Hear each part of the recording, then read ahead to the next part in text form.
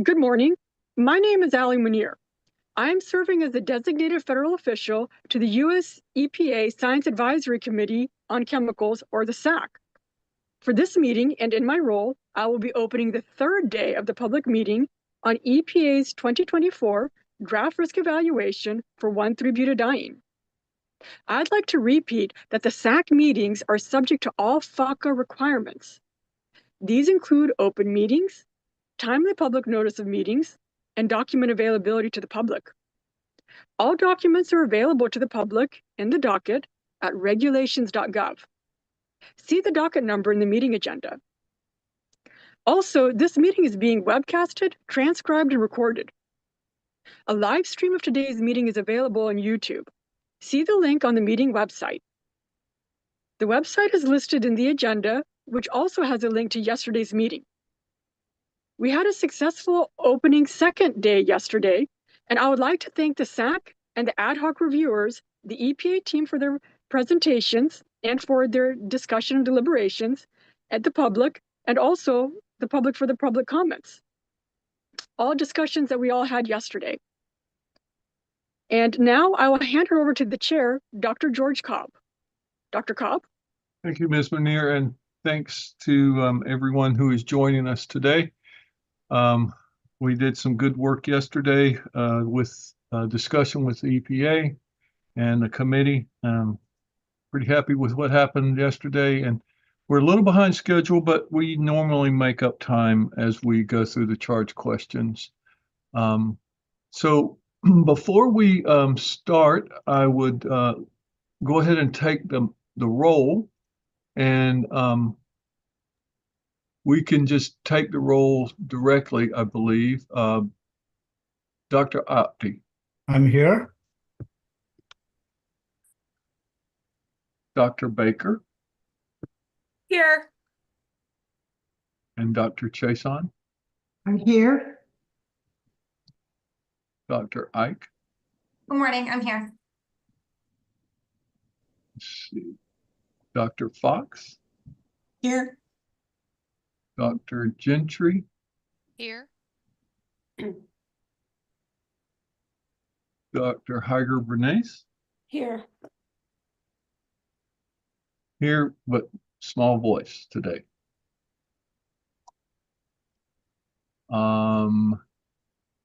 Ms. Jenkins. Here. Dr. Merced Nieves. Good morning, here.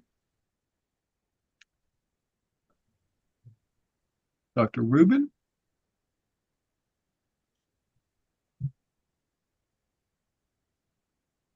Right.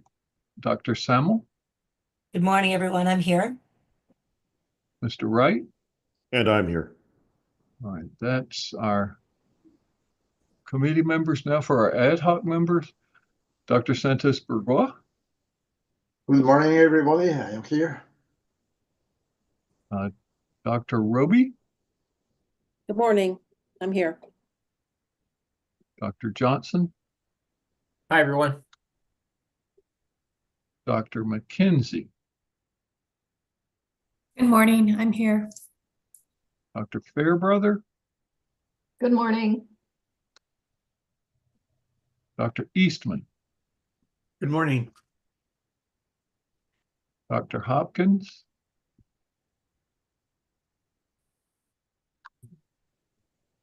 Dr. Finner Crisp. Present. And Dr. Mayer. Good morning, I'm here. All right, let me go back and see who we may have missed. Dr. Rubin, are you here? Oh, Dr. Beaton Freeman, I see you. Yeah, I'm here. Okay, I've got a note that you're not going to be here, but I'm glad you are here. So Dr. Rubin, are you That's tomorrow.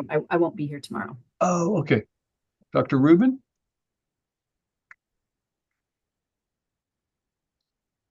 And Dr. Hopkins. Yes, I'm here again. All right. Good. Excellent. George, I see Dr. Rubin in the list of people, but she's muted, so I don't know if she's on or not. She appears to be online, but she's not answering. It's possible she's away from the phone Okay. or the computer. I see that too, The same here. I see that as well. but she has not answered. Is that? Nope, she's disappeared now. Anyway, we have quorum. We're fine. There she is. I see her. Good morning. Oh, yes. All right. So we've got everybody now that was going to be here. So as we normally do, we have additional comments that people can make from the committee regarding things that were discussed yesterday. And so if you have those particular topics that you would like to bring up from yesterday, we can certainly revisit those. I know that Dr. Fenner Crisp has something that she would like to enter into the record, and so we'll start with that, and then we can see if there are other comments related to what we talked about yesterday. So I'm going to turn it over to Dr. Fenner Crisp. Okay, thanks. My comments are prompted by our discussion yesterday on where sampling of surface and groundwater has occurred and how representative of the breadth of 1,3-butadiene exposure may be. Dr. Fairbrother raised the issue in the context of how useful STORET data are in capturing the potential for exposure to the chemical, whether emitted from facilities manufacturing it, using it in product development such as tires or plastics, or elsewhere in its life cycle. As you know, 1,3-butadiene is a key component of the manufacture of plastics. There are approximately 250 petrochemical-based plastic facilities scattered around the country, with many of the larger ones often co-located with cracking facilities along Cancer Alley in Louisiana, the Beaumont-Port Arthur area of East Texas near the Louisiana border, East Houston's Cancer Alley, and Brazoria County, which is just south and southwest of Houston. May I have the first slide, please? Yeah, thank you. This map shows the petrochemical facilities involved in plastics manufacture and their pipelines in the continental U.S. Given this distribution across the country, perhaps STORET and/or other databases containing information on surface water and groundwater occurrence may be a little more helpful than we expected, and/or the committee may wish to recommend additional data gathering. As for the current and future volume of use of 1,3-butadiene, as I mentioned, there are nearly 250 facilities involved in plastics manufacture. Since 2012, 34 new facilities have been built and 139 have expanded. 6 new facilities are under construction and 8 are being expanded. 73 new facilities have been proposed, as well as 72 existing facility expansions. Since the same time point, 11 new pipelines have been built, with 2 being expanded. And 4 new pipelines have been proposed, along with 6 expansions. May I have the second slide, please? This slide shows historical global plastic production data beginning in 1950 to 2021. It's in blue. And projected trends to 2050 in red.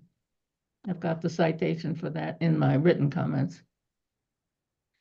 The implications of this forecast are obvious. Increased plastics production is forthcoming. Increased use of 1,3-butadiene will occur, and increased opportunity for human and environmental exposure will occur as well. Since it is highly unlikely that OPPT will have the opportunity to revisit this chemical anytime soon, it is imperative that its risk evaluation be as robust as possible. That's the end of my comments. Thanks.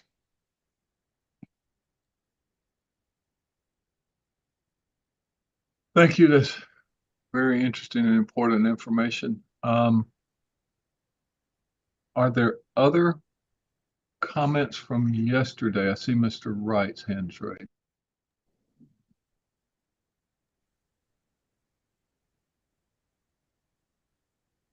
Yeah, during the discussion yesterday, we talked a little bit about accounting for spills and releases that were unintended.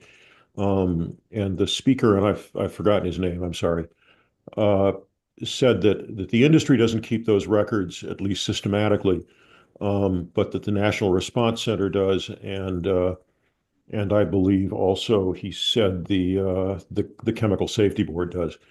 It turns out that the National Response Center and the Chemical Safety Board keep records of relatively large spills, but they don't keep records of the small ones that happen when a pipe is ruptured, or when somebody opens a valve, or when some other part of the process fails. And if you've got a chemical system where most of the production takes place in a closed loop, those minor unintended spills may be may result in a lot of the exposure to workers. It would be useful if we had some information about that. So I wanted to, encourage EPA in future risk assessments, and certainly encourage the industry to try to keep those records. Thank you.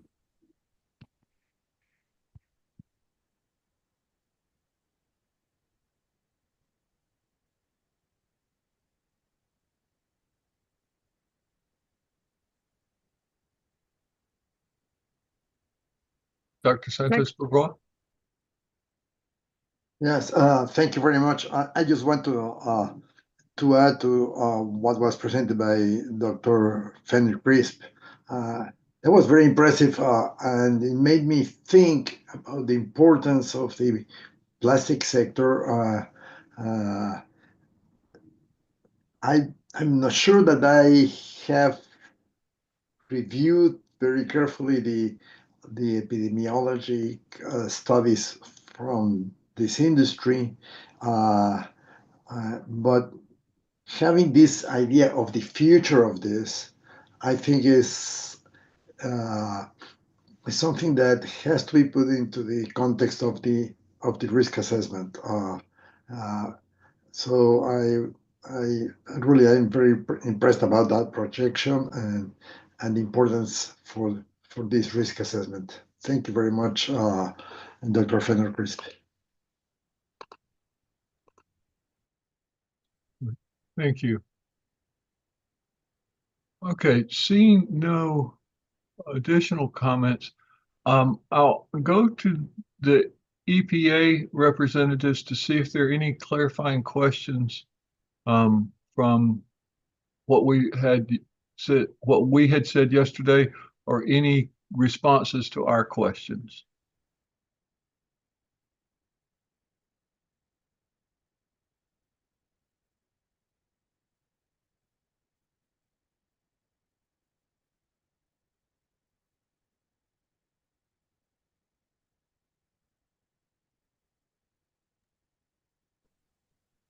Hi, this is Catherine Taylor from the EPA. Can you guys hear me? Yes, you can. Oh, should I turn the video on? Yeah, sure. Okay. Yes, and yeah, we know that you're experiencing some technical difficulties, so we appreciate you managing through that. And if it takes a little extra time, that's fine. Yeah, we're making it work, luckily. So yeah, like I said, this is Catherine Taylor of the EPA, and yesterday the SAC asked EPA to clarify their assumptions about shift and task durations in cases when the duration may differ from the 8-hour duration assumed in the 8-hour time-weighted average used in exposure calculations. So when full shift personal breathing zone monitoring data were provided in this assessment, these measurements would be 8-hour time weighted average concentrations This assumption was used because exact durations were not provided, aside from the specification of full shift, which was described as a range from 4 to 12 hours, depending on the source. And then when short-term or task-specific monitoring were used in the risk evaluation, EPA also assumed the provided measurements to be 8-hour time-weighted average concentrations based on the assumption that these tasks could occur would occur continuously throughout the day. These cases included the monitoring data used as analogous, as we had discussed before, the ones used as analogous to estimate exposure. And it's relevant to the repackaging OES, waste handling, treatment and disposal OES, and recycling OES. And this assumption was also made for the monitoring data used to estimate exposure for the application of adhesives and sealants and the application of paints and coatings OESs. And also the occupational exposure information provided to us after the draft risk evaluation was completed will be considered for inclusion in the final risk evaluation. And that was my statement. Great, thank you for that. And that's an important answer, and we do appreciate it. Were there other responses to questions or any questions that the EPA has for the committee to clarify any statements that the committee made yesterday?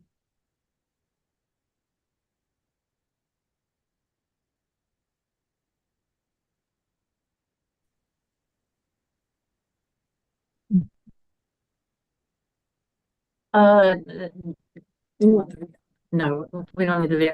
This is Anna Lowett. We don't have any additional clarifications. That was the only question we know that we needed to answer. And we don't have any questions this morning. Thank you. Okay, excellent. And so now I believe we can move into the next charge question, which was, I believe, 5E.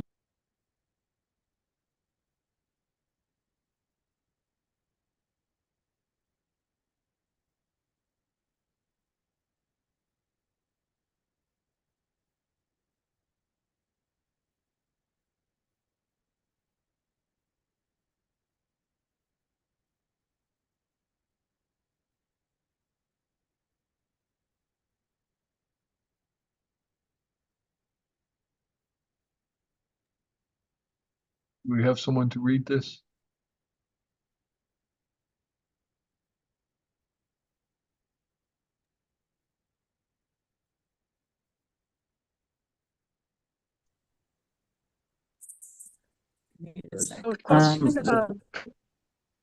We're playing a little musical chairs. Give it a second.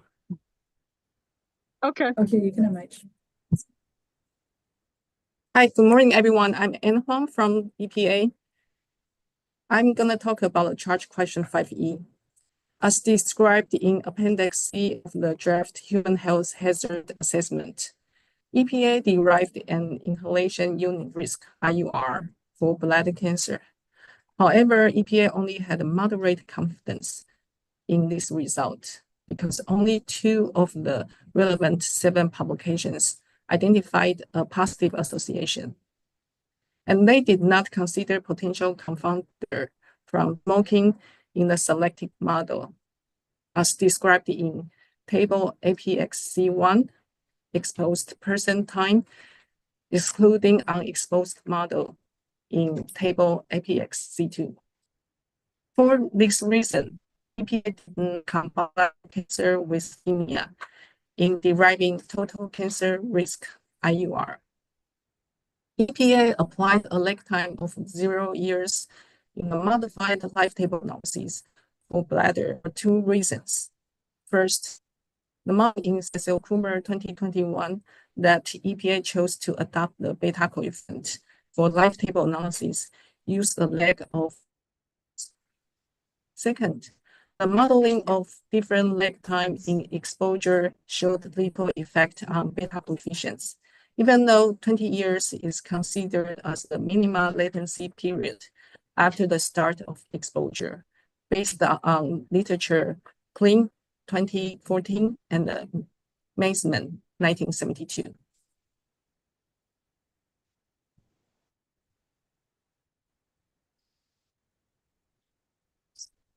Can we move to the next one? Excuse me.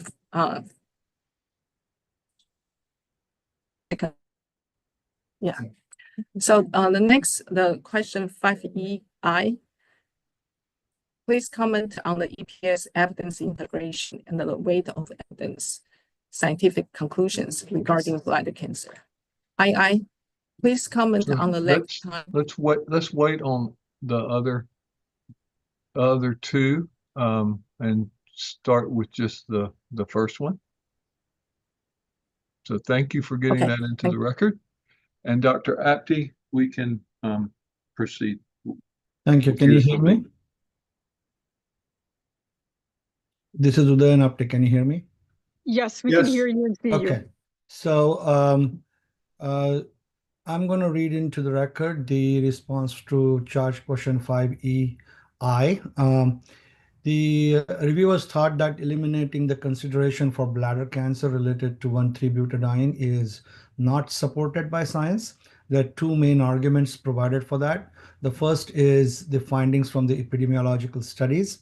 Meinhardt et al., the NIAR study in 1982, estimated a standardized mortality risk, SMR, of 96 for bladder cancer. Matanuski et al., the Hopkins study in 1990, identified bladder cancer in the overall mortality analysis of the SBR workers with an SMR of 71, with a range of 57 to 125. Further, it was further analyzed in the Satya Kumar 2019 paper, almost 30 years after, and this was done using Cox proportional hazard analysis approach with the internal comparisons. The SMR in this study was identified to be 109. On hourly workers, which are frequently considered with more potential exposure because of hands-on work, less knowledge and use of PPE and frequent changes in schedules, supervisors, and longer hours, with the greater than 10 years work, it was estimated a relative risk of 147. This was highly significant for 1,3-butadiene, and no relationship was identified with styrene, which is consistent with a large styrene exposure study, the Danish cohort published by Christensen et al. In 2017. Satya Kumar updated this analysis in 2021, where they ranked exposure, identifying the highest rank of 4 with a risk ratio of 2.1 and a coefficient for dose response of 1.67 times 10 raised to 3 with a p value of 0.039. So taking into consideration all these data, the epidemiological research for the largest cohort with Cox analysis, risk estimates using internal comparison, it is identified that bladder cancer is associated consistently and with a strong effect.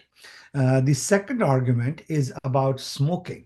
The reviewers think that the EPA assessor should not be misled by doubting or creating the doubts on smoking and bladder cancer. This argument doesn't hold that well given the existing data. And here are a few different things that we would like to point out.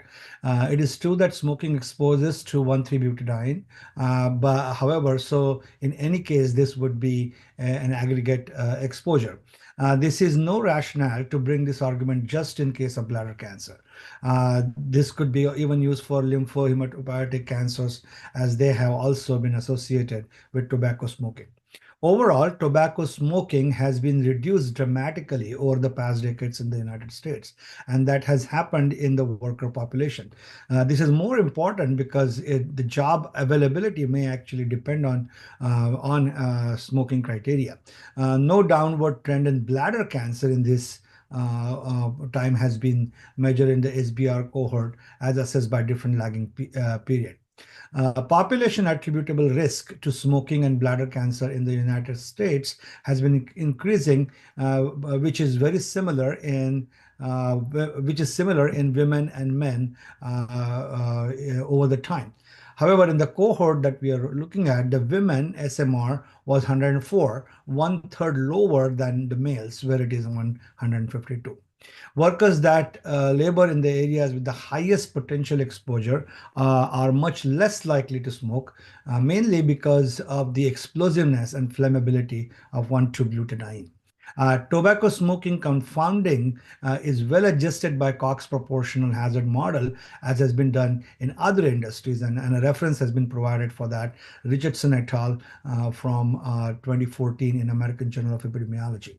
We would advise the EPA to not consider this common industry promoter argument on tobacco smoking as explanation for an identified chemical risk. Based on this, the EPA should consider bladder cancer along with stomach cancer and other nosologic entities such as cardiovascular and neurodegenerative disorders that have been poorly analyzed. One more reviewer commented that the main concern here is related to the Cox regression model selected and the life table analysis that were conducted. The conclusion suggests that EPA focused on the regression model that was significant, that is model 4. However, model 5 was considered the most appropriate for leukemia analysis. Can additional justification be provided for focus on one model versus the other? Also, the life table analysis that was conducted was the same as that for leukemia endpoint.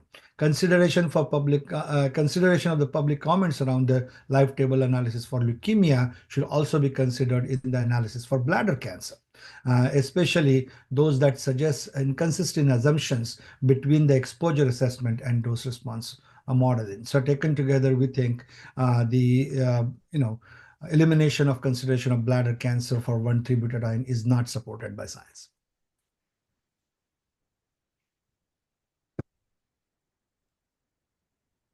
Right. So thank you for getting the comment into the record. And now we'll turn to our associate discussants. Hold on, I've lost my place somehow. I was looking forward. I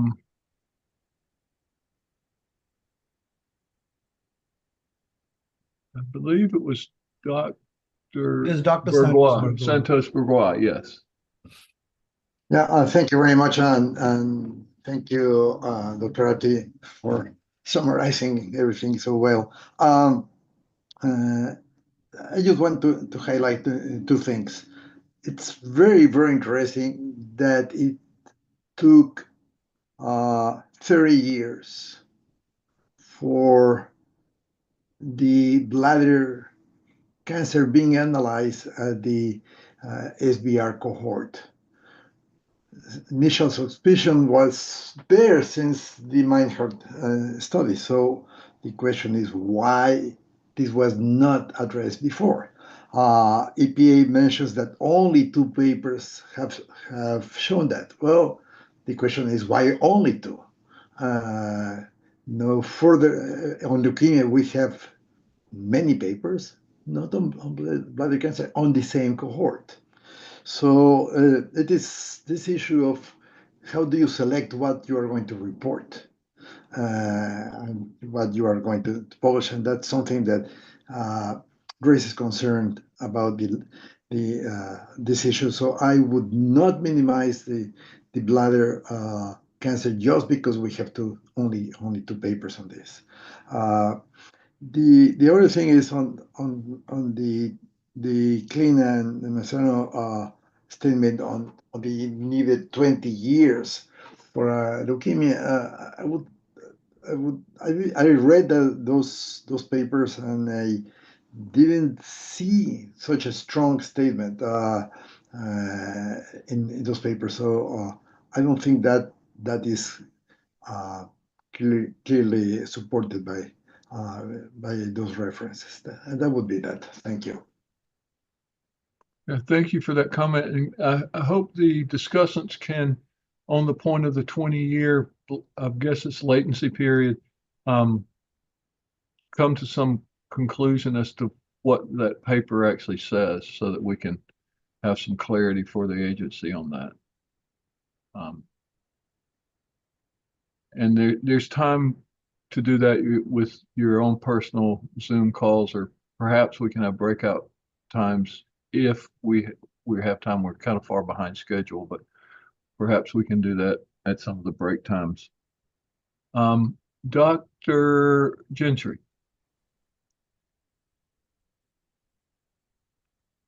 Yes, I'm trying to get my camera on. It doesn't seem to want to wake up this morning. There we go. Thank you, Dr. Apty, for summarizing our comments. He did a great job. I just want to highlight again, we had a lot of public comments that questioned the leukemia approach and identified what looked like inconsistencies.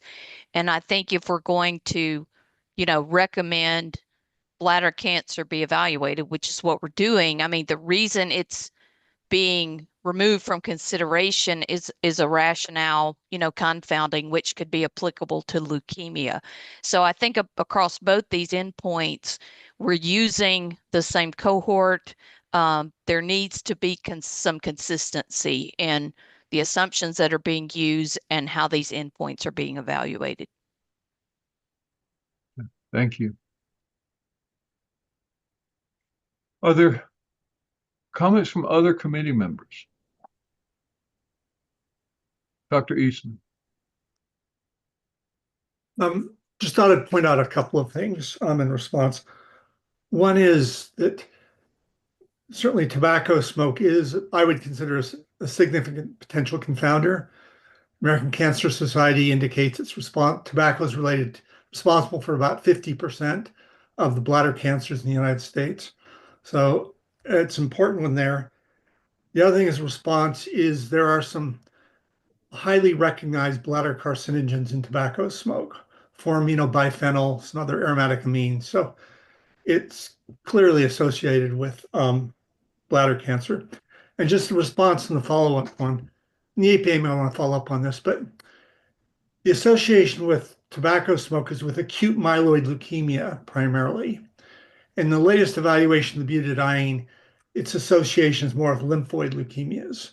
And these are different types of leukemias. So I'm not sure the same argument can be made with leukemias and tobacco. Does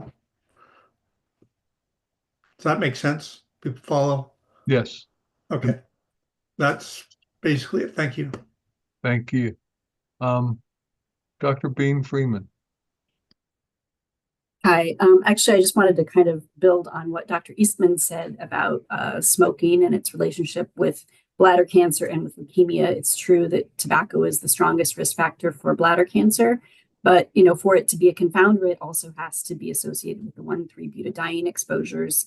And there's been some discussion of that in the public comment, but just because something causes bladder cancer doesn't mean that it's confounding the relationship with the exposure of interest, in this case, 1,3-butadiene. And I guess I would argue against necessarily having to have, but that being said, I do think it's important to consider that in modeling. I don't think you necessarily, or it's justified to necessarily have the same models for bladder cancer and for leukemia.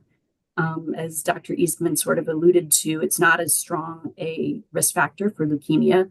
So in order for it to be confounding the relationship with leukemia, it would have to really be much more strongly correlated with 1,3-butadiene to actually create a relationship. So I just would argue against having to necessarily have the same models for bladder cancer and for leukemia, because the relationship with smoking is not the same for bladder cancer and leukemia.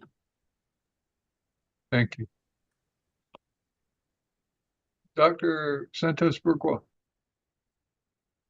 Yeah, just briefly, one question. I guess somewhere I read a comment or somebody said of the difficulty of having two cancers in the risk assessment. I don't know if there is any constraint on that. It's not choosing one or the other, it's just having one that has been identified for 30, 40 years, leukemias related to butadiene, and a new finding that we cannot ignore.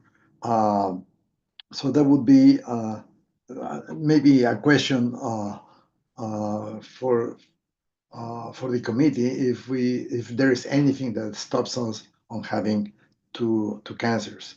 On the confounding issue on tobacco, I would just add it would have to be associated with the same positions, job positions, as well, not only with tobacco and bladder cancer, but tobacco, the job position, and bladder cancer. So, and that's what I dismiss as a potential confounder.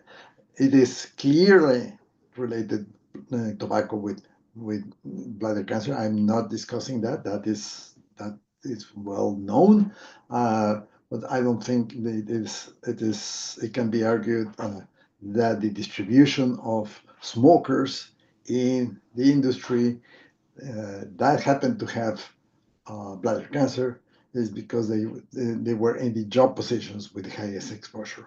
So I think that is something that we cannot, we don't have the evidence for that.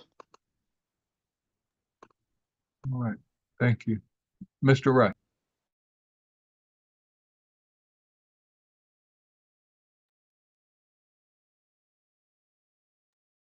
There we go.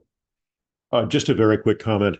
The fact that 2 out of 7 studies of bladder cancer among this population were considered positive, that kind of disparity is not unusual in occupational epidemiology. In fact, if I remember way back in public health school, that was true even of things like asbestos before Irving Selikoff did the work on the epidemiology that finally established it. So we've seen case after case where there are a number of so-called negative studies. They're actually inconclusive studies because they don't rule out the possibility in a statistically significant fashion. But we've seen lots of cases where you have so-called negative studies that exceed the number of so-called that exceed the number of positive studies, and that's not unusual. For that reason, OSHA, in its original hazard communication standard, said that one well-conducted positive study was enough to at least warn workers that a chemical was considered a carcinogen. Thank you for that comment. Let's try to make sure we get that comment and others into the written document as well. Dr. Ginger. Yes. Before Oh, we go ahead. Sorry, Dr. Wright, please send me the comment when you get a chance, Mr. Wright. Thank you. Yeah, thank you. Sorry, No, that's fine. I just wanted to kind of follow up on what Dr. Bean Freeman and Dr. Eastman had mentioned, in that for these 2 endpoints, the confounding of smoking, maybe there may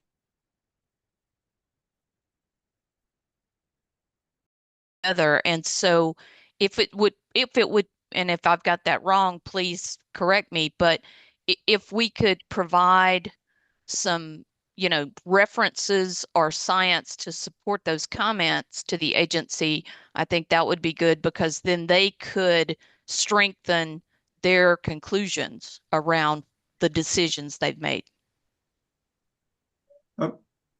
Robin, we missed the key points of your comments. You froze for a minute there. Oh, I'm sorry. Okay. Well, what I was just saying is I thought you and Dr. Bean Friedman had made some good points, that there was science to suggest that smoking might be handled differently for leukemia versus bladder cancer. So maybe if we had, some written comments from you and some citations to provide, that may support EPA drawing different conclusions for tobacco smoking for these 2 endpoints. Okay.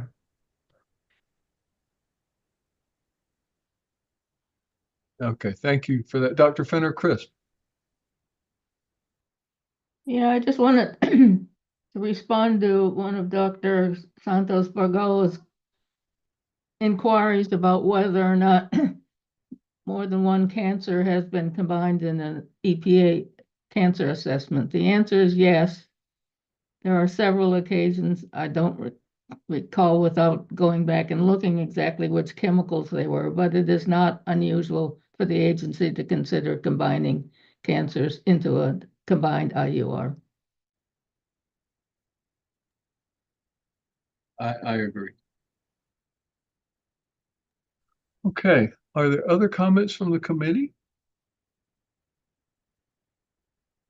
If not, I think we can move on to the final part of this charge question. You mean the second part? Yeah, we're on I. Yeah, Oh, I. yes, second part. So if somebody from EPA program office can read it, or I could read it on your behalf.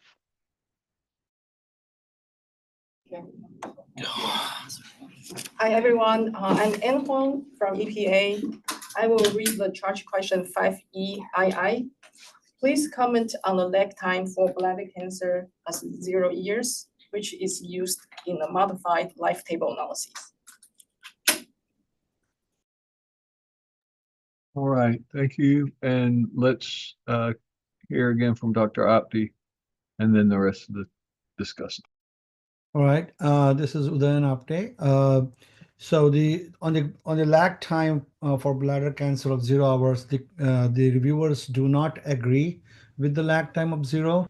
Lagging is an important cumulative exposure analysis in epidemiology to consider just the effect exposure that could lead into biological effects. It may lead into loss of some statistical power given the self-censoring of exposure data, but in the end, it will help in gaining some reduction in the bias. Both the CLIN and Masman studies have supported and provided evidence that it should be not 0. In the years that it was elaborated, science on lagging of cancer was still evolving, and it has become a lot more clear. There is some difficulty. One of the reviewers had some difficulties in identifying parameters included in the modified life tables, the beta inputs for bladder cancer. This was related to the Satya Kumar 2021 paper. The paper just included 10 and 20-year cut points for lagging. The beta for ppm years lagged 20 years in table 8 is 4.22 versus 3.87. In this paper, 0-year lag is not included as such. They do not show the criteria for choosing the model which model is superior. Similarly, in the Satya Kumar 2019 paper, it can be observed that working for greater than 10 years and more clearly working for greater than 20 years provide consistently a relative risk of 132 and 131 respectively. Given these two considerations, we do not agree that use of 0-hour lag period for cancers, for bladder cancer, and a suggestion is to use 20 years, which would be more consistent with the clinical reference. There is also some concern that the Satya Kumar 2021 paper was funded by the International Institute of Synthetic Rubber Producers, American Chemistry Council, and Styrene Information Research Center, which may provide some conflict of interest and potential bias. That's it.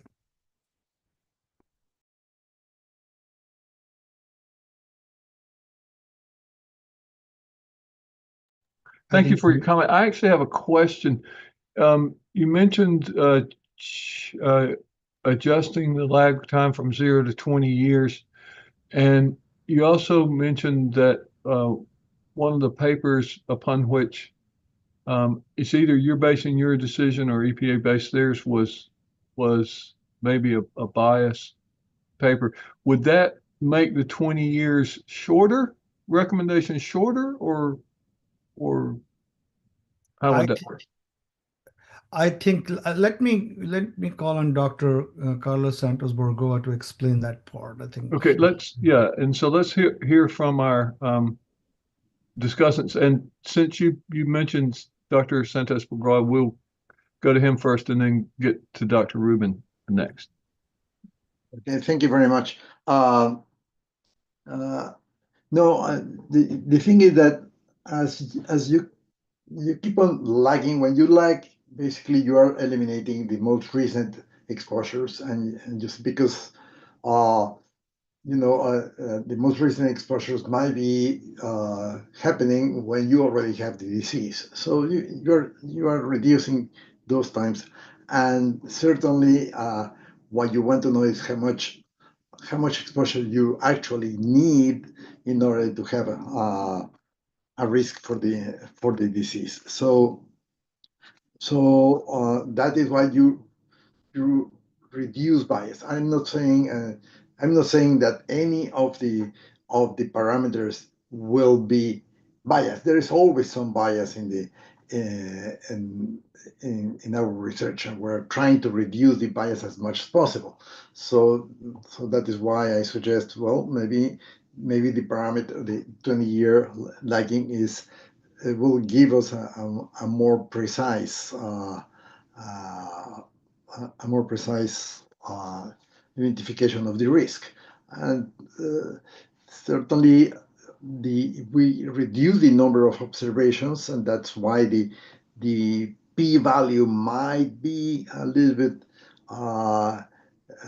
less important, but it's more precise in terms of the risk. So that's a decision for which model you want to choose. We don't have the likelihood ratio scores or which criteria they use to choose one model versus the other. So that is why what the discussion is about in terms of the bias that you are asking. I hope I was clear. And do you have other comments regarding the response to the charge? Now I don't remember what I had in my head. Okay. Yeah. Dr. Rubin. Dr. Rubin, nothing more to add. Thanks. Okay. Very good. So comments from the remainder of the committee.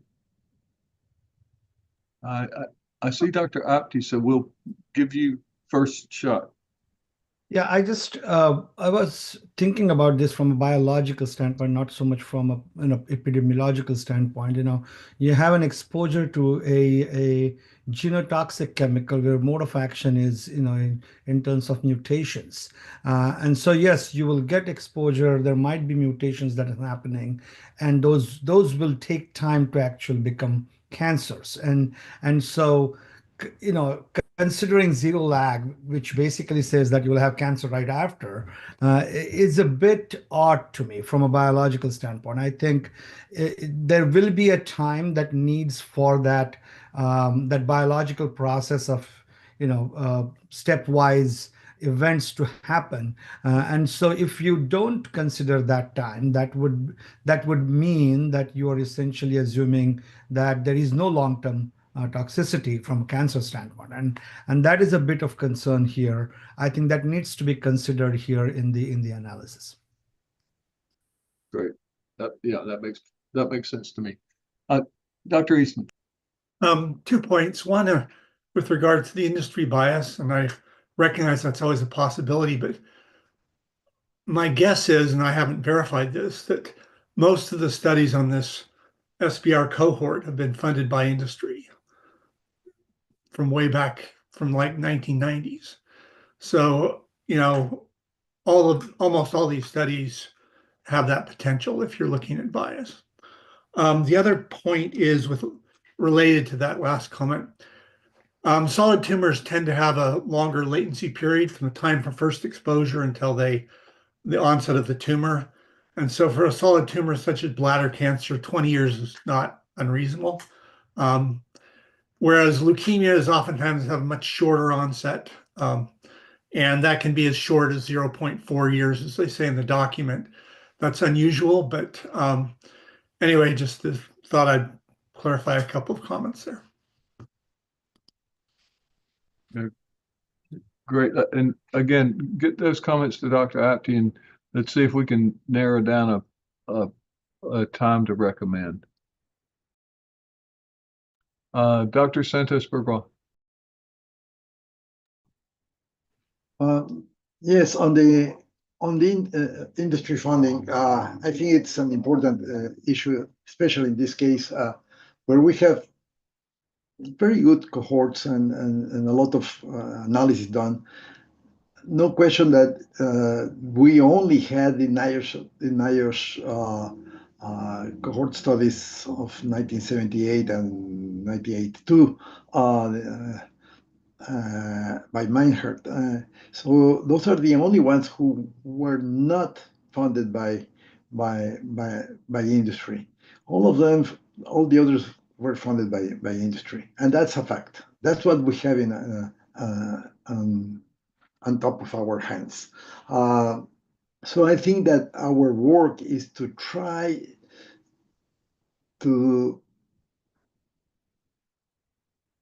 think wisely what was delivered in the papers and what was not delivered in the papers. Maybe that would be the only thing that we can say. I think the recommendation for EPA would have to be that in the future, really, this is an issue that has to be addressed in terms of how we manage this kind of potential conflicts. I do think that the papers, that the cohorts are well designed. There are problems. I can find problems in the exposure assessment. I can find problems in the comparison groups, but the resource is there. In toxicology, I know that when there is a doubt, good laboratory practices, what they do is they go and get the data and redo the analysis to see if they did a good job in analyzing the toxicology data. So that is, auditing is always a possibility. That's not a common practice in epidemiology, especially in this case. Maybe that would be a solution. It would take a long time, so not for this risk assessment, but for the future, maybe to introducing a practice on reviewing how the data was collected, what kind of comparison groups were included, how the analysis was done. To go into the data, that would be a solution to address when we have such a rich cohort, 60 years of a cohort. It's not common to have something like that. So it is a very rich cohort and with a lot of data. So we have to rely on that, but we have to be cautious with what is there.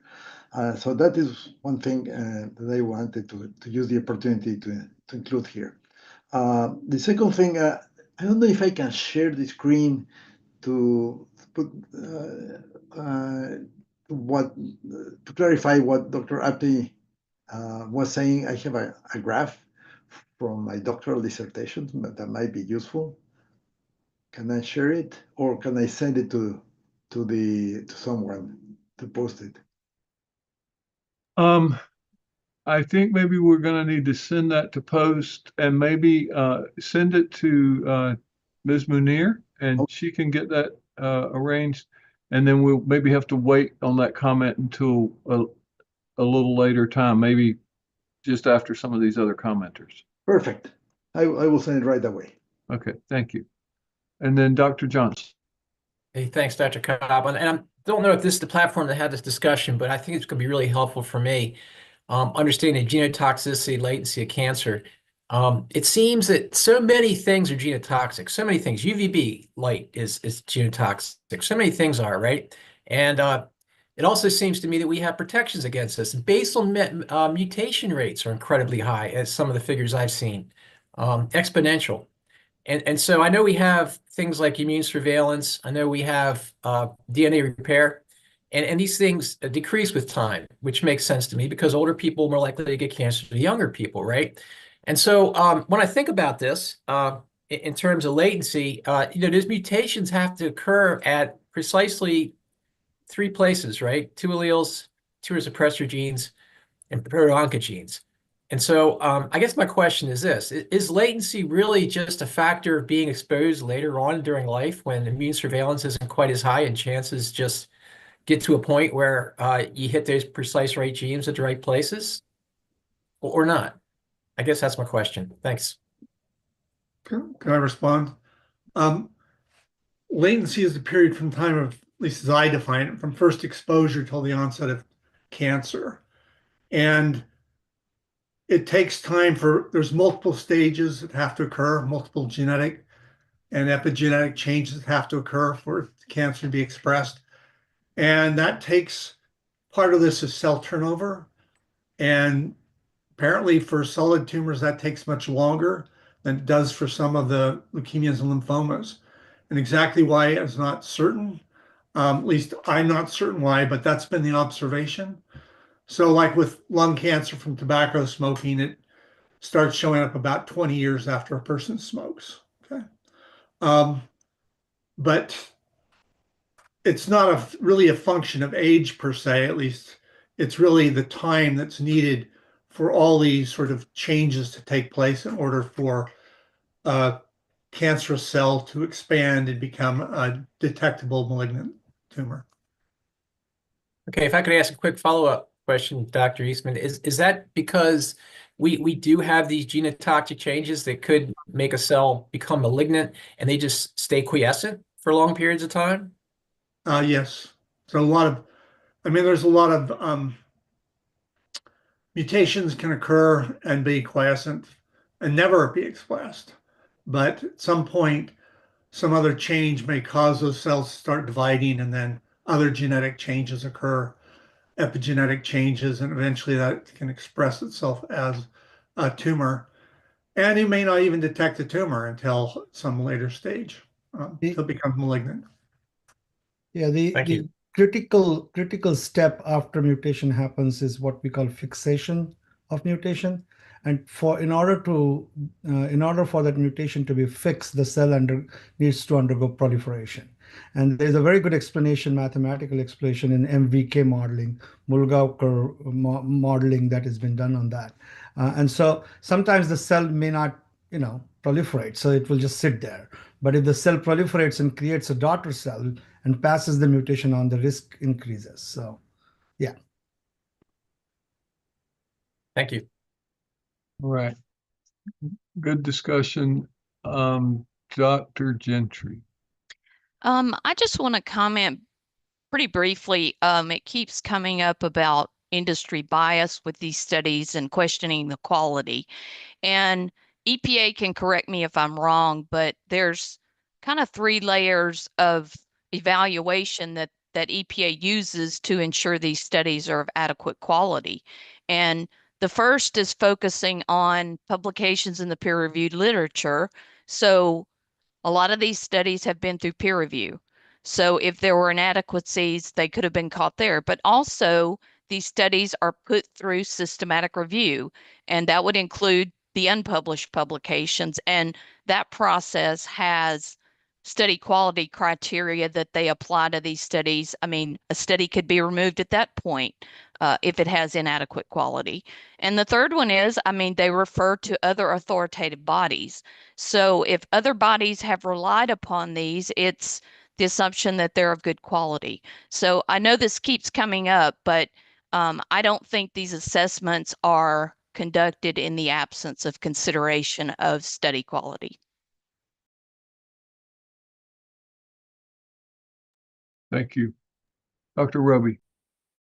Thank you. I wanted to add to the issue of lag time, and maybe something was alluded to, but we haven't really discussed. Not only, the initiation of the event, of the exposure event, and the genetic hit or what have you, and the proliferation of the cells, and the aging immune system, which plays a role in cancer in older individuals. But also the lag time is in part the time to diagnosis. So, tumors have different symptoms and folks arise at their physician's office at different times related. So, and different tumors have a much more lag time just because they're not diagnosed earlier, they're diagnosed later. So I think that lag time also has to do with diagnosis, time of diagnosis. And that plays into the longer lag time. Okay, great. Thank you. Dr. Beam Freeman? Yeah, I actually even also wanted to talk about latency and lag time. These are mortality studies, mostly that we're talking about. So you're not just talking about time to diagnosis, but you're talking about survival time after you are diagnosed. So, bladder cancer has a pretty good survival rate. So, so you have to build that in as well. And I just also wanted to say, amplify something that someone else said about sort of like known carcinogen latency for occupational and environmental carcinogens for bladder cancer.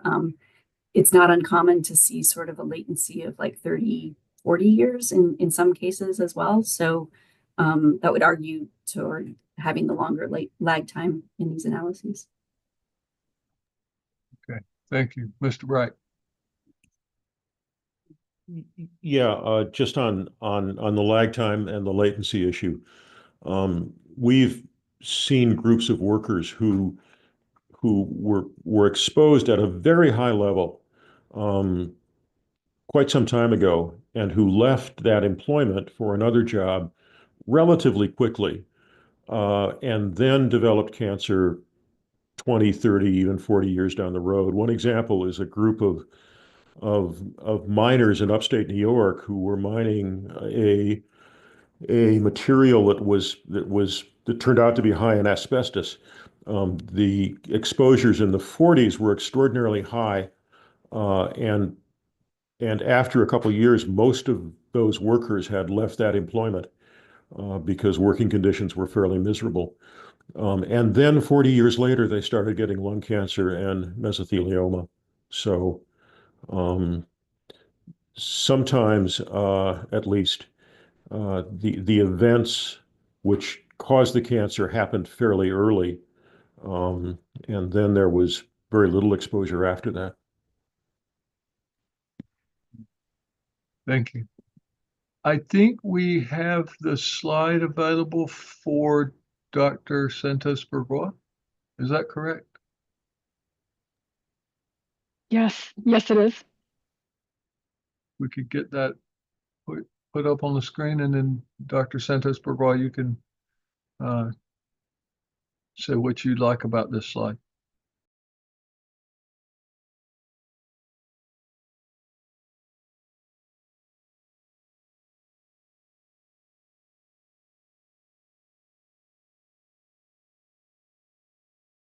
Dr. Santos-Burgoa, are you there?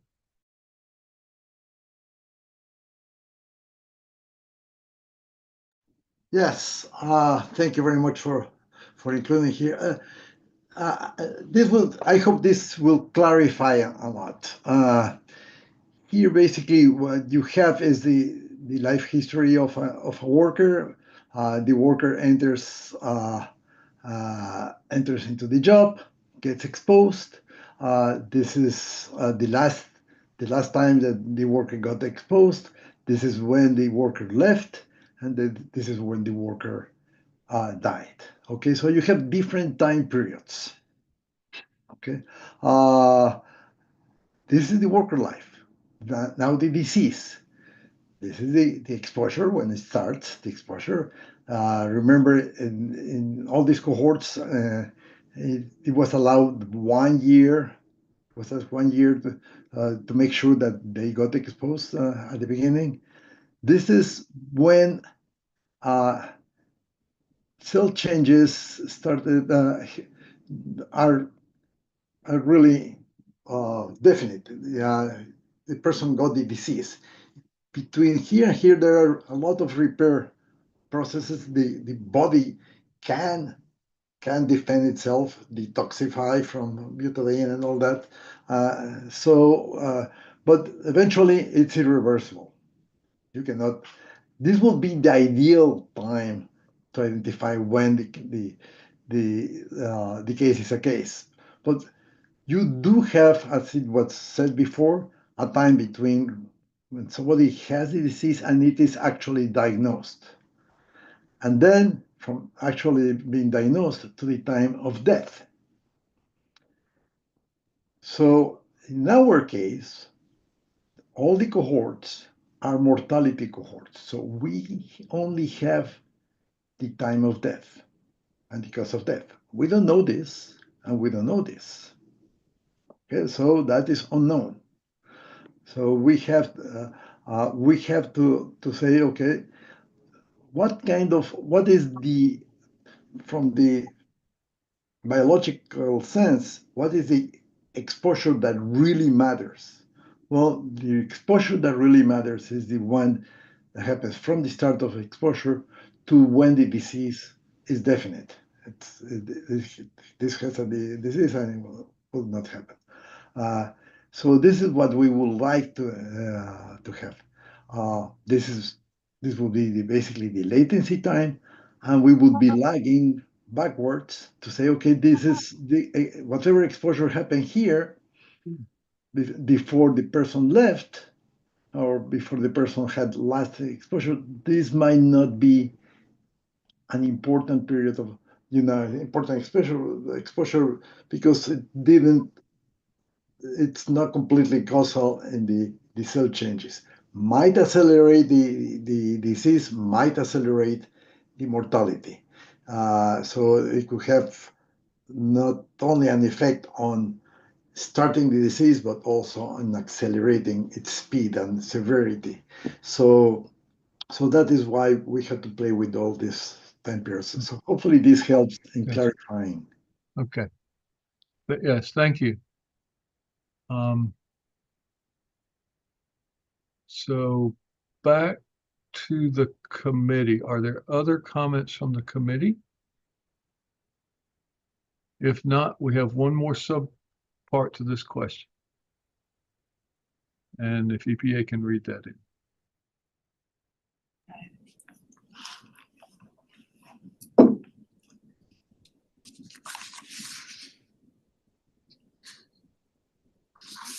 Hi, everyone. This is Dr. Ann Huang again from EPA. I will read the charge question 5E, III. Please comment on the strength and the weakness of excluding bladder cancer from the total cancer risk, IUR derivation. Thank you for getting that into the record for us. And Dr. Apte is our lead discussant again. So for this sub-question, we think that the only strength we find is in excluding bladder cancer for the IUR calculation is to support the risk assessment of the best known cancer, which in this case would be leukemia, where the controversy seems to be settled in the causality. However, there's still a discussion about magnitude of risk. However, there are several weaknesses. The weakness, these include lack of use of best science, the lack of integration of identified cancer burden in the specific population, and necessarily diminished magnitude of the risk for considering just one of the potential malignancies related to 1,3-butadiene exposure. For both leukemia and bladder cancer, there is similar quality of data to support the parameters, but it has not been used.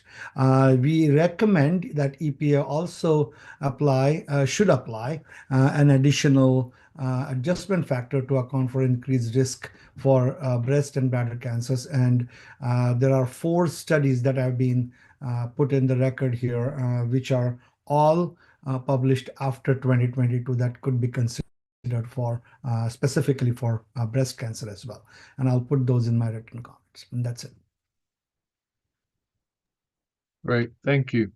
Let's go to our associate discussants now. Dr. Rubin. Dr. Rubin, nothing to add. Thank you. Oh, great. Dr. Santos Bourgois. Nothing to add. Thank you very much. Good. So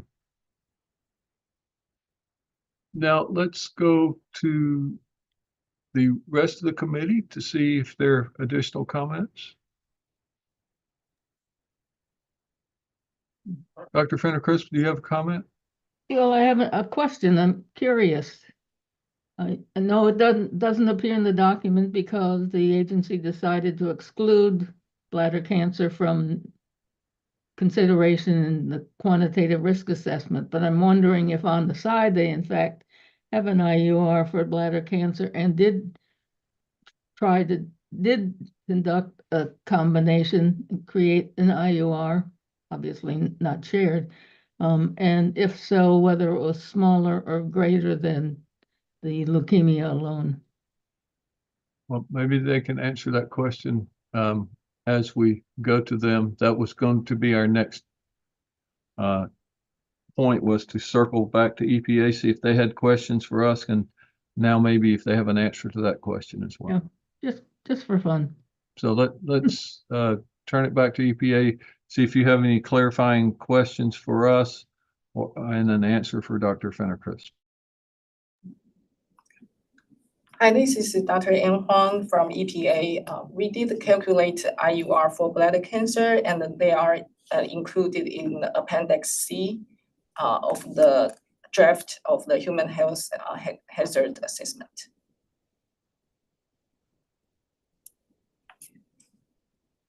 That wasn't my question, whether or not you generated an IUR for bladder cancer alone. My question was, did you do a combined one for the leukemia and the bladder cancer? And if so, is it greater or smaller than the one for leukemia alone?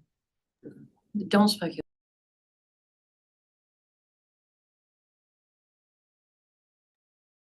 Have done it.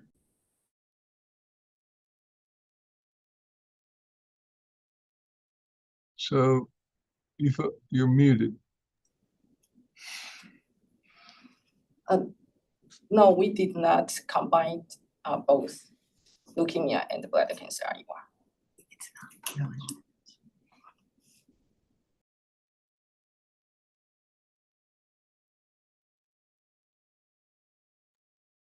Okay, and does EPA have any particular questions for us, clarifying questions about our comments?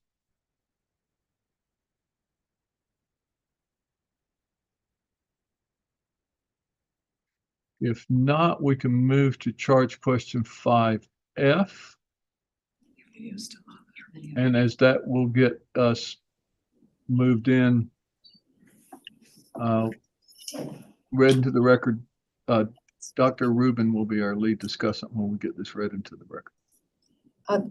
George, can I have a request, please? Sure. Can I have the Dr. Carl's slide that includes the latency for the hematopoietic cancer? Yes, we will certainly provide that. Are you asking for it right away, or you? Well, not right away. I mean, if we could have access that slide, that would be great. We will provide that as quickly as possible. If Ms. Munir or Mr. King can provide that right away, that's perfectly fine with me. I'm sending it over right now. Thank you. Dr. Apte has his hand raised. Yeah, I was just saying, I would like that slide as well, if possible, for the record. Yes, I will go ahead and send it to the committee and also upload it to the SharePoint site. Thank you. Excellent. Thank you, Ms. Munir. And yes, now can we get charge question 5F read in? Yes. We have a hand raised by Dr. Gentry. I'm sorry, I didn't see that. I got these are not popping up very quickly on my screen. That's okay. I was just gonna I took a quick look and I could respond to Dr. Fenner-Crisp's questions about the IURs. It looks like the 95% upper bound on the IUR for bladder cancer is 0.002, and the calculation for leukemia is 0.0062. So the IUR for leukemia is higher. And I think her question was if you did a combined analysis, what would that look like? But that's a Yeah, that still wasn't my question. Oh, well, I mean, what would they do? I mean, in the past, it's been an addition, right? Yeah. Add those two values together. So, okay. I think Not a we, simple addition in some cases. no, it's not. So Yeah. anyway, I just thought I'd let you know that it's there. It's in the document, what they did anyway. oh, okay. So let's get to question 5F, please.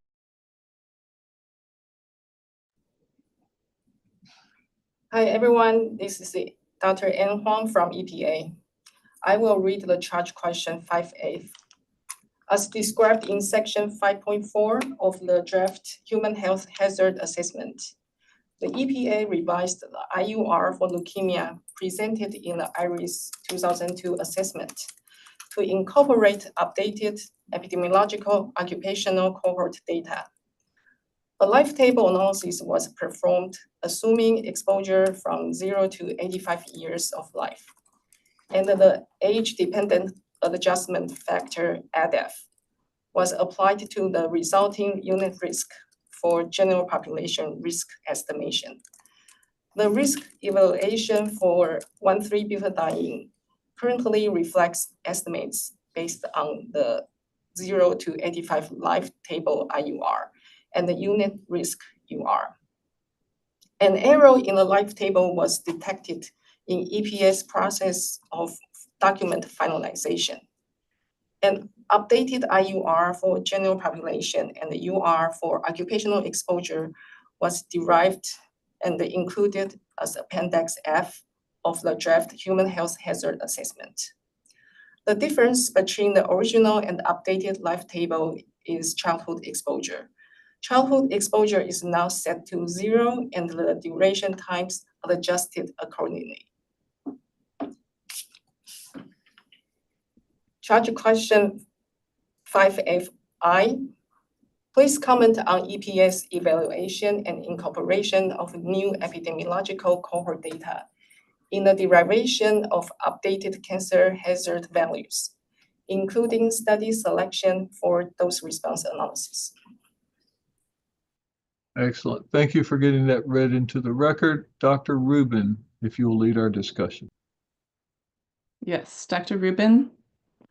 The committee members agree that cancer risks are underestimated because of reliance on inaccurate exposure estimates in the calculation of inhalation unit risk. As 1,3-butadiene has a mutagenic mode of action, EPA appropriately used a linear cancer assessment approach. However, the IUR EPA derived is about 10-fold lower or less potent than the value calculated by EPA in its 2002 Integrated Risk Information System assessment. EPA notes this is due to using revised higher exposure estimates from Macaluso et al. 2004. EPA inappropriately used overestimated model exposure estimates rather than measured exposures for the primary occupational health study.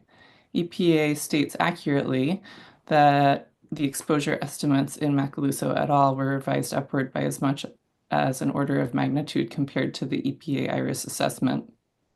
The EPA IRIS assessment incorporated measured exposure data from NIOSH, and EPA states that Macaluso et al. Revised exposure estimates for 1,3-butadiene that incorporated additional information, including historical industrial hygiene surveys by NIOSH. It's not accurate that Macaluso incorporated historical NIOSH data. Based on the manuscript, Macaluso only compared their modeled estimates of 1,3-butadiene levels to actual measured 1,3-butadiene levels. These were sometimes significantly higher than NIOSH measurements. No rationale was presented in Macaluso as to why modeled exposure estimates would be more reliable than NIOSH measurements. Macaluso et al. Is funded by the International Institute of Synthetic Rubber Products and the Chemical Manufacturers Associations, which is a conflict of interest and presents a potential source of bias. It is recommended that EPA calculate the IUR for 1,3-butadiene with the original exposure information used in its 2002 IRIS assessment, which are based on measured data rather than modeled estimates. and incorporate updated information for the cohort to include women and longitudinal data. And those are our comments. Okay, thank you for getting that comment into the record. Let's look to our associate discussant, Dr. Marcet Nieves. Thank you, Dr. Rubin, for reading our comments. I think they represent my comments well. Okay, thank you. With two discussants, sometimes it's easier to get consensus than when you have lots. So thank you for getting that. Are there comments from the rest of the committee?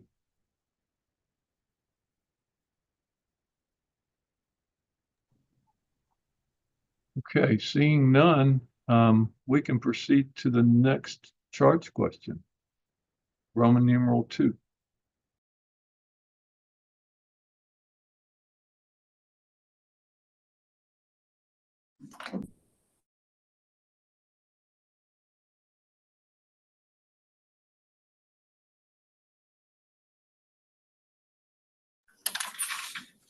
This is Dr. Ann Huang from EPA.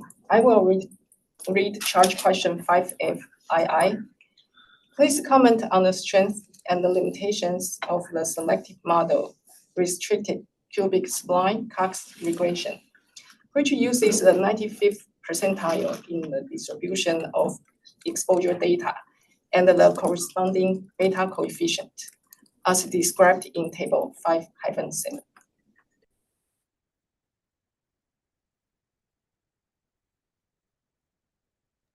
Thank you for getting that into the record. And our lead discussant is Dr. Heiger Bernays. Okay, thank you. The focus of this work is use of specific modeling technique to generate and select the beta coefficients. The Cox regression is appropriate for this type of analysis and appropriate for the model. As has been discussed, there should be some clarification whether the cubic spline regression was actually used in the models that generated the beta coefficients that are presented in table 5.7, derived from the Satya Kumar paper. The original paper is somewhat unclear about whether these models were based on the splines or not. The choice of the zero lag is also appropriate as it best reflects the known latency period for other leukemogens, although it should be noted that other latencies produce similar coefficients. Relying on the exposed person time rather than including the zero exposed time is also appropriate as it is preferable to incorporating people and person time where no exposure occurs, if in fact no exposure actually occurred. The use of the 95th percentile is appropriate for two reasons. First, as was indicated in the original paper, the authors noted that there was greater misclassification in jobs that entailed higher exposures than for jobs with lower exposures. This empirical evidence within the cohort itself is an important argument for excluding these values. They had noted that excluding the 95th percentile was a way to reduce the impact of the outliers. Second, there is increasing evidence from other exposures and cancer risk that at very high levels of exposure, the slope of the exposure response is dampened. This was illustrated in Steinar Steenland et al. In 2003 in multiple examples, which also noted this effect for 1,3-butadiene. There are several reasons for this observation, which could be the reason for this, including the healthy worker survivor effect, a depletion of the number of susceptible people in the population at high exposure levels. 3, a natural limit on the relative risk for diseases with a high background rate. 4, mismeasurement or misclassification of exposures. 5, the influence of other risk factors that vary by the level of the main exposure. And 6, the saturation of key enzyme systems or other processes involved in the development of disease. Strengths. In general, the use of the cubic spline regression permits assessment to show the variabilities across the distribution. This is particularly important to see when the mechanism of toxicity is thought to be acute to the target, consistent with the toxicology for 1,3-butadiene. Use of the 95th percentile is consistent with principles of general practice policy for the mathematics for the point of risk assessment interest. Hence, considering the mode of action for 1,3-butadiene, these statistical approaches are preferable to regression analyses without cubic spline modeling. Limitations. This analysis model could be very sensitive to changes in the underlying data. Hence, further epidemiological information, if and when available, will be influential for the risk assessment outcome, as in the case with any such assessment. That may be particularly true for uniquely sensitive life periods or subpopulations within a study. Data focused on such population groups would be particularly valuable, such as pregnant women and children 0 to 5 years to the analysis with cubic spline regression. However, EPA must use the data at hand now, which they have done. It doesn't appear as though the EPA has considered an alternative approach to expressing the variability other than the cubic spline method, nor is there rationale for not considering an alternative approach. EPA focused on the regression model, the restricted cubic spline model as most appropriate, model 5, but for bladder cancer analysis, US EPA focused on model 4 with the reason that it was significant. These differences should be explained. Consideration of the public comments around the life table analysis should be considered, especially those that suggest inconsistencies and assumptions between the exposure assessment and the dose response modeling. If there's a reason for differences in assumptions, these should be added to the documentation. And that's all I have. Thank you. Let's move to our associate discussants, Dr. Bean Freeman. Yeah, so that was my question about whether or not the cubic spline analyses were actually used in these models, because going back to, I think one of the public commenters maybe on the first day made this point, and I went back to the original paper, and it appears, I agree, it's a little bit unclear. In some of the analyses, cubic splines, restricted cubic splines were used, but the beta coefficients that are in this model 5 from table 5.7 of the draft assessment seem to be from the table 2 of the original paper, which is based on quartiles. So I think that clarification really needs to be made. And then sort of the discussion around the utility of using cubic splines or not needs to be adjusted, because it's not entirely clear if they were.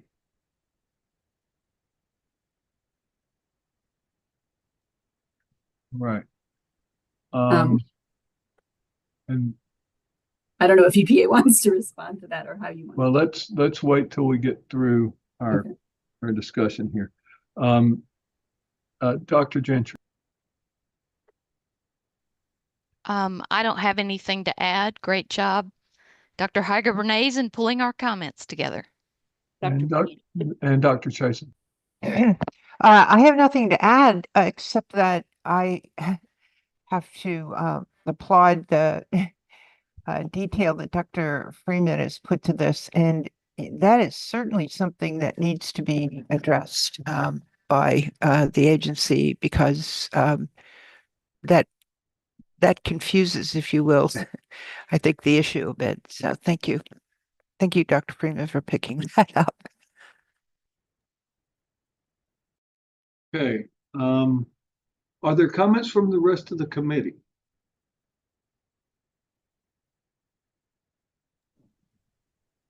Dr. Santos Burgos. Yes, thank you very much. I just wanted to add a couple of things. I think that including the non-exposed is needed. That's what we should have. Basically, the principle is that you have to do the analysis from the population at risk, and everybody is at risk. So there is no reason to exclude the so-called non-exposed.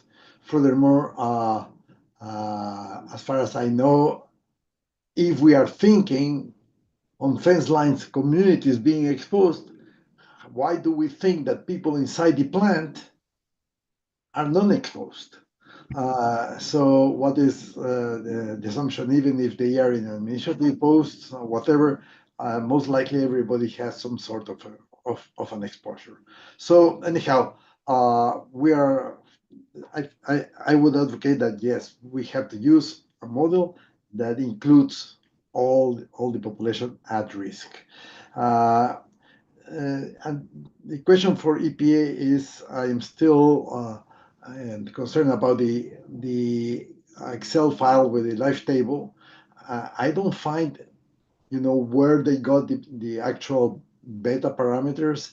If they can include in the reference the table where they pulled out the parameters for the models, that would be helpful for me. I just couldn't find the consistency between one paper and the parameters that they used in the life table. Thank you. Okay, thank you for that comment. And please make sure Dr. Heiger-Bernays gets those comments as well. Dr. Easton. Thanks. I had a question, a comment on the age-dependent adjustment factor. I'm not sure if it goes here later or even a different question. So it's like population sensitivity issues. So.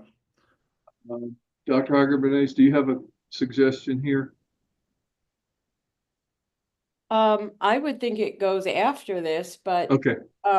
Because that was trying to, there is a question. That's the next question, I think. Yeah. So if we can wait on that question till then, and then do you have a further comment, Dr. Eastman? No, that was it. Just where I should make my comment. Okay, we will get to that. All right, and let's not forget Dr. Beam Freeman's question.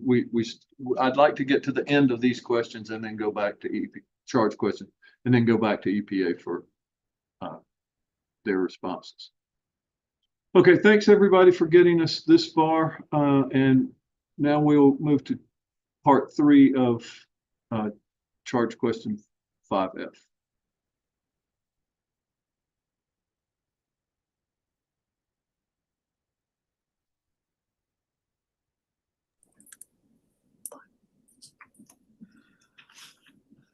Hi, everyone. This is Dr. Ann Huang from EPA. I will talk about the charge question 5F III. Please comment on the strengths and the limitations of life table analysis, including variables and values, such as life table age span from 16 to 85 years, instance, lag time as 0 years, etc.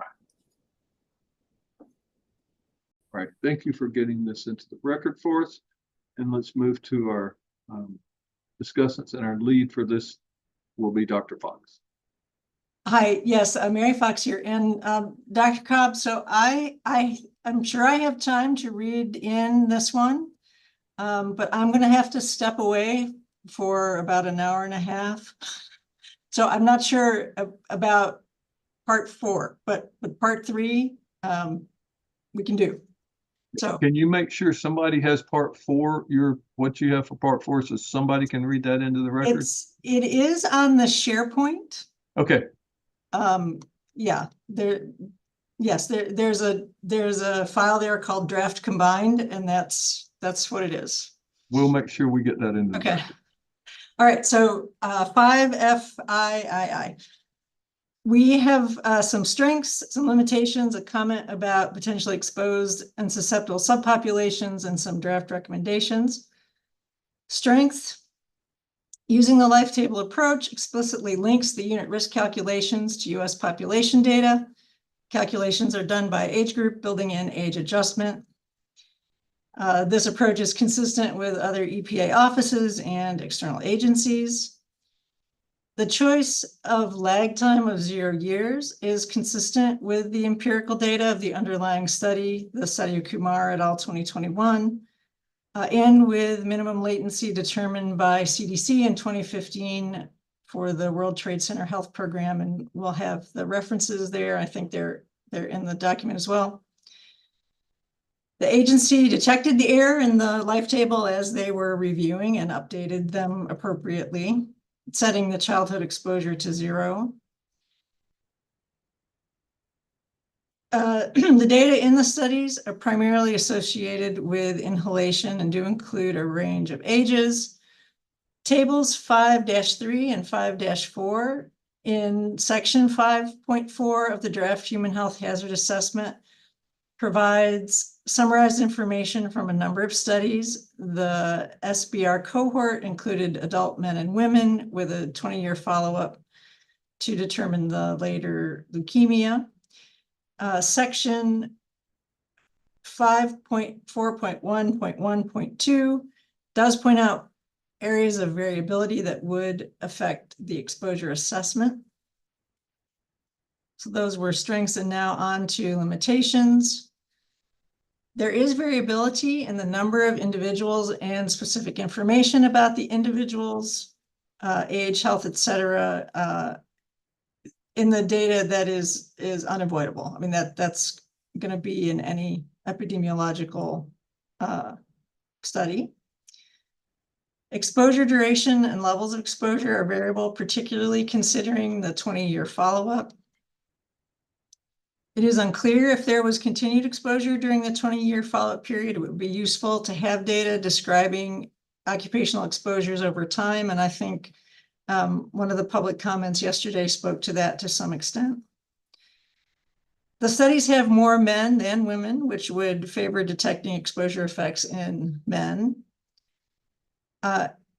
There's a comment about the female-only populations in lines 2323 to 2326, but the differences are not explicit, and so we would ask for clarification on that. It should be noted that given the small number of female workers and very small number of leukemia deaths in women of N equals 14, in the Sadia Kumar and Denzel study, it is not surprising not to see statistically significant effects in women alone. Assessing the effects of exposure on children has issues in estimating level and time of exposure outdoors. So this is Szymanski et al., 2016. As pointed out in the draft human health hazard assessment, there are problems with validating that model as well. The Heck et al. 2014 study attempted to relate in utero exposure to risk of leukemia, which would be important for workers. However, as pointed out, there are problems with the details and precision of the available data in that study. EPA made an overall judgment of indeterminate/no effect for mammary tumors based on human evidence. However, one of the key studies relied on, and this is the Sadia Kumar et al. 2019, is problematic in ways that impact the justification of this decision to account for increased risks of breast and bladder cancers. The standardized mortality results compared workers to the general population, which does not account for the healthy worker effect. Instead, workers should have been compared to an internal control worker population. This analysis focused on workers who were ever exposed to 1,3-butadiene, but should also have been done for workers exposed to different levels of 1,3-butadiene. Finally, the study had low power with a small number of deaths from breast cancer. However, the animal data shows species concordance with increases in mammary tumors in mice and rats with betadiene exposures, indicating a significant concern for breast cancer.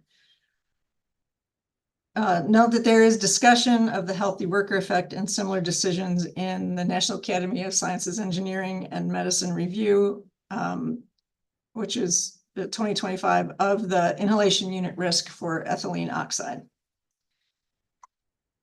The committee expresses concerns related to the Cox regression model selected for the subsequent life table analysis. And we just had some question about whether that actually was or was not, but I'll continue with this comment. For leukemia, EPA focused on the regression model with restricted cubic splines as the most appropriate, but for bladder cancer, EPA focused on a different model, Model 4, with the reason that it was statistically significant, but can additional justification be provided for a focus on one model over the other? Then there were a number of clarifications requested in the way the data adjustments and life table analysis were described. I don't think I need to read these specifically. They're more along the lines of just editorial clarifications. But of course, they will be included in the written comment. With regard to the cancer assessment, EPA and public commenters appeared to agree on the critical effect leukemia and the occupational cohort. EPA described several procedures used to evaluate the data set. Public comments on the EPA evaluation procedures seem to be appropriate for detailed examination and clarity on whether alternative approaches were considered and not selected. With regard to the data set, several points seem important to discuss in the assessment and perhaps include as a sensitivity analysis. For example, use of the full versus the censored data set, use of the high intensity, the HITS, the peak intensity modeling, the use of the NIAS measured versus the Macaluso 2004 modeled estimates. It appeared from the EPA's assessment that excluding the high end data did not affect the beta coefficient. What about excluding the low end of the data range? What is the rationale and impact of using the measured versus modeled exposure estimates and the relative confidence in each as a basis for the dose response assessment? EPA should do these sensitivity analyses and further explain their decisions and choices. The use of benchmark response at 1% versus a much lower one based on the power of the study. The EPA benchmark dose modeling guidance indicates using the power of the study to define the benchmark response, and that would be common for setting occupational exposure limits in many cases. So there's need for clarification here. How does the final inhalation unit risk shift based on making some of these different choices? Considering potentially exposed and susceptible subpopulations, in the draft human health hazard assessment, table 7-1 includes this statement, quote, elderly people have a high risk for anemia. However, they would be less susceptible to cancer and reproductive issues than other life stages. However, according to the National Cancer Institute, leukemia is more common in older adults, and there's a reference for that. This increased risk, as in cancer incidence and also burden, as in the cancer mortality for older ages, is also reflected in the leukemia data in the life table spreadsheet. Recommend that this statement in table 1-7 be revised with attention to the specific cancer of interest here and considering the data on increased risk and burden in older ages. Recommendations, use of the life table analysis is valid if the data sets are relatively complete and with appropriate adjustments for age and duration of exposure. The challenge of methods in terms of sensitivity and validation used over decades of data collected must be considered when incorporating the data across a wide range of studies and data sets. Utilization of data from the National Cancer Institute and other curated sources should reduce some of the intra-study variability. Recognition of the potential for more sensitive periods in the lifetime exposure scenario and adjustments, as in the calculations of the age-dependent adjustment factors, are important for estimating risk and the associated models of potential exposure. Because proximity to sources of 1,3-butadiene is a critical component of potential exposure, and that exposures outside of an industrial building may be more transient, it is important to consider fence line communities as potentially exposed and susceptible subpopulations. Do not rely on the Macaluso 2004 modeled exposure as the basis for exposure estimates to workers, and we will supply the references as needed. And that's it. All right. Thank you for getting that into the record, Dr. Fox. And let's go to our associate discussants, Dr. Bean Freeman. Hi, I just wanted to comment on the comparability between the model selection for the bladder and the leukemia models. I know we're still waiting for clarification about whether or not the leukemia models actually were restricted cubic splines. But irrespective of that answer, I don't think it's necessarily required that you would need to choose the same models for bladder cancer and for leukemia. They have different exposure patterns. They have different latencies, not exposure patterns. They have different latencies, as we have discussed, and different types of exposure may be more important for certain types of cancer than others. So I don't think it's necessarily required that you would choose the same models for different cancer types.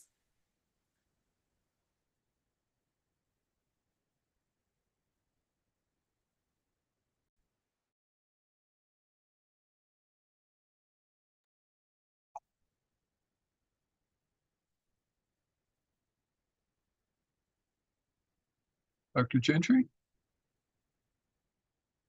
Okay. I don't go have ahead. anything to add. Thanks everybody for all these comments, and Mary for pulling everything together. All right. Yes. Dr. Chasen. Thank you. No, I think that was well covered. Thank you very much, Dr. Fox. Great. Dr. Hager-Bernays. I have nothing to add. Thank you. All right. Thank you. All right. So the rest of the committee, do we have comments from the rest of the committee?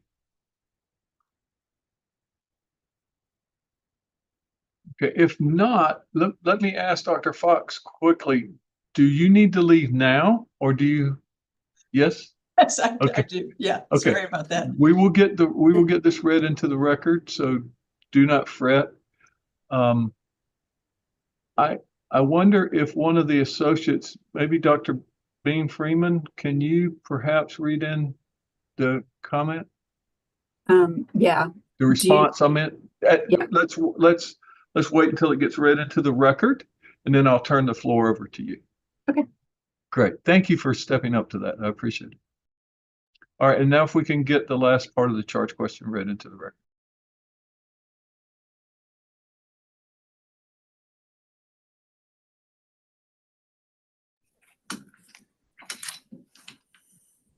Hi, everyone. This is Dr. Anne Huang from EPA. I will read the charge question 5F4. Please comment on the methodology of EPA's derivation of two distinct cancer unit risks. A, the general population IUR incorporating ADF, and B, the chronic occupational unit risk UR, based on the same life table but without ADF.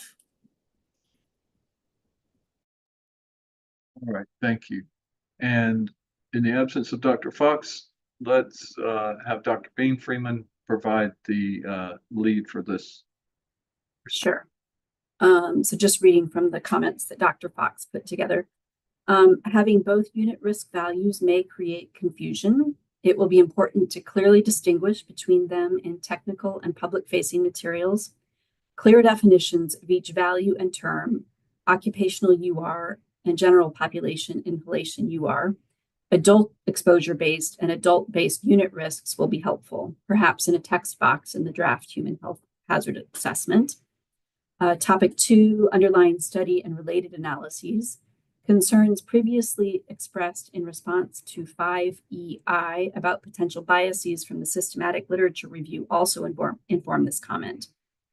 In section 5.4, EPA explains why the selection of Satya Kumar et al. 2021 for the parameters.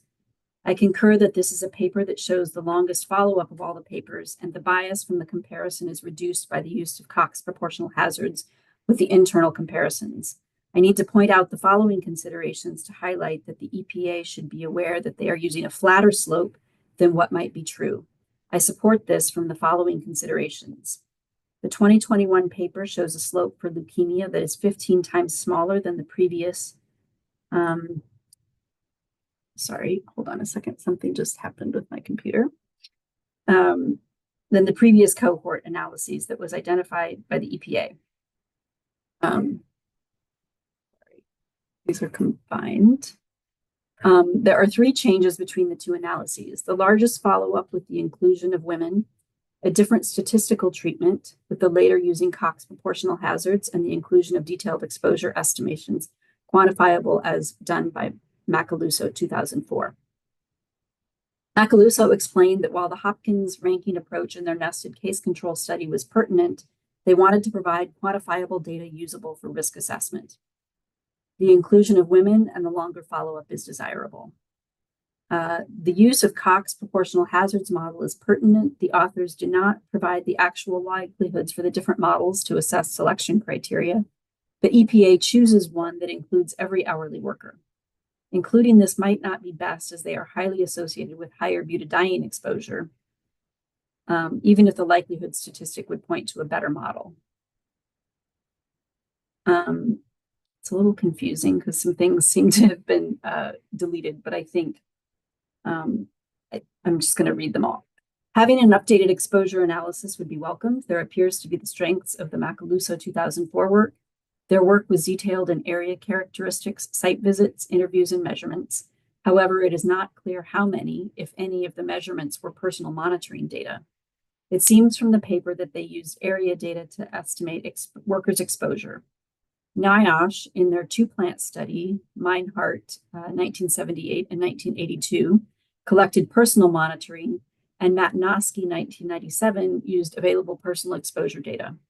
Furthermore, in their initial display of data, they used the mean as the central tendency metric where the distribution of exposures is highly skewed, and the median might be better. This might be a factor influencing on higher concentrations than what NIOSH identified.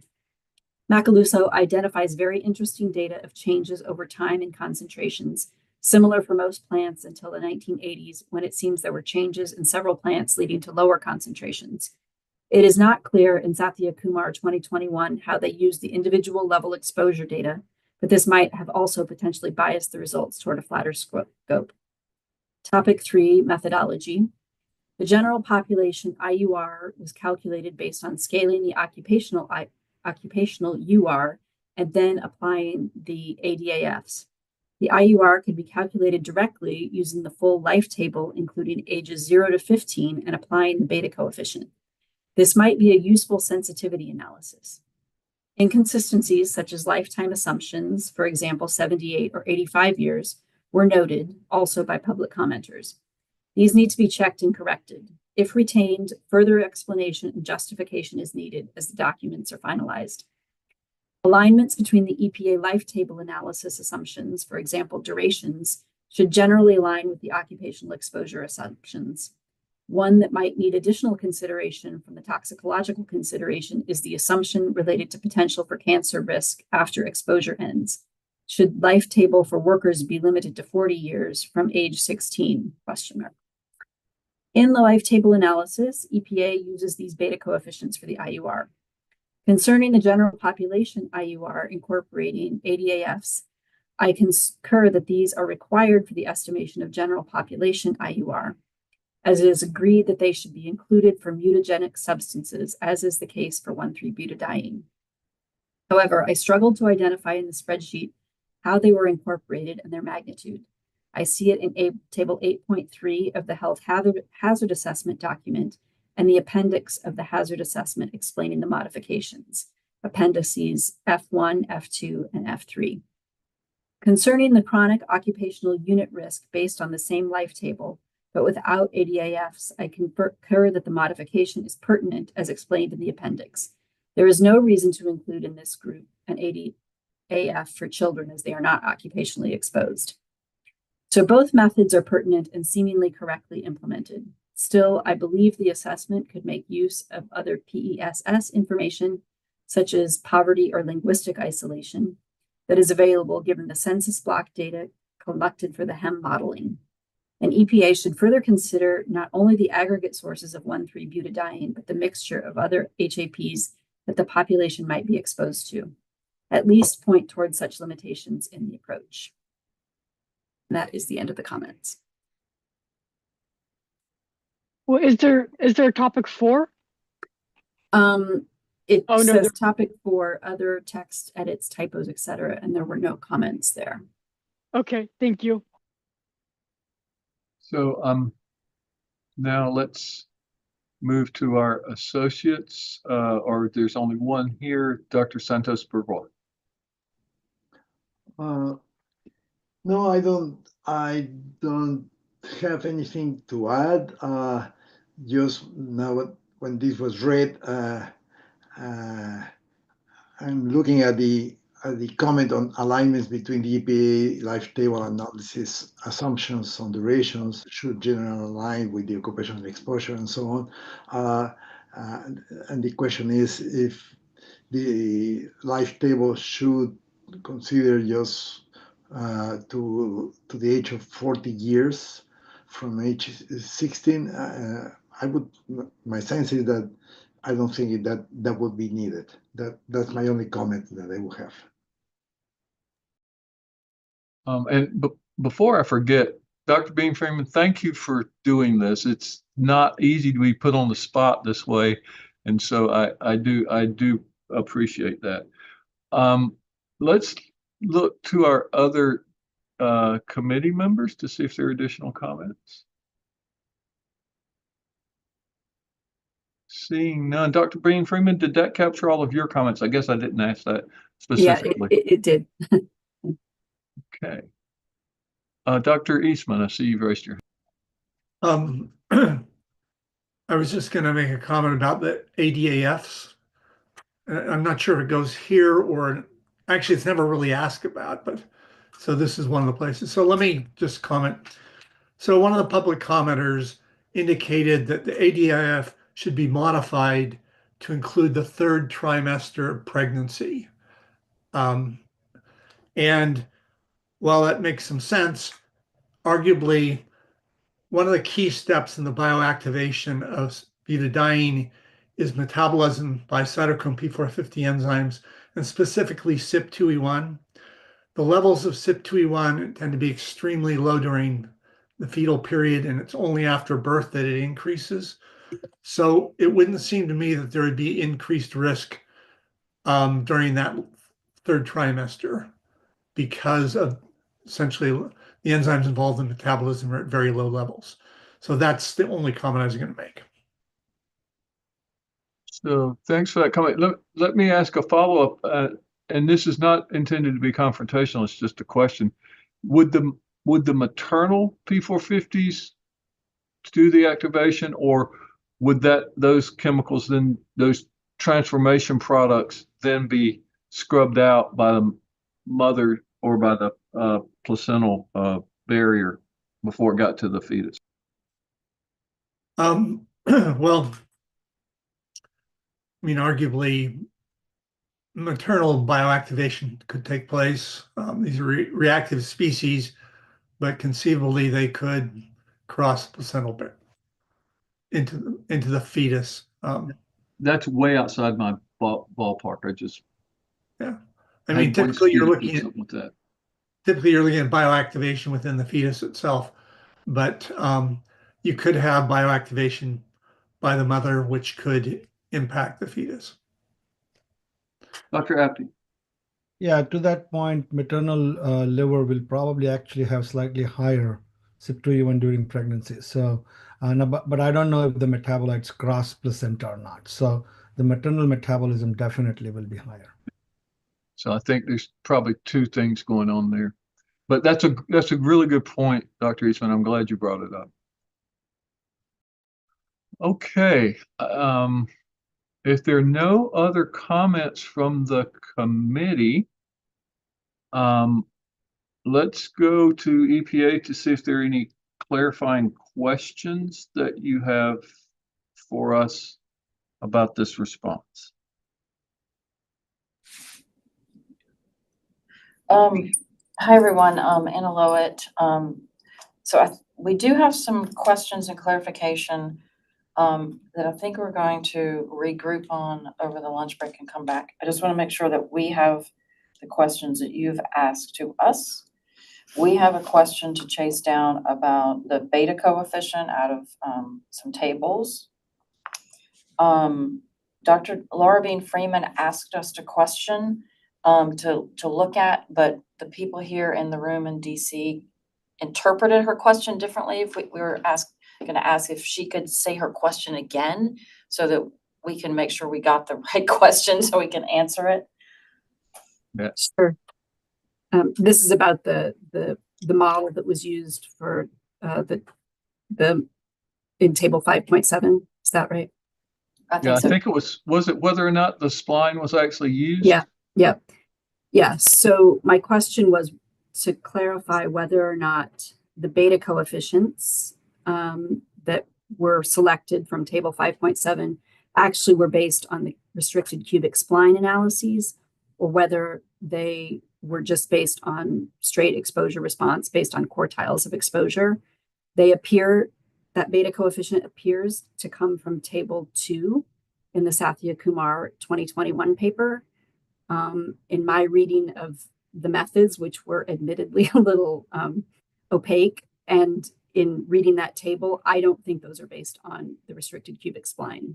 So if you could just clarify your understanding of that. We will follow up after lunch on the answer to that. Thank you for repeating it. And we have people in here taking notes, so I think we got the table numbers and the papers all this time. Yeah. Do you want, would it be helpful in the very first, in the second paragraph of the statistical analysis of that paper, they really kind of describe their first analysis and then talk about the cubic spline. So that probably would be the place also to go look for that. Okay, thank you for that additional piece. Okay, our third thing we'd like to clarify after lunch is,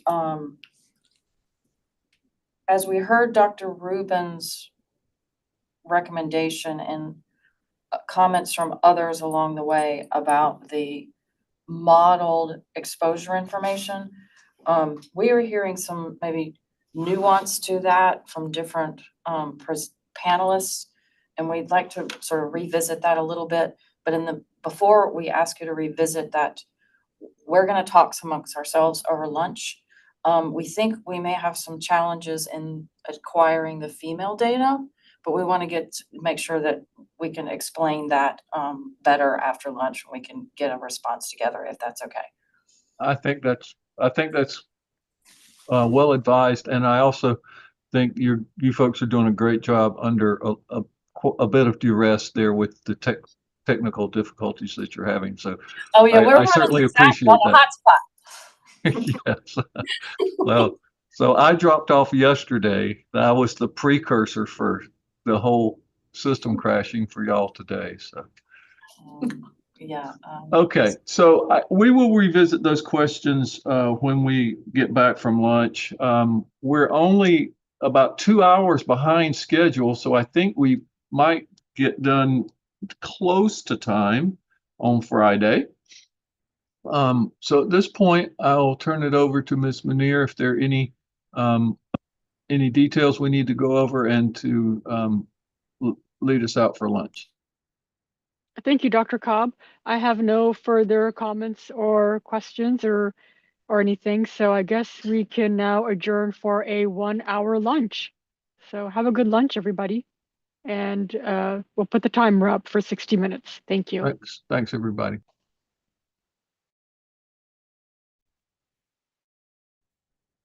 And if everybody could please put themselves on mute and also turn their video off. Thank you.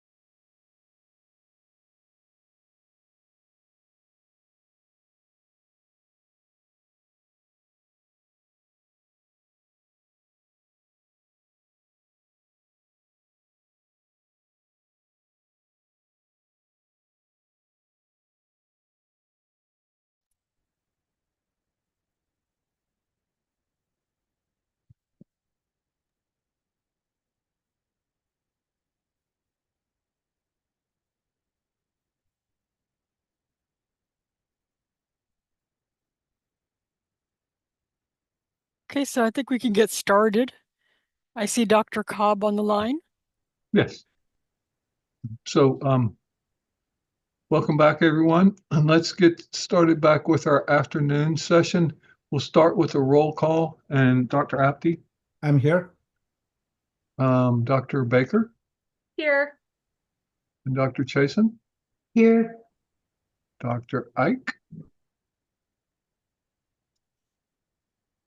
Dr. Fox, Dr. Gentry, Here. Dr. Heiger Bernays, Ms. Jenkins, Here. Dr. Merced Nieves. Here, and I just want to highlight that Dr. Ike was frozen on my screen, but Yeah, she seems to sorry. be back. Yeah. I got a pop-up that my internet connection was unstable. If you called me and I missed it, I am here. Okay, we got you. And Dr. Rubin, Here. Dr. Semmel, I am here. Mr. Wright. I'm here. Okay, for our ad hoc members, Dr. Santos Burgoa, I'm here. Dr. Roby, Here. Dr. Johnson. Hey, good afternoon. Hey, Dr. McKenzie, Here. Dr. Fairbrother, Yes, I'm here. Dr. Eastman, I'm here. Dr. Hopkins,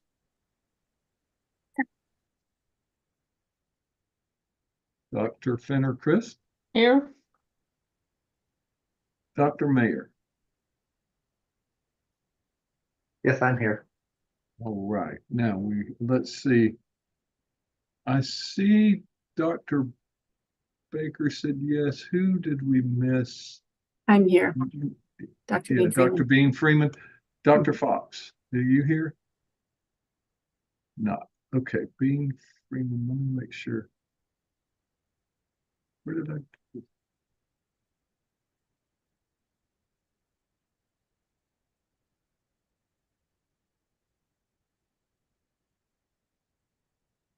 Oh, that's right. Dr. Bean Freeman, you're still red on my screen, and that's my fault for not changing that. So Okay. okay. Yes, that was actually came from me because I thought that she wasn't going to be here today. So sorry about that. Do not worry, Allie. I Okay. could have changed it today, and I just neglected to do that. Okay, so we're back from lunch, and we left. Normally, we ask for clarifying comments from before, but I think we left off with EPA giving us some thoughts, and I think I'd like to start back with and continue along that lines with what they were asking about. So I don't know if that's Dr. Lowett or Dr. Denisio or someone else on the team. Hi, it's Anna Lowett again. We're cautiously optimistic. The EPA's internet's back, so we're all back the way we were yesterday, but excellent. We won't lose you again. Okay, I'm going to start with a simple and straightforward answer to Dr. Bean Freeman's question, and then I'm going to ask a question back to the panel with a little bit of context, if that's okay. Okay. Sure. So Dr. Bean Freeman's question. We're pretty sure, note the word pretty sure, that the publication is not using the quartiles. Can you hear me? Yes, we can hear you. Yes, we can. Note about audio. We are also pretty sure they're using the Cox regression models. However, we need to confirm with the study authors about the use of the spline. So either way, since we're pretty sure, not super confident, we got to talk to the authors either way. But that'll help us frame the responses to check, but now you know ahead of time, so hopefully that gives you a little bit of lead time. Yep, and that's something we can do while we're waiting for the report too. Exactly. Okay, so, and thank you for highlighting that, Dr. Bean Freeman, something we should act on. Okay, so we have a question, or maybe I'll call it a question, back to the panel. Okay, so if you remember from some of the things I said late yesterday afternoon, 1,3-butadiene is under consent order through federal court to complete this final risk assessment and risk determination, so the full risk evaluation by December 31st of this year. And why that's important is you'll see. So although we have made attempts in the past to get the raw data from the cohort, we are not in possession of the data to do an independent analysis. Why that's important is because the older publications and the newer ones are different. So we're reliant entirely right now on the reported publications. So the older publications have only men and a short follow-up. However, they use the measured exposure data. The newer publications, like the one we're proposing, use both the male and the female data, have a longer follow-up, and they also include bladder, whereas the older publications don't include bladder. However, the newer publications use the model data. And we heard from several panelists about caution about the model data. In fact, we heard, I think it was from Dr. Rubin, an explicit suggestion to use the measured data with a more full data outcome data set. And today, based on best available science according to TSCA, we're not able to do that. Am I getting this right? Okay. So what we'd like to do is to hear more about our selection to use the Satya Kumar 2021 and the strengths and uncertainties of that, understanding that either we have a choice. We switch to an older publication that's missing the females, the bladder, and a shorter follow-up. Thank you. Or we stick with what we have, which is both genders. We could add in bladder, but we're using the model data. So those are the choice, essentially. Everyone in the room is nodding yes, I got it right, mostly right. So I'll ask the panel if that makes sense. So it does make sense. This is George Cobb. It does make sense. Let me ask. First of all, we will answer your question. I would like to ask one clarifying question of you before we start. The data that you do not have are from ACC. Is that correct?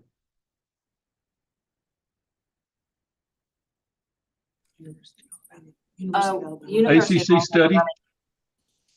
University of Alabama raw data for females. University since 2009, right? Okay. I'm gonna let Sheila answer that because she knows the specifics.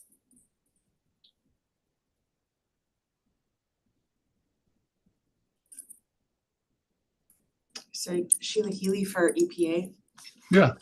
We're referring to raw data from the University of Alabama, Birmingham cohort.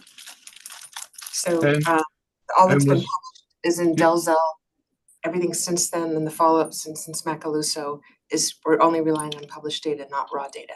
Right. And are those ACC funded studies? Are they ACC funded studies? I do not know if they're exclusively funded by ACC. I didn't ask exclusively. I don't know the funding source. I apologize. Okay. It would be helpful to know that for us to prepare our response adequately. Okay. Thank you. We'll follow up. Thank you. And yes, so now to the question that was posed. I see Dr. Santos Bourgois, and also I want to make sure Dr. Rubin has a chance to speak to this as well. Yes, all the papers from University of Alabama acknowledge the financial sources, and all the research has been initially financed by the International Institute of Synthetic Rubber Producers and then by ACC. So that is acknowledged in the papers. And they have always declared no conflict of interests, but they have not declared how they manage the potential conflict of interest. So it's interesting. I have a question for EPA. Have you ever had the request of in any other risk assessment to have access to the raw data of any key study? Has that been part of the usual practice? And if that, did you ever attempted to have the University of Alabama raw data? That is one question. I would not advise with this time frame to get the raw data now and try to reanalyze it. It will be too rushed, and I'm not sure that there will be enough time to actually do it. But so that is. But I'm curious about this this practice. Thank you for that. So we have asked ACC in the past for the SBR cohort and did not get a complete data set. For example, we don't have any of the outcome data and only have limited parts of the exposure data. So we're not in possession to be able to redo that analysis, but we did try a year or more ago. With regards to your generic question, we do make attempts when we use open literature data and we don't have those raw data to acquire it, although it's rare for us to actually, for investigators to share. More modern studies, it can be easy, but particularly older ones, often the authors have retired or deceased, or the data were destroyed or other things. So we do try, but it's rare that we can able to get it. Yeah, that's understood. It is disappointing to hear that ACC did not respond with a full data set. And I think we should very specifically acknowledge that in our written report. That is a way that EPA has been hamstrung here, and we will try to capture that adequately. Dr. Fenner-Christ. The question of whether or not any other TSCA risk evaluations have been based upon data that were not made available for the raw data. The answer is their very first chemical, pigment violet 29, started out as being a risk evaluation based upon summary of CBI data that were in the REACH database, EU's REACH database, and public commenters fussed about that a little bit, and eventually the owners of those data and all of those studies released the raw data, and the agency then finished the risk evaluation based upon the open data set. Exactly. And that's what should have occurred here. And I think we should capture that in our comments. And I think, as I recall, the agency requested one of the authors of one of the key studies in the trichloroethylene risk evaluation to provide raw data, but that was not forthcoming. Dr. Beam Freeman. Hi, I just wanted to address the issue of not having access to the full data set. As somebody who works for an organization that has rules about how to transfer data and how the data can be used, sometimes the old data sets in particular also have those restrictions on them, depending on how the consent forms and how the study was designed. But I mean, I agree that it would be ideal for EPA to have access to the data, but if they're not able or willing to provide access to the data, are there particular analyses that they would be willing to do? Could you submit requests to them to do particular analyses, for example? So let me speak to that. The Science Advisory Committee has been clear. EPA's policy is relatively clear. Most learned bodies that have addressed this comments are clear that all data and data analyses need to be transparent in the process. So to ask someone to do an analysis with a data set that's not accessible kind of flies in the face of all of the good practice that folks are being asked to pursue within EPA. But I will let them answer the question with that my 2 cents to start with.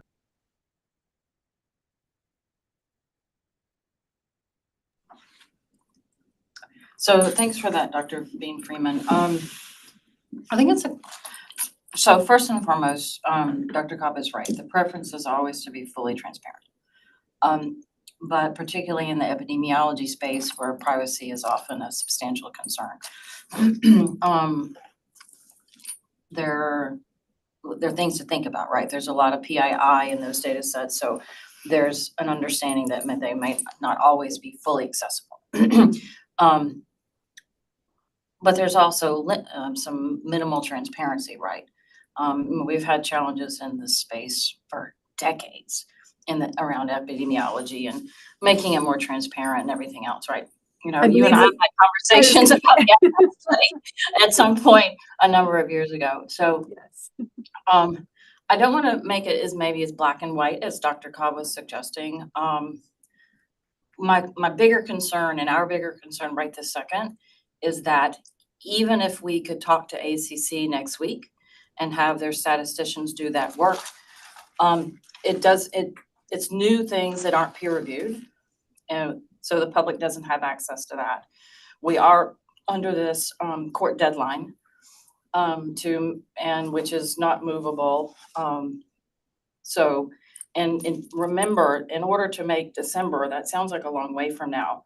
It's for the full risk evaluation, which means the science analysis has to be completed and revised and completed. We're hearing a number of things that we have to do to our risk assessment. So we have quite a bit of work to do probably. And then we have to make revisions to the associated risk determination. And then we have multiple levels of internal and interagency and clearance and et cetera, plus the FRN process and everything else, the docking process, excuse me. So in regulatory world, 8 months is going to go just like that by the time we do all those steps.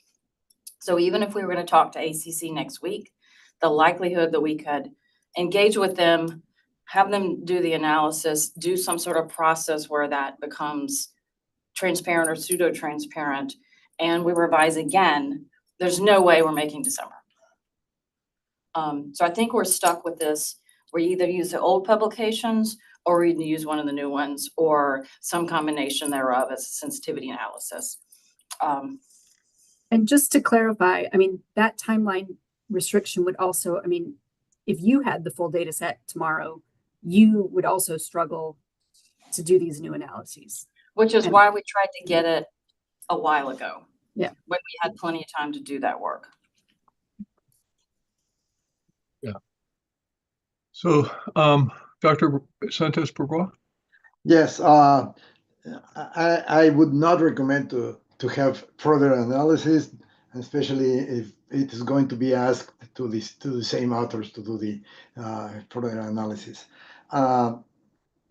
I think that your question is a challenging question that I would not like to respond now.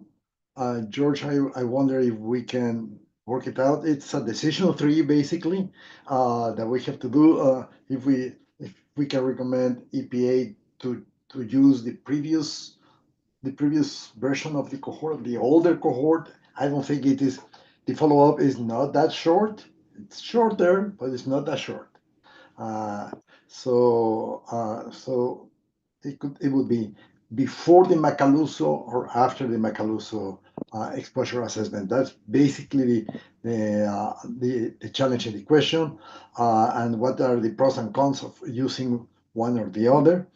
And whatever we decide, what would be the recommendations, for example, the sensitivity analysis, or how we would compensate for the uncertainty on this. I think it's important for us to say this is basically the data that we have available. That's a reality, and as I agree with you, and in the regulatory world, you have to work with whatever you have, and this is what we have. So how we do the best use of what we have. So I think that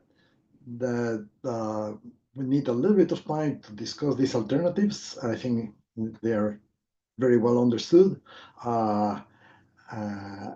In fact, I would like to have your question written so we can address the alternatives that you identified, and hopefully overnight, and if not after this meeting to make the decision, George, but on what we would recommend. But maybe if we can have it a little bit of more time and maybe share between us.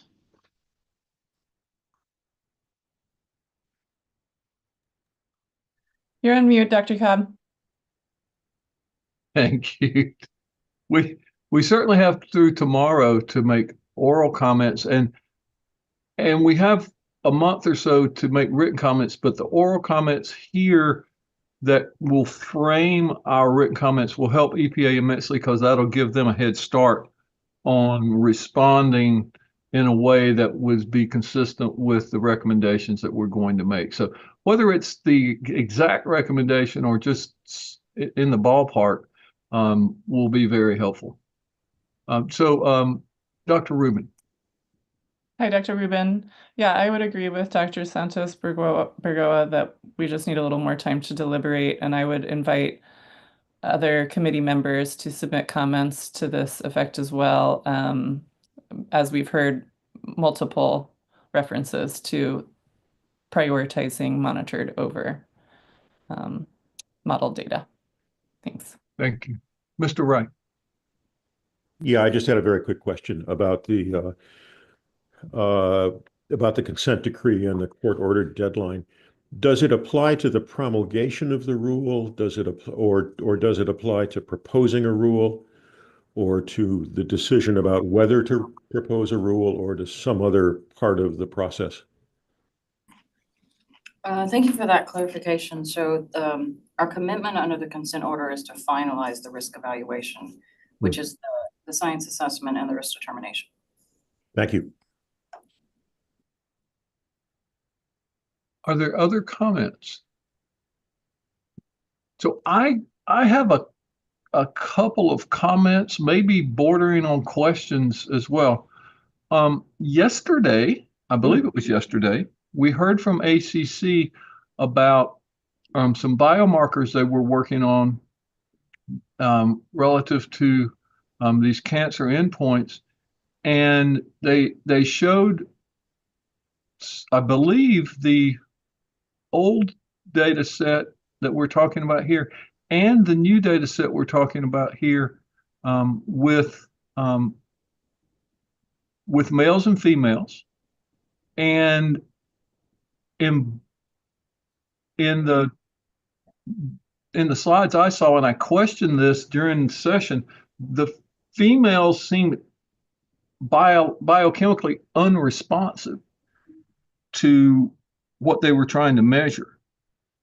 And I don't know if that is part of should be part of the discussion we're having here, or if that's a totally different discussion. And somebody that's more biochemically savvy than me should probably weigh in there.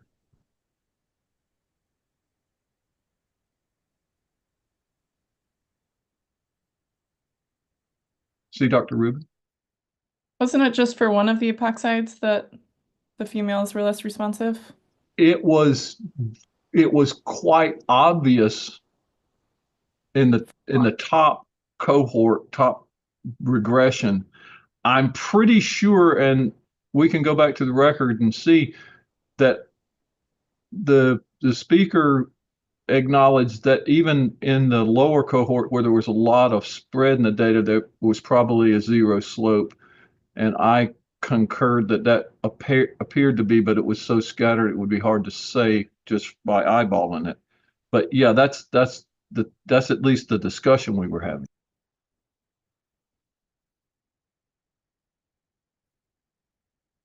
And so if that is the case, then having the female data, if that cohort is non-responsive to the toxicant or less responsive, perhaps it's not important to have those data. And I hate to say that, it seems chauvinistic, but that's not the intent.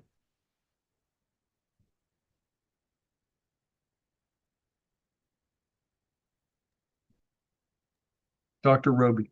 Yeah, I'm trying to remember, was that the hemoglobin addict data? That's the thing I don't remember. Perhaps it was, but my point is that was considered to be very highly tied to the cancer, and if that's not responsive, then do we need the female data set to make this assessment? Right. Dr. Apti. Well, my thinking is keeping those data in helps as a internal negative control of sorts, and improves the quality of analysis. So, if we can, that would be good. Of course, if it's going to delay anything, then you could argue otherwise. But I've seen this kind of analysis where you have, one sex versus the other responds more to a particular toxicant, showing that it doesn't in one would actually improve the quality of the other analysis. Thank you. Dr. Beam Freeman, and then we'll get to you, Dr. Seshadri.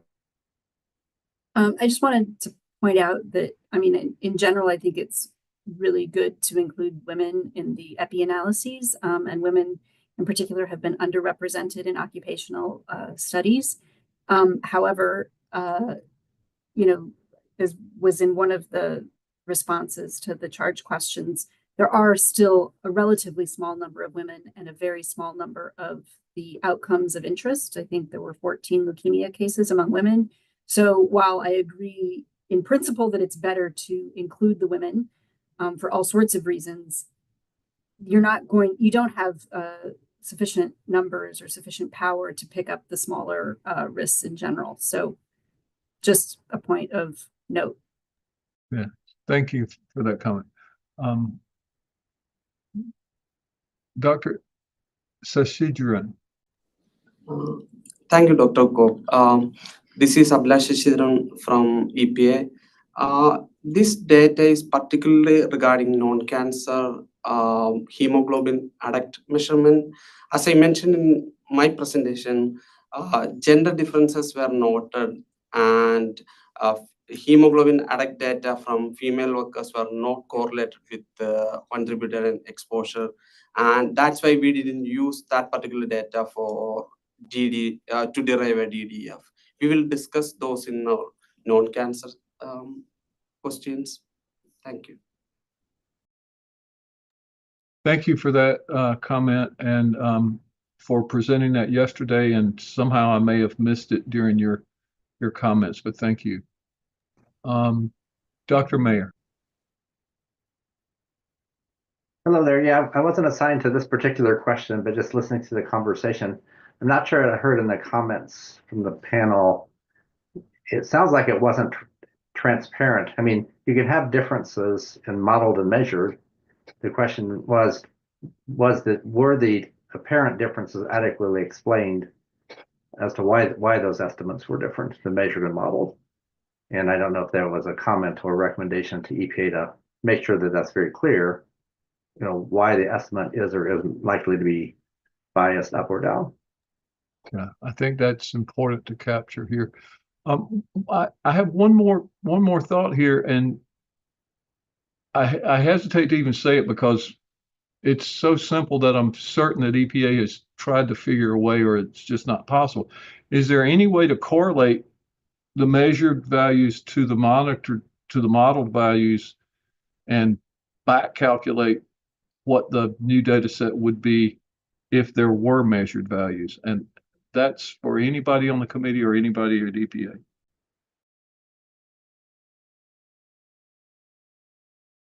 And Dr. Bean Freeman, is your hand still up? No, sorry, that was from before.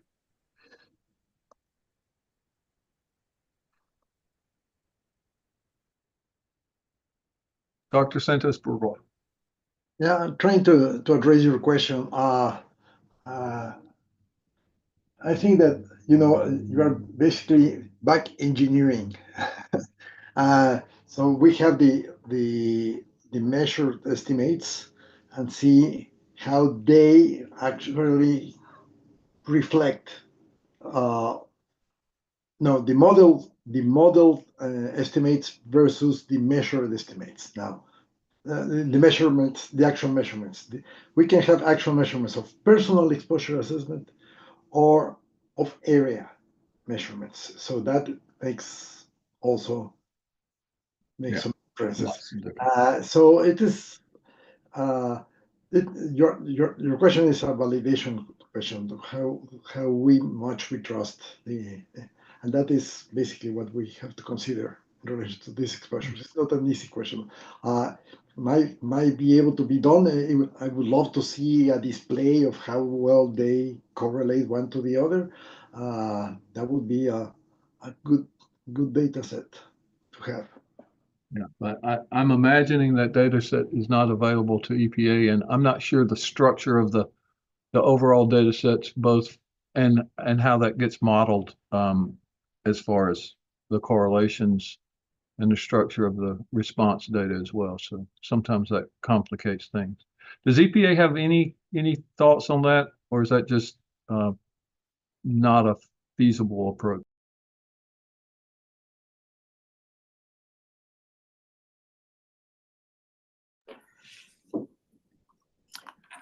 Not really. I think, we're looking forward to seeing your recommendations on how that might be done, understanding that as I said a few minutes ago, we're not in possession of the full exposure data set. We're just a portion of it. So we're not able to do that ourselves.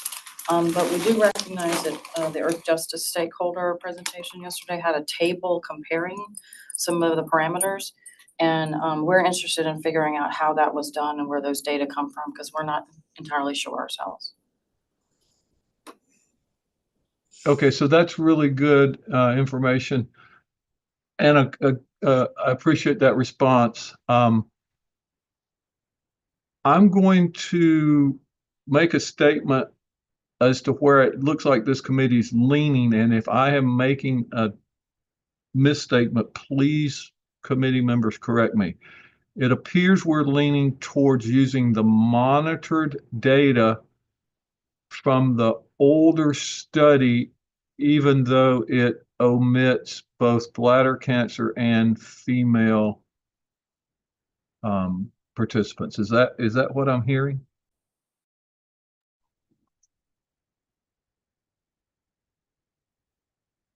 Dr. Santos-Burgoa.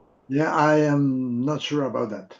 Okay, because I do like the follow-up that we have and the more complete analysis that was done, the internal comparisons through the Cox proportional hazard. So it has some advantages. I'm not sure if I can respond that. Okay, well, let's just hold that response maybe until sometime tomorrow, maybe late in the day. And Dr. Lowett, I'm sorry we can't give you a closer answer, but I think we're going to be able to give you some guidance verbally before we prepare a written report. No, that sounds great. And just remember that if there's not a complete consensus on a single recommendation, that we're really interested in the breadth of opinions so that then we can look at a variety of factors and think about a sensitivity analysis. So I don't want to force a consensus if it doesn't exist. I'm really interested in the breadth of the issue, Right. so we can look at it from the totality of it. Yeah, and I think that's fair, and I think you've heard kind of the breadth, and we'll try to get towards leaning one way or the other, but I think the sensitivity analysis aspect might be the way to go. Okay, let's see. Have we answered all of your questions, EPA, for this part? I'm not seeing any more questions. So for the epidemiology cancer, I think we're good here. Okay, that's good. And I really appreciate the discussion by everybody and the questions from EPA. So now let's move into our next charge question.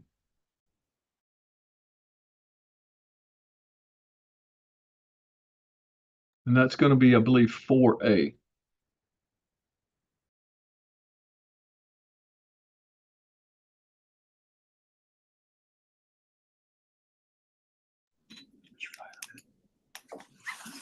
Good afternoon, everybody. This is Catherine Taylor of the EPA, and I'm going to be reading charge question 4A. EPA reviewed workplace inhalation monitoring data collected by government agencies such as OSHA and NIOSH, monitoring data found in published literature, i.e. personal exposure monitoring data and area monitoring data, and monitoring data submitted by the American Chemistry Council, or ACC, docket ID EPA HQ-OPPT-2018-0451-0053. The data provided by ACC included 5,676 full shift personal breathing zone samples for several classifications of workers and occupational non-users or unused, collected from member sites from a period of 2010 to 2019, reference talk strategies in 2021. These data were found to be directly applicable to the manufacture, processing as a reactant, and incorporation into formulation conditions of use, COUs, and subsets of these data were used as analogous data for the repackaging use of laboratory chemicals, disposal, and recycling COUs. Monitoring data from OSHA were used for the application of paints and coatings, application of adhesives and sealants, plastics and rubber compounding, and plastics and rubber converting COUs.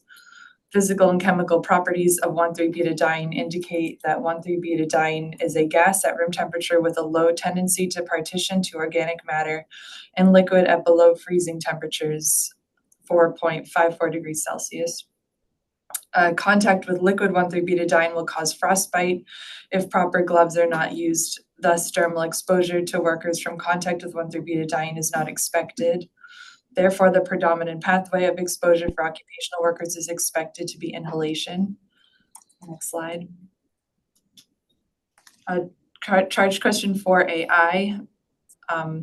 Most occupational exposure monitoring data points available from OSHA, NIOSH, and ACC's analysis of 1,3-butadiene industrial hygiene data, docket ID EPA-HQ-OPPT-2018-0451-0053 were identified as being below the limit of detection, or LOD, see tables 3-3 and 3-4 of the draft environmental release and occupational exposure assessment, reference US EPA 2024D, as described in section 2.4.3.1 of the draft environmental release and occupational exposure assessment, reference US EPA 2024D. For monitoring data that were reported as being below the LOD, EPA estimated exposure concentrations following EPA's guidelines for statistical analysis of occupational exposure data. Based on these guidelines, non-detects were scored as 1/2 the limit of detection value, or the limit of detection divided by the square root of 2, to allow for the values to be incorporated into summary statistics. Next slide. So number one, please comment on the ability of this approach to appropriately characterize exposures which may be below the limit of detection, while adequately accounting for the uncertainties inherent in measurements below the LOD. And two, since I think we'll stop at number one. We'll stop at number one. Yes, thank you, Ali, for catching that. And thank you, Ms. Taylor, for reading that into the record. So let's go to our first discussant, Mr. Wright. Let me first say that this was a terrific group, and I was very pleased to be able to work with them. Everybody submitted comments. In most cases, they were similar. There were no major disagreements. What I tried to do is instead of, I'm sorry, and there was a lot of overlap. So in what I'm going to read, attempts to put all that together without the overlap. I don't know if I succeeded very well, but that's what it is. After that had been prepared yesterday afternoon, two of the participants submitted additional comments, which are extremely valuable and ought to be in the final document, but which I did not have time to incorporate into this. So they will be reading those into the record themselves after I conclude. Most of the OAS data utilized by EPA were reported as being below the limit of detection. In many cases, more than half the samples were under the LOD. In fact, for one OES, the OSHA samples EPA used were all below the LOD.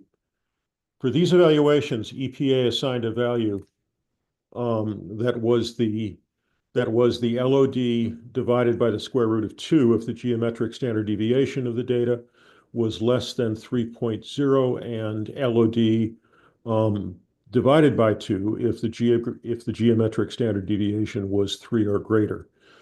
The work group noted that the question of how to characterize samples below the limit of detection is as much a matter of policy as of science. For example, if the purpose of the sampling is to assess compliance with an exposure limit, such samples are considered to be 0. If the purpose is to define a worst-case scenario in order to select the best protective controls, the samples are considered to be at the LOD. EPA's general policy for risk evaluation is to split the difference. The issue is especially, and there's a reference to that, the issue is especially important where the LOD is close to levels considered hazardous, as is true for some of these data sets.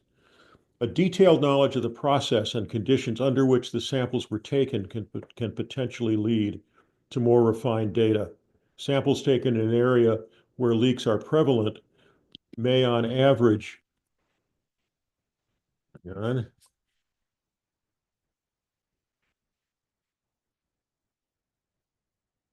to scroll down and my computer was resisting. Anyway, for example, samples taken in an area where leaks are prevalent may on average be closer to the LOD than samples taken in an area some distance away. The LOD method EPA selected drives the central tendency estimates for most OESs. As a result, these estimates are not based so much on what we know, but on what we assume. That may be inevitable as a matter of policy, but it may be possible to reduce the uncertainty and improve the estimates, or at least to provide alternative estimates with which to compare the originals. EPA's procedure is considered a substitution method. While substitution may be appropriate when there is a low percentage of values below the LOD, its reliability is diminished when there are more values under the LOD. That is to say, more than 40% of the values, as is true here. And statistical modeling methods are more appropriate. The expected distribution of the data will need to be assumed, log normal, etc. Using substitution instead of statistical methods can change the distribution of the data and artificially skew the results, especially at the high-end 95 percentile estimate. In fact, EPA admits that if a specific OES hypothetically consists totally of non-detects, mathematically it would result in an unacceptable risk estimate. Adding many data points of the same value, as would happen with substitution, can distort the mean and the median and the standard deviation, which can bias inferences that are made from these data. Adding many of the same value could also create an artificial peak, which could cause a higher kurtosis. These impacts would be more pronounced with more data below the LOD. Recommendation. Given the high number of values below the LOD, the committee recommended the use of statistical methods, such as maximum likelihood estimation or censored regression techniques, such as Tobit regression, especially when most or all of the data are below the LOD. Alternatively, EPA could consider risk estimates for occupational exposures at the 95% level as highly uncertain, and value central tendency estimates with greater weight. Recommendation. The committee recommended that EPA perform MOE calculations assuming zero exposure values for non-detects and exposure values at the LOD for non-detects to bracket risk estimates. The subgroup identified another issue not captured in the charge questions. In the OSHA data sets, and perhaps in others, when total sample time was less than 8 hours, EPA assumed exposures were zero for the remainder of the shift. Well, this is required in compliance-based sampling. When applying data for research or risk assessment, it may underestimate the true exposure. And I believe that's the end. I'm sorry, there's more recommendation. The committee recommended that in addition to its analysis, assuming that no exposure occurred during shift time that was not measured, EPA should perform an analysis with the assumption that the unmeasured time was equal to the measured concentration in order to create an upper possible 8-hour TWA exposure estimate. This can serve as a sensitivity analysis, allowing EPA to have a full range of possible exposures for samples collected for less than the full shift. And that is the end. Yes. Thank you for getting that into the record, Mr. Wright. And let's go to the associates, especially since some have comments. You say that you were unable to get into that response. So, Dr. Baker. All my comments made it in. Thank you, Mike. Dr. Samuel. Ed, actually, all my comments are for the next set, which is under B, 4B. So those are my additional comments. I have no additional comments for this particular sub-question. Thank you very much, Mike. Dr. Mayer. Yeah, thanks very much. And thanks, Mike, for doing such a great job in pulling that all together.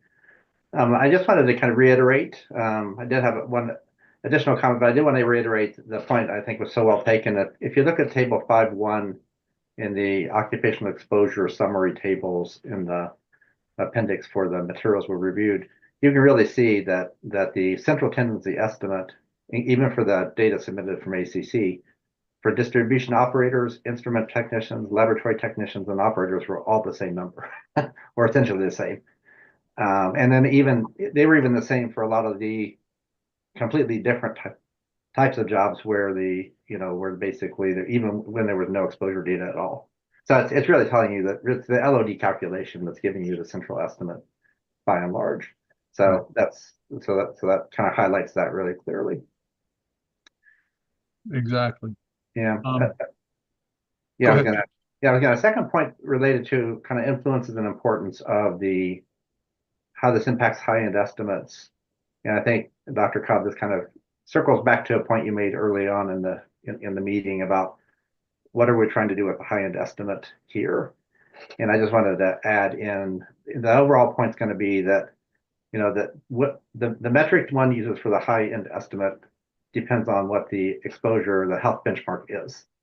And so I'm going to read some comments here that basically the high end estimate in the document needs to be clear with regard to the intent of the risk characterization. EPA actually notes this. It says in that document that there's reduced confidence in conclusions of potential risks when relative to benchmarks are indicated only at high-end exposure. This is especially true for cancer, which is based on average exposure across a lifetime. In contrast, intermediate exposures for which higher-end measurements are more applicable. And it should just be noted that the intermediate limits, the question of mean versus high-end, is complicated. It really depends a little bit on the true biological window of susceptibility. So there's some biological considerations there. Now, with regard to trying to use the central tendency estimate or the mean, so I think what we really want is a high-end estimate of the mean, not the high-end estimate of the actual data distribution. So in other words, a 95% confidence limit on the mean. And I don't think that was what was used by EPA in their assessment and in their comments. So just noting again that the high-end estimate, if the intent is to estimate the potential average daily concentration over working lifetime for the worker distribution, then that high-end estimate should be a daily mean exposure or 95% upper confidence of the mean, not the high-end 95th percentile of the data distribution. And there's several reasons for that. But I don't want to discount the importance of the 95th percentile, because if you are looking at an acute effect where a single day of exposure can be an important thing, then the 95th percentile itself is a really important metric. So it really just depends. It has to align with whatever the benchmark is. In the case of 1,3-butadiene, which is driven by repeated exposure effects, the 95th percentile on the mean is probably more appropriate. That was the additional comment. Okay, great. Other comments from, excuse me, Dr. Bean Freeman. I didn't have any other comments. Okay, great. Comments from the rest of the committee. I see Dr. Johnson's been waiting. Yeah, just one quick one. It occurred to me that the page 81 lines 2360 to 2361, the Hero version, used essential tenancy workers to apply to the occupational non-users. That just doesn't seem reasonable to me. But maybe this addresses more the second question than the first. Yeah, I think so, Mark. I think so, but maybe we can dig into that a little bit in a second. Okay, thanks. That's all I got. So, other comments from the committee? So, this is George Cobb. I very much agree with the response in that a maximum likelihood estimation or a Tobin analysis is probably the way to go, especially if you're trying to regulate very near this detection limit. The evaluations that we did years and years ago for environmental data, not occupational data, indicated that once you got to a higher percentage of non-detects, then maybe 10% of Tobin analysis was best, but that all depends on the structure of the data. I think I heard that 40% was the kind of threshold for data quality. If you've got more than 40% non-detects, you start running into problems, and I totally agree with that. I would even say 35% might be a better threshold for you're starting to really have problems there. And finally, I'll say if you are running your analysis and you get a different answer, a different statistic using the detection limit, the half detection limit, or square root of 2 divisor on the detection limit, or 0, if you get differing values there, it really tells you have an inadequate method for making the decision that you're trying to make. I'd say that, realizing there's nothing to do about it now, I say that for EPA, if you are getting data sets that are this way, it implies that you need to go back to the regulated community and require that those data be provided. And, you know, if they're not, they're not, but then there's no excuse for using anything that lowers the exposure level. So that's my thoughts. Mr. Wright, I see that you're on. Are you trying to make a comment? No, I'm not. Okay, just double checking. Just didn't turn my audio and video on. Okay, we have, I think, one more part of this question, and then we can go back to EPA for some clarifications. Oh, Dr. Semmel, oh, you're just waiting. So can we get the charge question part 2 read into the record?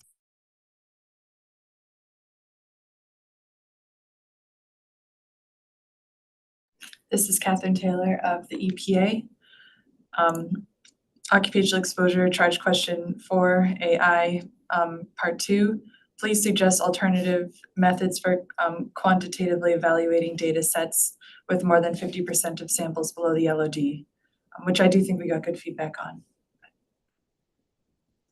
Yes, thank you. I think there's probably some more comments, so let's see what Dr. Semmel has to say. Okay, thank you very much. Can everybody hear me okay? Perfectly. Great. So I want to thank the associate discussants for this particular question. We got some great input, and I'll just read that now. Much of the data utilized by EPA were reported as being below the LOD. In these instances, EPA replaced the LOD with the LOD divided by the square root of 2 if the geometric standard deviation of the data was less than 3, and the LOD divided by 2 if the geometric standard deviation was 3 or greater. These are considered substitution methods. While substitution may be appropriate when there are a low percentage of values below the LOD, when there are more values under the LOD, and we've previously just discussed this, greater than 40%, statistical modeling methods are more appropriate. In fact, simulations suggest that the proposed approach of assigning values of 1/2 of the LOD provide biased estimates unless the percentage of data less than the LOD is small, i.e. around 5 to 10%. And that comes from the Lubin-Colt et al. Peer-reviewed study from 2004. The expected distribution of the data will need to be assumed in terms of performing additional evaluations, whether they are log normal or normal, and typically exposure data and occupational exposure data are log normally distributed. A data point that is below the LOD is also often referred to as a censored data point, just for clarification purposes. Multiple references in the literature address scenarios and recommended methods for evaluating data sets when a significant fraction of the data points are below the LOD.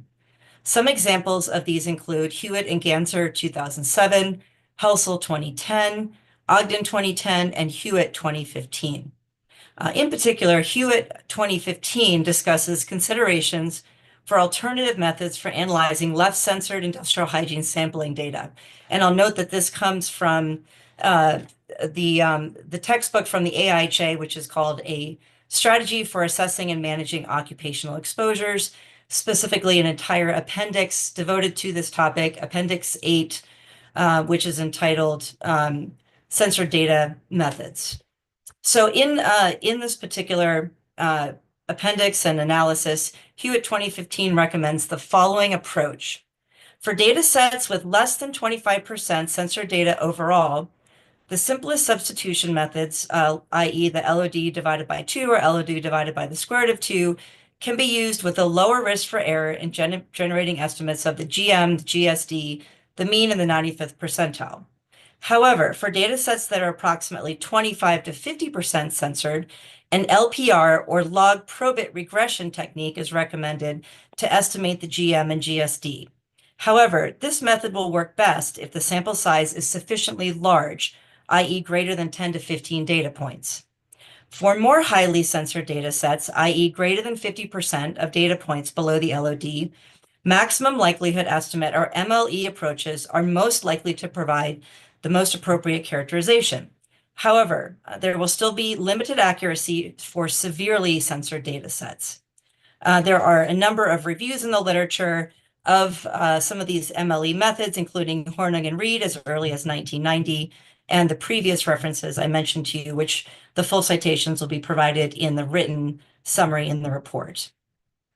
For data sets that are smaller than 10, any of these statistical methods should be used with caution, and it is recommended that the EPA consider a secondary exposure assessment, such as modeling, for these scenarios.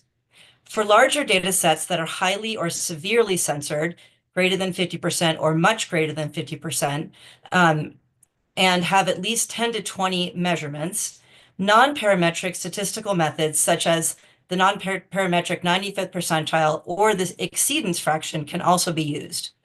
As was just previously mentioned here, Tobit regression models are another type of MLE method that allows for analysis of the relationship between independent variables and a latent or underlying dependent variable rather than the observed censored variable.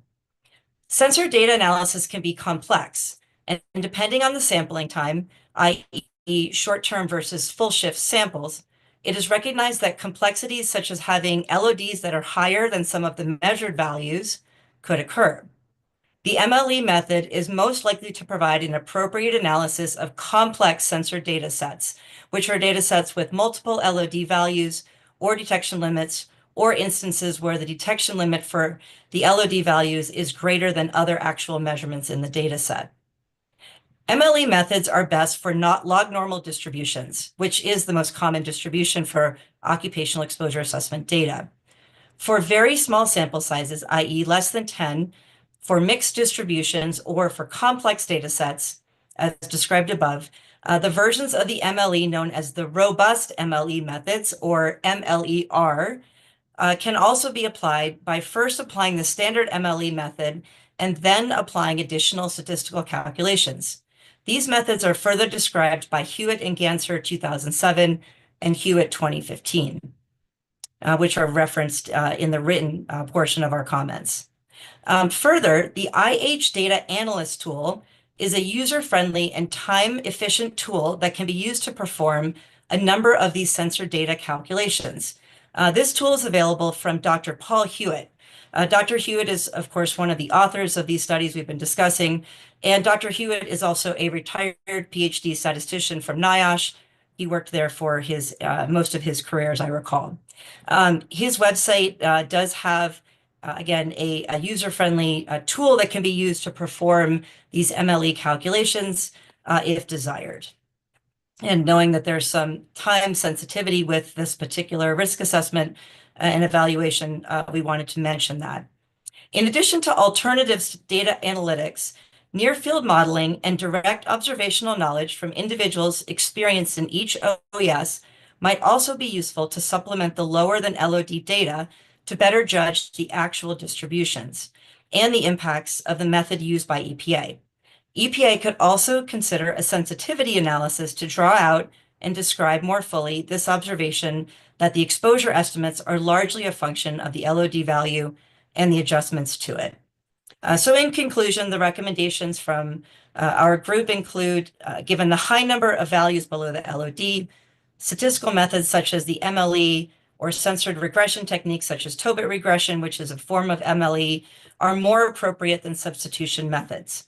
These would be the only methods appropriate for use when greater than 50% of the measurement values are below the LOD, and it is recommended that these methods should be considered by the EPA in place of the substitution methods currently being used.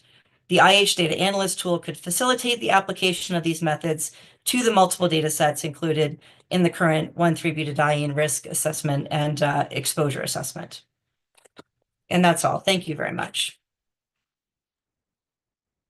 Thank you for that thorough response. Now let's go to the associate discussants, Dr. Baker. Thank you. My comments were all incorporated and appreciate the response. Dr. Mayer. Yes, also all incorporated. So thank you very much. And good job, Jen, on that. Dr. Bean Freeman. I don't have any further comments. All right, thank you. And now, Dr. Johnson, is this where your comment comes in? Do you want to revisit that or just send that comment to Dr. Samuel? No, sir. Actually, that comes in next one, I think, on the validity of analogous exposures. Okay. Thank you. So are there comments from any other committee members?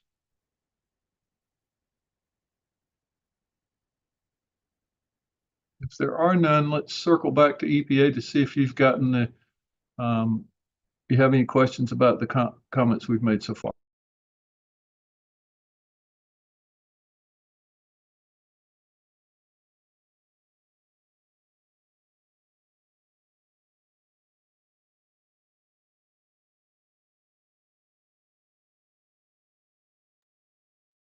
Is there someone from EPA there?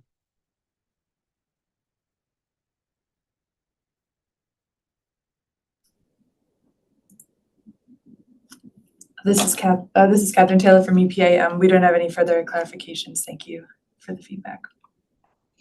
Okay, good. I hope that was helpful. Now let's move to our next charge question. And that's going to be 5B, I believe. And Dr. Roby will be our lead discussant when we get the question read in. Sorry, just a quick question. Are we skipping 4B? Yeah, I think we have to do 4B. 4B, we're still on occupational exposure. I'm sorry. You're exactly correct. Pardon me. 4B, Ms. Taylor, I'm very sorry. Trying to juggle too many things here. This is Catherine Taylor of the EPA, and I will now read charge question 4B. As described in section 2.3.4.3, section 3.8. It's 3.2. Sorry. Yeah. Okay. 3.2.4.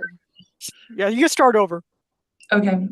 As described in section 3.2.4.3, section 3.8.4.3, section 3.12.4.3, and section 3.13.4.3 of the draft environmental release and occupational exposure assessment for 1,3-butadiene, reference US EPA 2024D.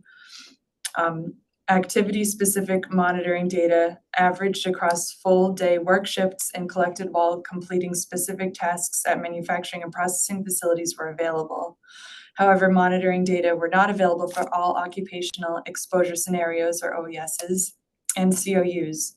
When monitoring data was not available for a specific OES/COU, analogous data was used as described in sections 3.2.4.3, section 3.8.4.3, section 3.12.4.3, and section 3.13.4.3 of the draft environmental release and occupational exposure assessment for 1,3-butadiene. A charge question 4BI. Analogous data are data from other OESs/COUs where activities and exposure profiles are expected to be similar. Question 1.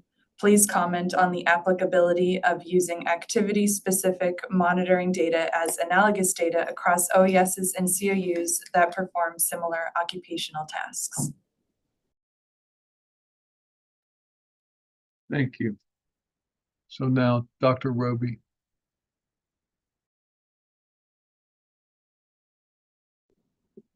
No, not me on this one.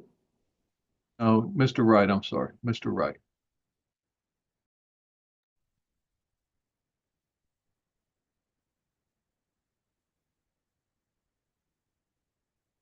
This one's fairly short and simple.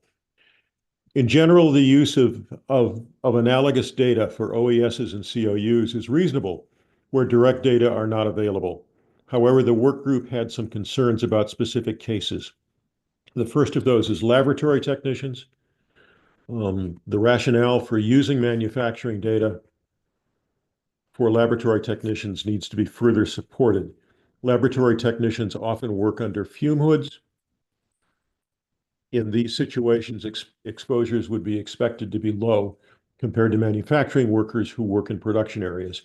However, industrial laboratory technicians sometimes have to extract samples from vessels or piping, which may involve much higher short-term exposures. Tables 310 and 311 on page 61 of the draft environmental release and occupational exposure assessment for 1,3-butadiene appear to include measured data for laboratory technicians. It is unclear why analogous data were used, especially when 73% of those data were below the LOD.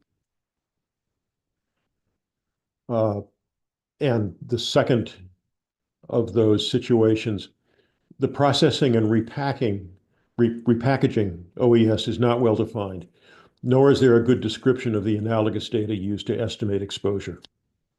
Recommendation. The committee recommended that EPA more completely describe each OES to assist with understanding the relevance of exposure data. And a second recommendation, the committee recommended that EPA consider using actual data for the laboratory technician OES with modeled estimates for exposures below the LOD. And a third recommendation, the committee recommended that EPA provide more information on the analogous data used to estimate exposures in the processing and repackaging OES. That's it. Thank you. Let's look to our associate discussants. Dr. Johnson. Mr. Wright did a fantastic job. He accomplished all my points, so thank you. Dr. Samuel. Yes, thank you very much, Mr. Wright. That was great. I have some additional comments which I kept separate because they're a little bit broader than the charge question, but I think important still to address and that do also address the question as well. So I'm just going to read those into the record now. EPA states in Appendix F of the draft environmental release and occupational exposure assessment for 1,3-butadiene that, quote, thus far EPA has not adopted a standardized definition for OES, and this is on page 174 of that appendix. It states that, quote, the purpose of an OES is to group a segment of COUs for assessment of releases and exposure based on similarity of operations, number one, and data availability, number two, for each COU. I just wanted to point out that it is recommended in the exposure assessment and occupational exposure assessment community, particularly that rather than grouping in this way by these OESs as currently defined by the agency based on data availability and operations similarity, that OESs should be grouped based on similarity of the actual exposures of the individuals within the OES. And that would include looking at them more from a similar exposure group perspective, which would mean that any given OES might have one or many more similar exposure groups within that to allow differentiation for appropriate exposure assessments for each of those similarly exposed groups within the OES. It is also recommended by EPA's, certainly, of course, own guidance and other sources that a tiered approach be used to determine the best method for assessing exposure for each of these groups. So the SEG methodology is well established by the American Industrial Hygiene Association and is detailed in Chapter 4 of the AIHA textbook, A Strategy for Assessing and Managing Occupational Exposures. And within that chapter, it's well established that the type and nature of exposures can be very different, even within the same operation as described in the current definition of an OES. For example, there can be continuous exposures versus intermittent exposures, which certainly the agency acknowledges. There can be routine tasks and non-routine tasks, and then expected versus unexpected or emergency tasks. And each of these tasks can be encompassed under the same operation, but could include operators, maintenance technicians, emergency response personnel, and others. And certainly some of the public comments that have been received in this meeting so far do relate specifically to some of the potential mischaracterizations of those exposures due to the groupings for a particular operation. Some examples of that include the use of short-term exposure data from a task-based operation, which are then applied to a full working shift. These examples include, according to my review, the repackaging OES, the recycling OES, the waste handling, treatment and disposal OES. And then another example would be using the same exposure data to characterize exposure to both workers and ONUs, which by default then places them in the same SEG, even if they are technically differentiated within the OES, which the agency has, I believe, appropriately done. Some of those include the processing repackaging OES, the plastics and rubber compounding OES, the plastics and rubber converting OES, the application of paints and coatings, as well as application of sealing and adhesives OES, the recycling OES, and then the waste handling, treatment, and disposal OES. And then I just wanted to add to that one other thing, which is that additionally in Appendix E of the draft, which is the draft environmental release and occupational exposure assessment document for 1,3-butadiene, the agency notes that with respect to controls, that OSHA requires the use of engineering or administrative controls to bring exposures to the levels permitted under the air contaminant standard. And that appendix in this particular draft for 1,3-butadiene also notes that OSHA and NIOSH recommend employers utilize the hierarchy of controls to address hazardous exposures in the workplace. The appendix also states that the hierarchy of control strategy outlines, in descending order of priority, the use of elimination, substitution, engineering controls, administrative controls, and lastly, personal protective equipment. That's on page 170 of Appendix E. The level of control technology is, of course, also a critical aspect of the exposure assessment process and will frequently mark the difference between an acceptable or unacceptable exposure and therefore risk. The difference in exposures in an otherwise identical operation, or OES, where one uses high-quality controls and the other does not, could result in orders of magnitude of difference in exposure. Use of the well-established hierarchy of controls for managing exposures in the workplace and other environments is a fundamental aspect of exposure assessment and indeed required under OSHA, and is also discussed in other sources such as the AIHA's documentation and other texts. These controls used in varying combinations, sorry, one moment here, are important. Nonetheless, in its exposure assessments under EPA, under TSCA, EPA does also at times document those in place exposure controls appropriately and for certain exposure scenarios. The agency has also, as I understand it, recently indicated that it will reconsider whether and how the use of controls such as personal protective equipment or other controls in a work environment should be incorporated into risk evaluations. This is, I think, an excellent and scientifically supported improvement to the consideration under the TSCA risk evaluation process. But I'll just note that in Appendix E, for example, here in this 1,3-butadiene draft environmental release and occupational exposure assessment, the agency nonetheless does focus for the purposes of this evaluation on respiratory protection rather than other controls. So it's my recommendation that EPA should consider providing multiple outcomes potentially for exposure and corresponding risk determinations for scenarios where well-documented exposure controls are implemented compared to scenarios where they are not, to allow for additional consideration in terms of acceptable versus unacceptable risk.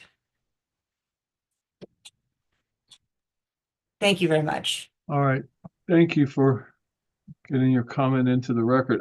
I think it would be wise for you and Mr. Wright, Dr. Fox, and Dr. Hager-Bernays to get together and make sure that we know where this should fit, either in the clarity portion or somewhere in this 4B1 sub 1 or sub 2 section. I'm not sure exactly where it goes, but if you guys figure it out, it'll be fine. Sounds good. Thank you. Now, are there other comments? I see Dr. Mayer. Yeah. Thanks, Sid. Yeah, just agreeing with our other commenters on this particular question, and just also pointing out that EPA has used different OESs based on different control sets in prior risk evaluations.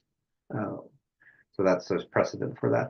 I just wanted to add one other element or just reinforce an element of filling gaps for when there's limited data, and that relates to the possibility or more robust use of modeling to supplement data or data analyses. And I just wanted to know 3 examples. This will be in the comments on this written record, but the 3 examples would be, for example, EPA in the draft assessment, considered some industrial and commercial uses to have negligible exposure based on the low presence of butadiene monomer in the materials.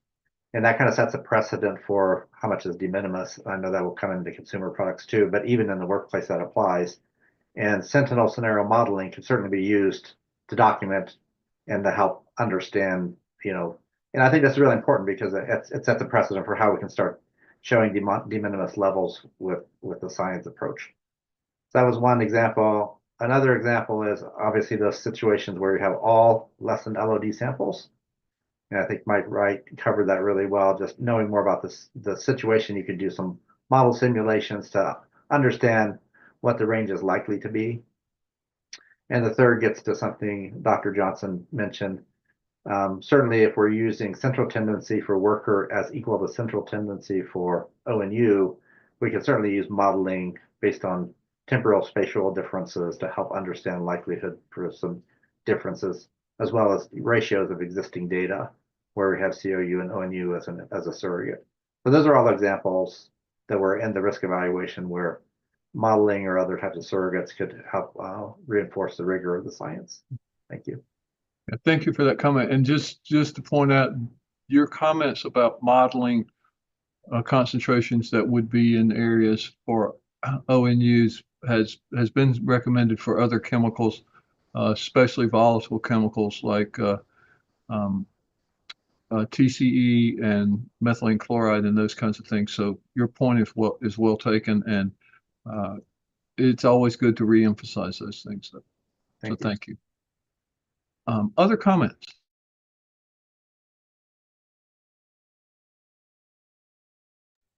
Okay, if not, I think we can go to the next portion of this charge question.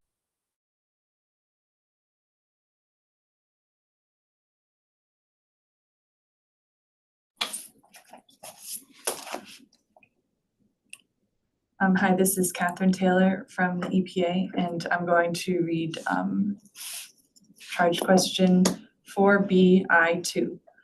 Please comment on EPA's conclusion to develop a qualitative assessment of dermal exposure to 1,3-butadiene for occupational workers based on 1,3-butadiene's physical and chemical properties.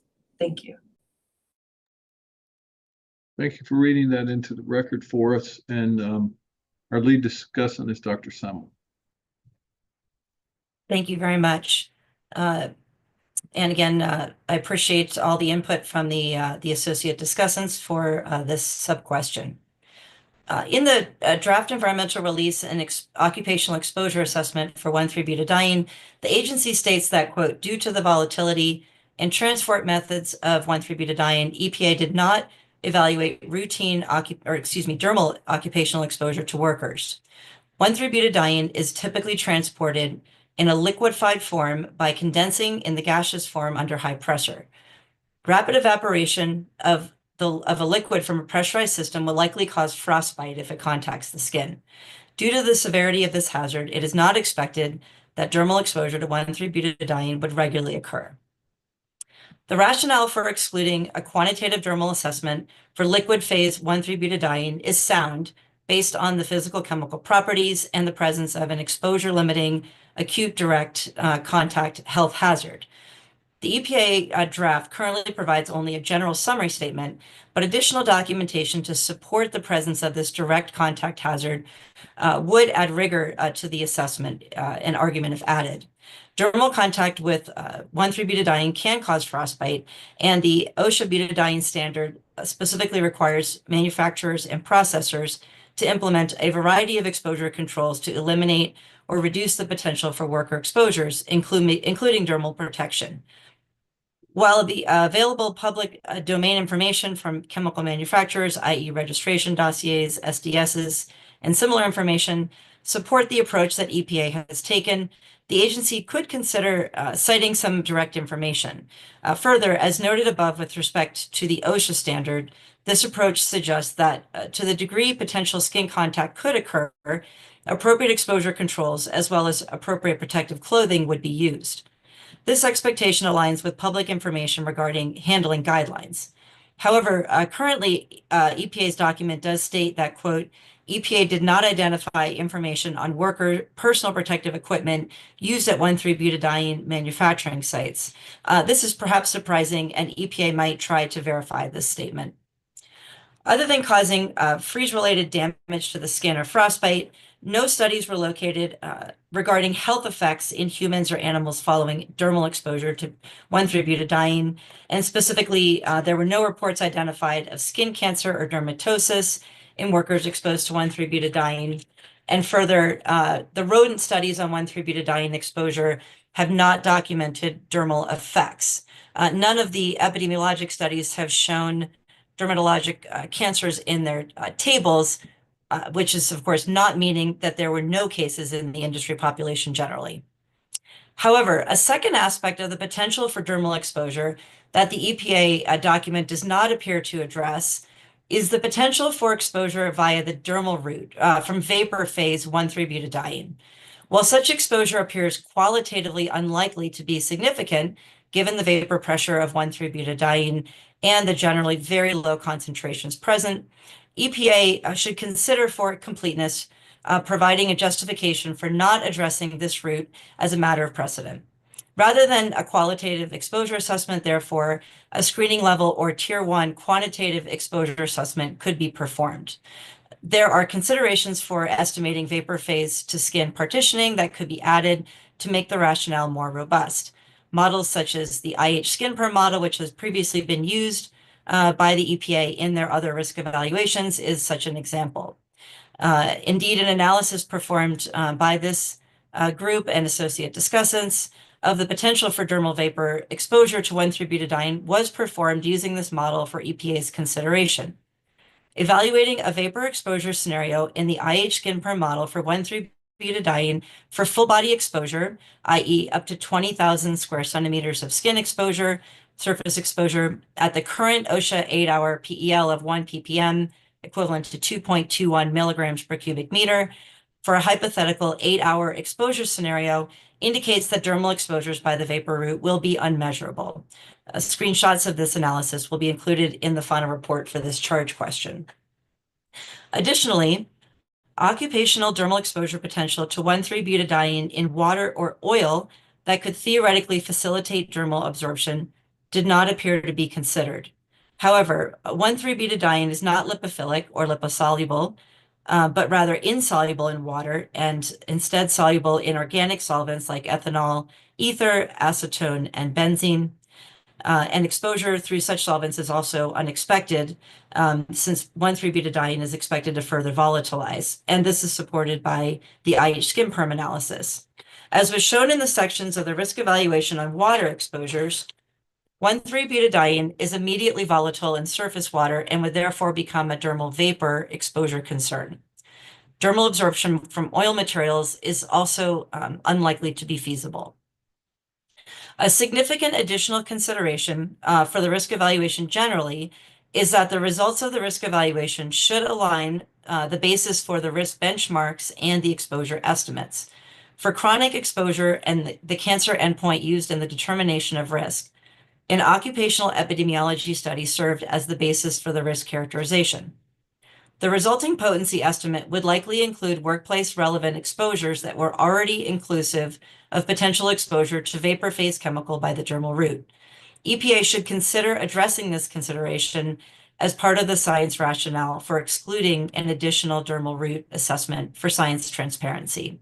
And so in summary, the recommendations from this group include consider performing and including a screening level or tier 1 exposure assessment for occupational dermal exposure to 1,3-butadiene vapor rather than the current qualitative exposure assessment.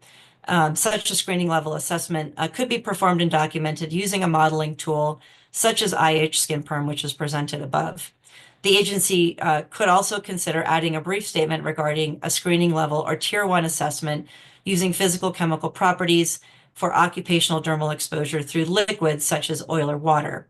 And finally, the EPA could consider addressing the consideration noted above regarding the likely inclusiveness of vapor phase exposure potential by the dermal route in the potency estimate for the risk benchmarks. Thank you.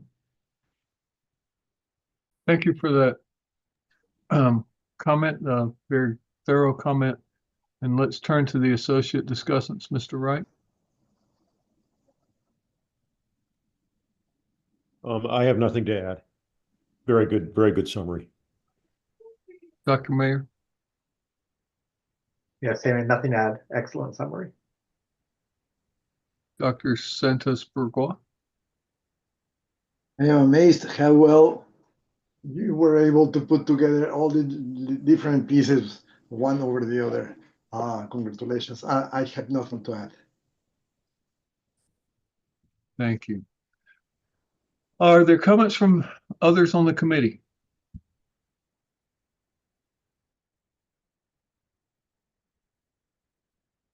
If not, we can return to the EPA representatives and see if there are clarifying questions regarding these comments.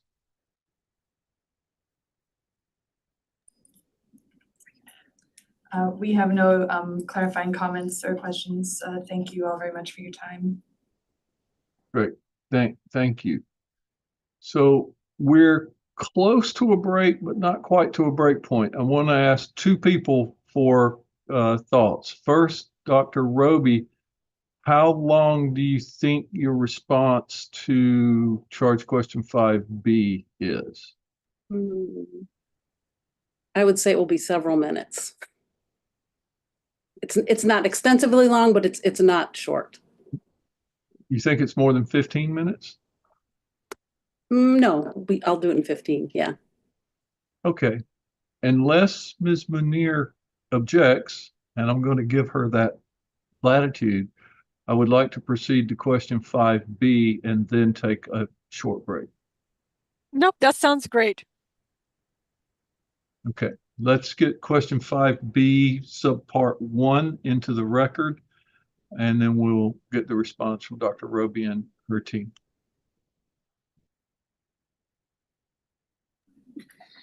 Thank you, Dr. Cobb.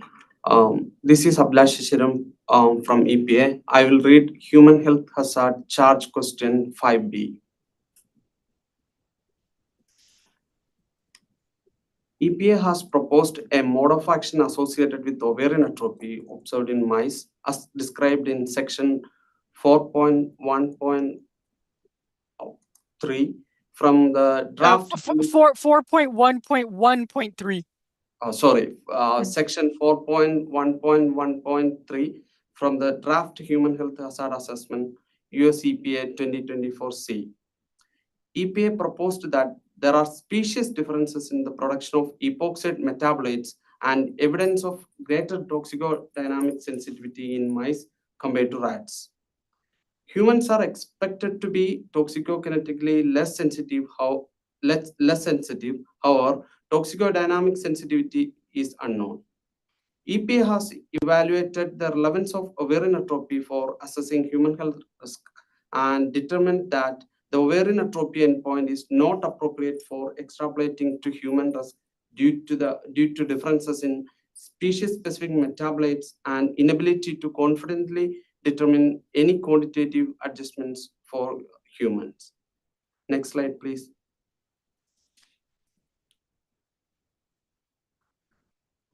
Human Health Hazard Charge Question 5B, sub-question Roman numeral 1.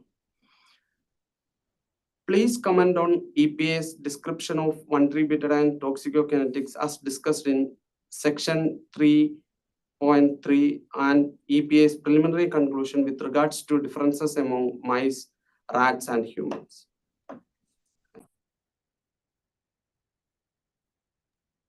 All right, thank you for reading that into the record, and let's go to Dr. Roby. Okay, thank you. I will read the comments received from the discussants. EPA has carefully described the toxicokinetics of 1,3-butadiene with primary exposure through inhalation due to gaseous state at room temperature. 1,3-butadiene oxidation and formation of reactive epoxides, detoxification via epoxide hydrolase, aldehyde dehydrogenase, and glutathione conjugation. Significant interspecies differences are seen in the 1,3-butadiene metabolism with the bioactivation of 1,3-butadiene to reactive epoxide metabolites being more efficient in mice than rats and finally non-human primates and humans. Included in the description are the newly recognized chlorinated and ketone aldehyde metabolites. However, any interspecies differences and roles in the 1,3-butadiene's adverse effects are unknown.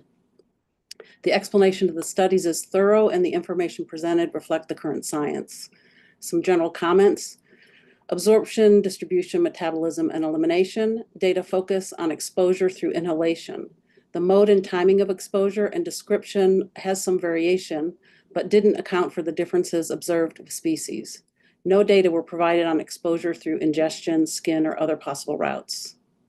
Figure 3.1 shows the primary metabolic pathways based on Kerman et al. 2022 and discusses the differences in responses and some of the uncertainties in these measures.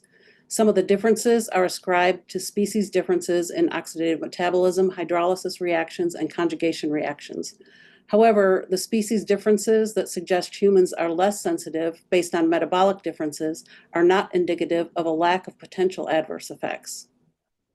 In fact, in section 2.23 of Kerman et al. 2022, the authors state that because humans have less efficient detoxification by glutathione conjugation of 1,3-butadiene metabolites than do rodents, humans may be at increased risk following 1,3-butadiene exposure. The level of exposure, nonetheless, is critical regardless of the species differences, especially for potentially exposed and susceptible populations that are likely to encounter several sources of 1,3-butadiene, such as nearby industry, car exhaust, wood burning, and transient sources through air pollution. One commenter questioned if this is considered sufficiently. Measurement of hemoglobin adducts as a surrogate of specific metabolite presence and activity provides additional evidence of species variability. The comparative formation of hemoglobin adducts among various test animal species has been described, as has the formation of hemoglobin adducts in the Czech worker studies. However, the document does not describe the relative levels of hemoglobin adducts in humans as compared to those in other test species. The data presented on the human exposures in the Czech Republic provide interesting information and potential adverse effects in workers and raises the question of background exposure to acrolein, given control unexposed workers had detectable hemoglobin adducts. A longstanding risk assessment practices embrace several default assumptions and principles. One, animal models serve as useful surrogates for predicting adverse effects in humans. Two, humans will be more sensitive to the effects of exposure at the same dose of an agent than animal models. Three, if one does not know enough about key quantitative differences between an animal model and humans, data from the most sensitive animal species should be used for dose response assessment and hazard characterization until one discovers that the animal model thought to be most sensitive is so much more so than the humans, then adjustments from the default must be made. And four, when conducting dose response assessments and hazard characterization for non-cancer effects assumed to have a threshold, an uncertainty factor, UF, is to be applied to account for the perceived greater sensitivity in humans than in the animal model. The default interspecies UF is 10 times divided by half by EPA, but not necessarily by all regulatory and assessment bodies worldwide. Half of the 10 times is accounted for toxicokinetic differences and half for toxicodynamic differences. If that sensitivity ratio is flipped, the 10 times UF should be adjusted downward accordingly. 1,3-butadiene clearly does not fit the mold.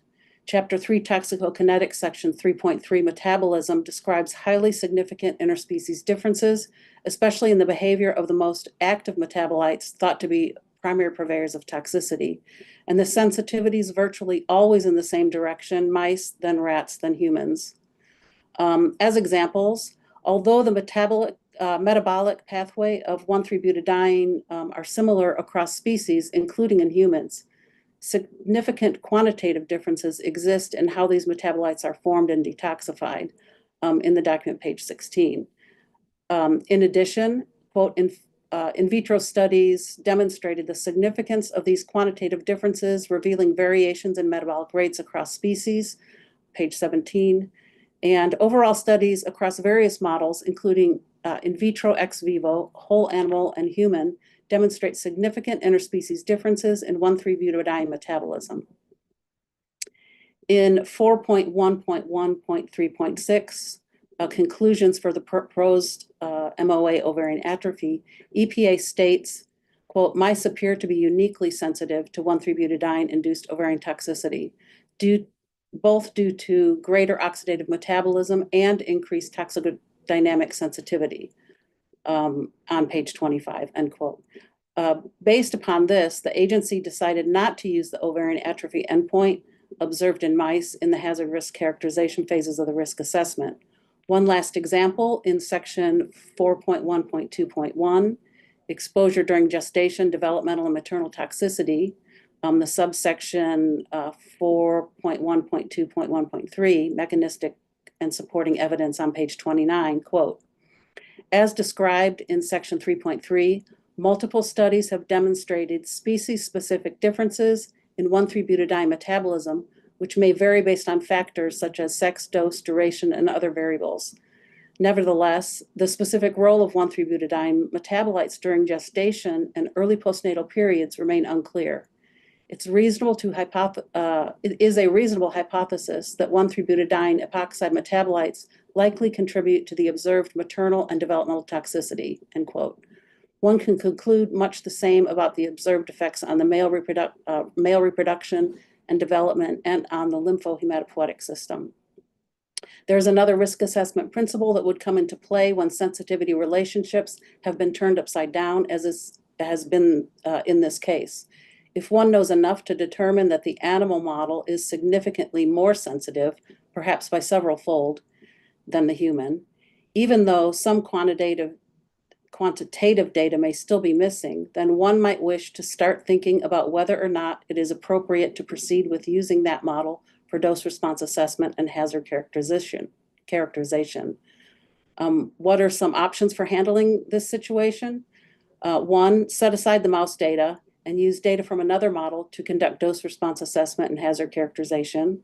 Two, develop human equivalent concentrations and interspecies UFA that reflect a range of possibilities rather than a single number. Make use of the data that do exist on aspects of metabolism. Compare exposure doses which produce the same magnitude of response for the same endpoints in different species, thus establishing ratios of differences between mouse and other models. And there may be other options.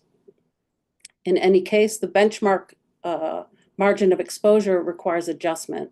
It's highly unlikely that the interspecies uncertainty factor for 1,3-butadiene is equivalent to the default 10 times, and it actually might end up being less than 1.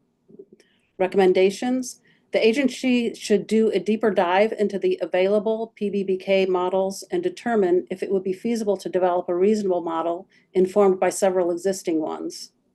And likewise, the agency should take a deeper dive into the data that might inform with regard to toxicodynamics. If the agency chooses not to set aside the mouse data, then it should implement option 2 above, the develop human equivalent concentrations and interspecies UFs that reflect a range of possibilities rather than a single number, and modify the benchmark MOE so as to achieve a more scientifically defensible position. Further, it's recommended potential human variation on exposure, including the role of sex, absorption, and metabolism for 1,3-butadiene, for example, lower tissue levels of metabolites in female versus male, and the potential role of genetic polymorphisms, for example, GST polymorphisms with less efficient detoxification may indicate greater exposure, be included for completeness. As an example, related to the text on line 508, reading the range of 18 to 74% the range of 18 to 74% absorbed 1,3-butadiene with exposure in humans is in part related to variations in triglycerides, as described in Lin et al. 2002. However, the variation among ethnicities as an explanation ignores differences detected between males and females. An additional comment and review questions whether sufficient information has been included regarding the atmospheric degradation of 1,3-butadiene and the uptake of bioactive metabolites such as formaldehyde. It is recommended that information of relative levels of the hemoglobin Adex in humans as compared to other test species be included, as it would give valuable insight into the relative bioactivation of 1,3-butadiene in humans as compared to mice and rats and non-human primates. If similar information is available for DNA Adex, it should be added as well. That's all. Thank you. Thank you for that thorough reply. And let's hear from Dr. Eastman now. Well, thank you. Thanks for summarizing a lot of comments there. Just emphasize a couple of things. It was indicated there's a so the toxicity of butadiene appears to be driven by the formation of epoxide metabolites. And this is for almost every endpoint because butadiene itself is relative non-reactive. And that's one of the first steps, and that occurs through the enzyme cytochrome P450 and primarily through the isoform CYP2E1. As indicated, there's definite species differences in the formation of these epoxides by the mouse, the rat, and the human. And it's very possible that we can get an insight into that looking at Adex. And the hemoglobin Adex material was described, and that would be useful to rank not only among humans, but also humans versus mice and rats. But also there's a lot of evidence that suggests that the DNA crosslinks play a really important role. So if we have that information, if the EPA can get that information, comparing DNA crosslinks in humans versus what's seen in mice and rats, they may be able to make interspecies adjustments, which would account for these dramatic sort of species differences. And that, I guess, was my major additional comment. Right. Thank you for clarifying that. And let's see, the rest of the committee, are there additional comments from the rest of the committee?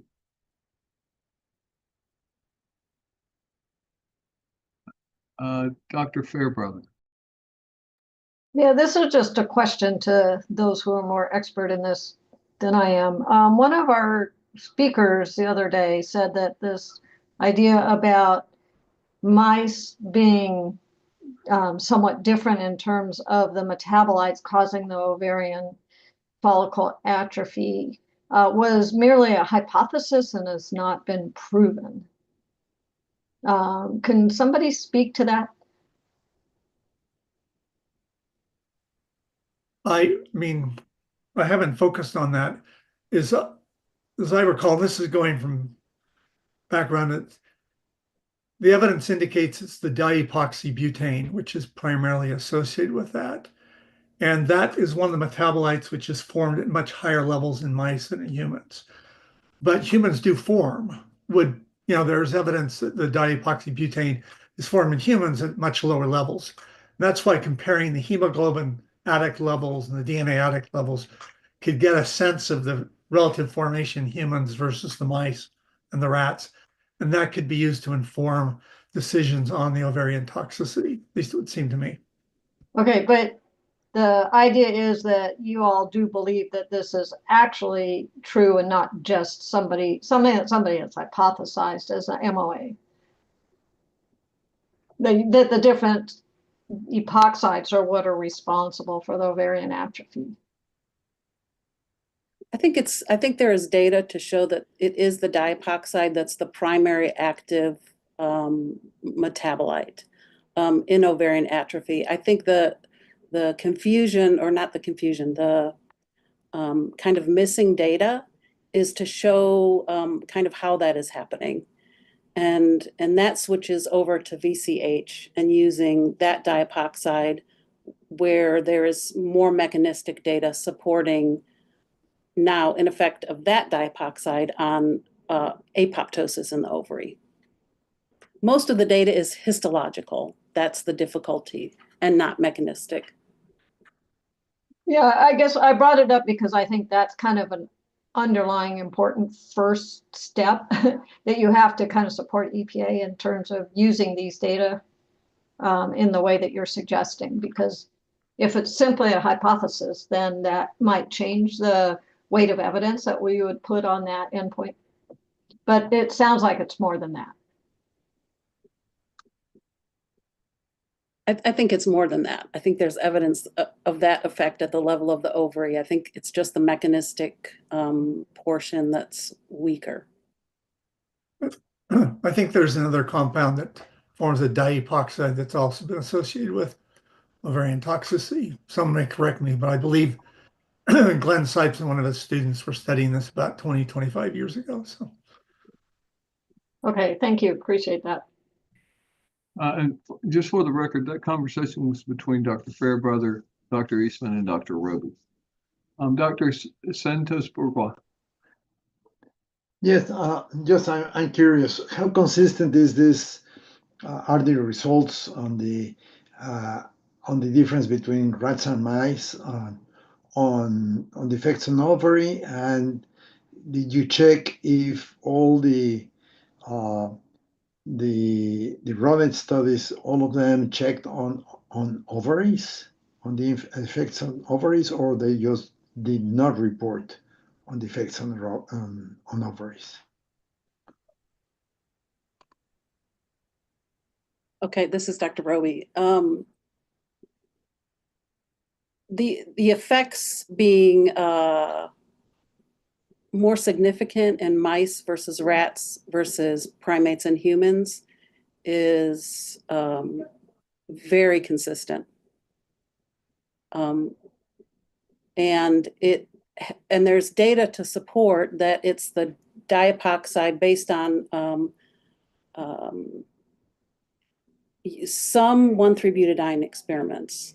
There's also data, though, using VCH, which is an analog which forms also a diapoxide and a monoepoxide.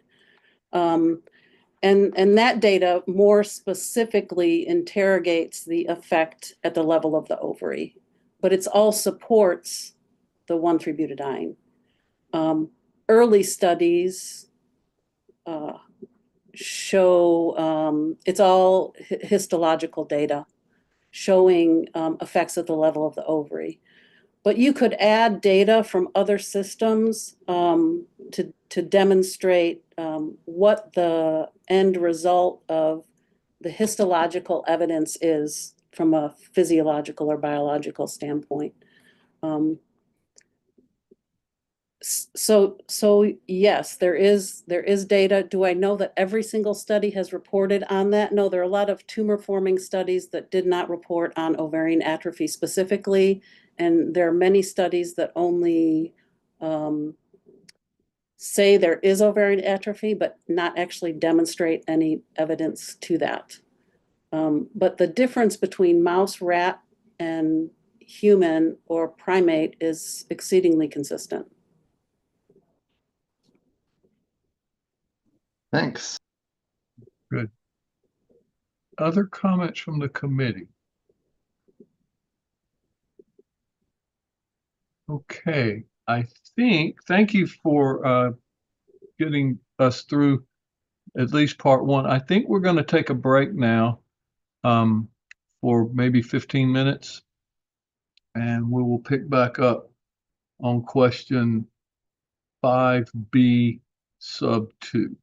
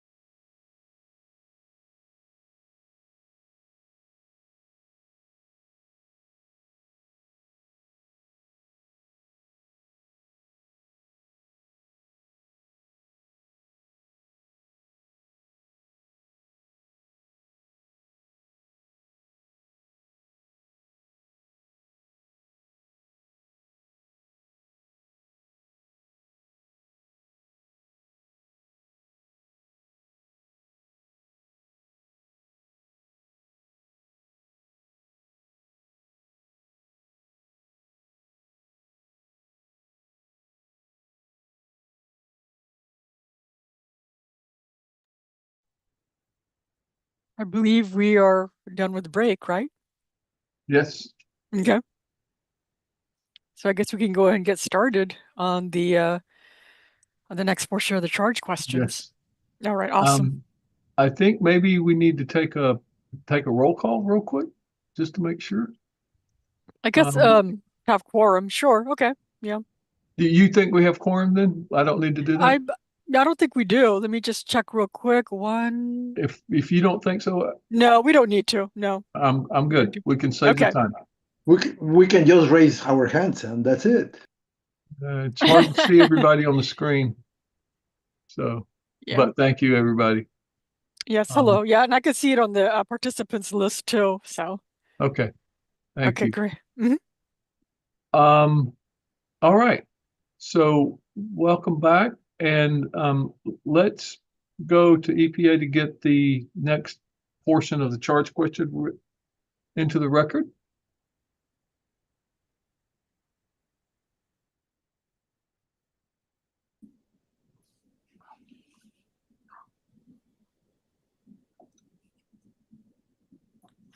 Thank you, Dr. Oko. This is Abhilash Shashidharan from EPA. I will read human health hazard charge question 5B, sub-question Roman numeral 2. Please comment on EPA's proposed mode of action for ovarian atrophy observed in mice as presented in section 4.1.1.3. Thank you. Excellent. Thank you for getting that into the record for us. And now we'll go to our lead discussant. I believe it's still Dr. Roby. Okay, so again, I'm going to read the responses from all the discussants.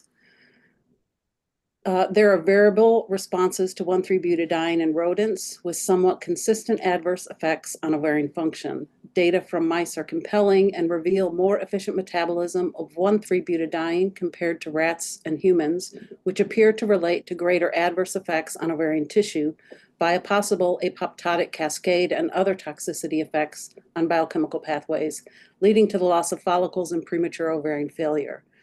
Taken together and given the uncertainties, the proposed MOA is plausible. Additional comments. The greater sensitivity to the adverse effects of 1,3-butadiene observed in mice has plausible modes of action related to the higher production of active metabolites. However, it is not clear if mice are uniquely sensitive to 1,3-butadiene toxicity compared to other vertebrates. Many of the rodent experiments involve long-term exposures. This may be a useful design to assess chronic workplace exposures, but also brings in confounds associated with ovarian function and aging processes. Differences in mouse strains could also contribute to variability in response, which promotes some uncertainty. Regardless, there is evidence of significant damage to ovarian function in mice. Ovarian atrophy is indicative of a likely chronic exposure, with the caveat that a one-time high concentration exposure could have toxic effects, especially at more sensitive life stages, for example, during development or during aging. Ovarian atrophy is a multi-factor process involving apoptosis of some follicles, interruption of metabolic pathways, and frank toxicity. Accordingly, this is a downstream measure that would be indicative of chemical actions on specific targets, as well as cumulative failure of cells performing various functions within the ovary. However, an issue as to the framework used in describing the pathway of 1,3-butadiene effect is raised. The proposed mode of action, MOA, as currently presented, is incomplete and structurally out of date. Based primarily on Kerman and Grant 2012, it is outdated in that it reflects an analytical framework representative of a time when guidance existed only on mode of action MOA analysis, and subsequently on MOA analysis and its human relevance, and not on the now expanded and widely accepted assessment tool based on the concept of the adverse outcome pathway, AOP, the AOP framework as introduced by two EPA scientists, Enkley and Edwards, 2018. Once the AOP framework was embraced and implemented by the Organization for Economic Cooperation and Development, the World Health Organization International Program on Chemical Safety, mode of action, human relevance frameworks for non-cancer and for cancer were subsumed into the AOP framework. This shift has been manifested in the outputs of many regulatory and advisory bodies around the world. Regrettably, while EPA has promised to formally capture this shift several years ago in a risk assessment forum project designed to develop guidance reflecting the integration of cancer and non-cancer hazard and risk assessment, the agency has failed to complete the effort. In spite of this, individual programs in the agency have committed to and are implementing this updated approach. OPPT should be doing the same. Related to the proposed ovarian atrophy MOA for 1,3-butadiene, some of the steps are mislabeled and/or are not presented in accordance with the consensus language of the AOP format. The AOP for human health chemical assessments generally begins with an in-text analysis of toxicokinetic properties of the substance and/or evaluation. Then it proceeds with the identification of the molecular initiating event, MIE, which is informed by an understanding of the toxicokinetic profile of the substance. This is followed by the presentation of some number of key events, KEs. The number of key events are determined in good measure by the phenomenon being examined and by the degree of parsing of available information on it.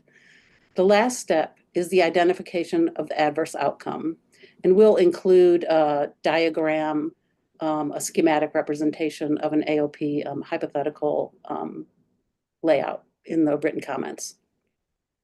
Specifically, the 1,3 MOA analysis would benefit from the inclusion of key events 1 and 2, which actually are part of the TK analysis, the addition of a molecular initiating event, the modification of replacement and renumbering of one key event 3, and the addition of 2 additional steps, 1 more key event, and a postulated adverse outcome that results from ovarian atrophy, in this case proposed to be impaired fertility. The additional proposed key event would be irregular ovarian cycle, and the postulated adverse outcome would be impaired fertility. AOP, and we direct you to example of Drash Cow et al. 2022 AOP key event relationship report linking decreased retinoic acid levels with disrupted meiosis in developing oocytes. Recommended steps in a revised MOA AOP analysis. 1, the toxicokinetics analysis. This analysis is already presented in section 3, parts 3.1 through 3.4 of the Human Draft Health Hazard Assessment in text form, and originally labeled as key events 1 and 2 in the proposed MOA. These 2 key events would no longer be included as such in the revised analysis. 2, the molecular initiating event is the interaction of DEB with ovarian follicles. 3, key event 1, DEB destruction of ovarian follicles. 4, key event 2, premature ovarian failure. 5, key event 3, ovarian atrophy. And finally, 6, the adverse outcome, reduced fertility. The original key event 3, destruction of follicles, would become a new key event 1. c-KIT receptor-mediated induction of apoptosis can be retained as a potential explanation for apoptosis, even though this observation was made with a metabolite of the analog 4-vinyl-1-cyclohexene VCH. Genetic damage should remain as a potential mechanism. The new key event 1 leads to key event 2, premature ovarian failure, which is supported by the text in section 4.1.1.3.4 of the document. Key event 2 leads to key event 3, ovarian atrophy, which is supported by histopathological evidence presented in sections 4.1.1.2. This section states, quote, ovarian atrophy was observed in mice following 13 weeks of exposure to 1,3-butadiene at 980 ppm. No other doses were tested in this study for 5 hours a day, 5 days a week, and in multiple studies following 40 weeks to 2 years of exposure. Ovarian atrophy was observed at all doses in a 2-year mouse study with concentrations ranging from 6.21 to 619 ppm. 39% of mice demonstrated atrophy at the lowest concentration following 2 years of exposure, while statistically significant increases to 90% of mice were observed at 62.5 ppm for 15 months and 200 ppm for 9 months of exposure, respectively. Ovarian toxicity was accompanied in these studies by an absence of oocytes, follicles, corpora lutea, along with angiectasis and uterine involution. Ovarian atrophy, however, is not an end unto itself and should not be labeled as an adverse outcome, but rather as a last key event. One might postulate that key event number 3 could lead to the adverse outcome of reduced fertility because there's a large body of literature, including in humans, that this is not an uncommon outcome. In humans, lifestyle factors as well as exposures to environmental contaminants are seen as potential contributing factors. However, no evidence for reduced fertility is presented explicitly in the section covering the MOA analysis, and only tangentially in the subsequent section 4.1.2.1, exposure during gestation, developmental and maternal toxicity. In that section, the teratology study in mice, which was only partly summarized in section 4.1.2.1.2, laboratory animal evidence, on page 28 of the document, presents data on some reproductive measures, including the number of implantation sites, resorptions, and live and dead fetuses, and might offer some clues. In that study, quote, female mice which had mated with unexposed males were exposed to the chemical for 6 hours a day from gestation day 6 through gestation day 15 and sacrificed on gestation day 18. The report authors note the overall percentage of animals that were pregnant was low in all groups, ranging from 56% in control mice to 68% in females of the 1000 ppm exposure group, but the percentage did not significantly differ among treatments. There were no remarkable differences among treatment groups in the number of implantation sites, total resorptions, live fetuses per litter. The total number of resorptions and percentage of resorptions did not differ, but slightly disproportionate partition of early and late resorptions in control and exposed groups led to the apparent differences in incidence. In exposed mice, early resorptions tended to be less numerous than in control animals, and the difference between values for 200 ppm in control groups was statistically significant. Conversely, values for late resorptions tended to be higher in exposed groups than in controls, although none of the differences were significant. No reproductive toxicity study in mice appears to be available at this time. In conclusion, the results of the mouse teratology study and the absence of a reproductive toxicity study in mice do not provide direct evidence to conclude that impaired fertility is the or an adverse outcome resulting from ovarian atrophy. However, data are not available to critique potential alternative candidates as the adverse outcome at this time. One might conclude that the AO remains unidentified while a plausible MOA may have been identified, but with a measure of uncertainty. For these reasons, ovarian atrophy may not be an appropriate endpoint for quantitative risk assessment, even though other parties have chosen to do so.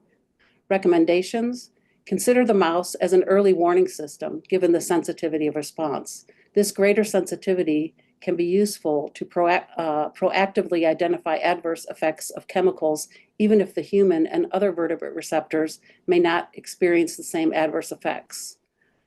Lack of sensitivity does not mean no potential adverse effect, especially with chronic exposure in the workplace. And that is all. Thank you. So we can go to our associate discussants and Dr. Fenner-Crisp.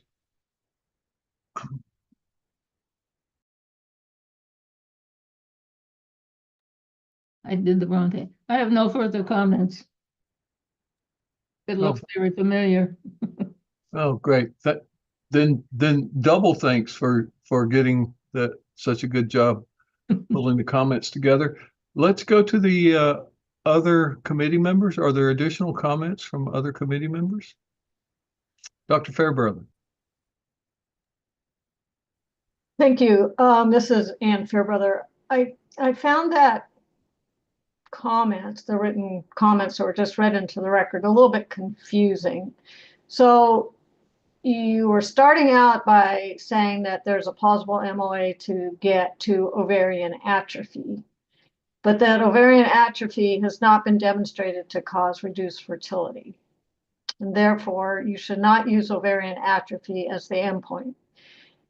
Part of the argument that it seemed like you were making was that in the reproductive studies that were done, where the animals were exposed during gestation, that there was no reduced fertility observed. But it seems that that's not the right study to do to address the question of the effect of ovarian atrophy, that you need to expose the animal long enough to achieve the ovarian atrophy and then do the mating and see if fertility has been reduced. It's also difficult for me to comprehend that ovarian atrophy would not result in reduced fertility. So your conclusion about not using the ovarian atrophy endpoint, I'm finding a little bit difficult to support.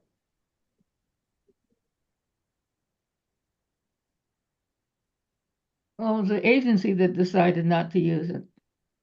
But it sounded like what you were just reading was a concurrence with that. Did I misinterpret what you just said then?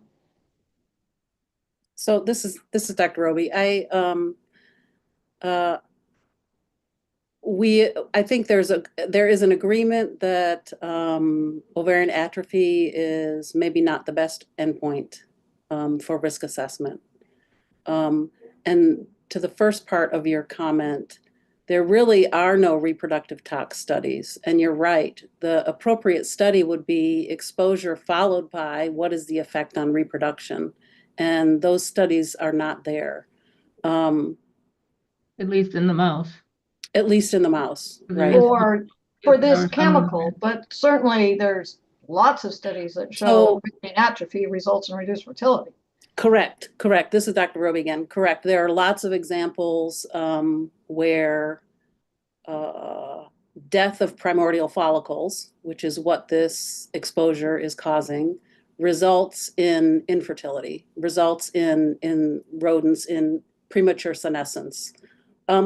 There's similar data in women, right, to indicate that if you have an ovotoxic exposure, you will have premature menopause, premature ovarian failure, premature ovarian insufficiency. So yes, there's kind of corollary data using other exposures to support the hypothesis that 1,3-butadiene causing loss of primordial follicles would result in premature senescence.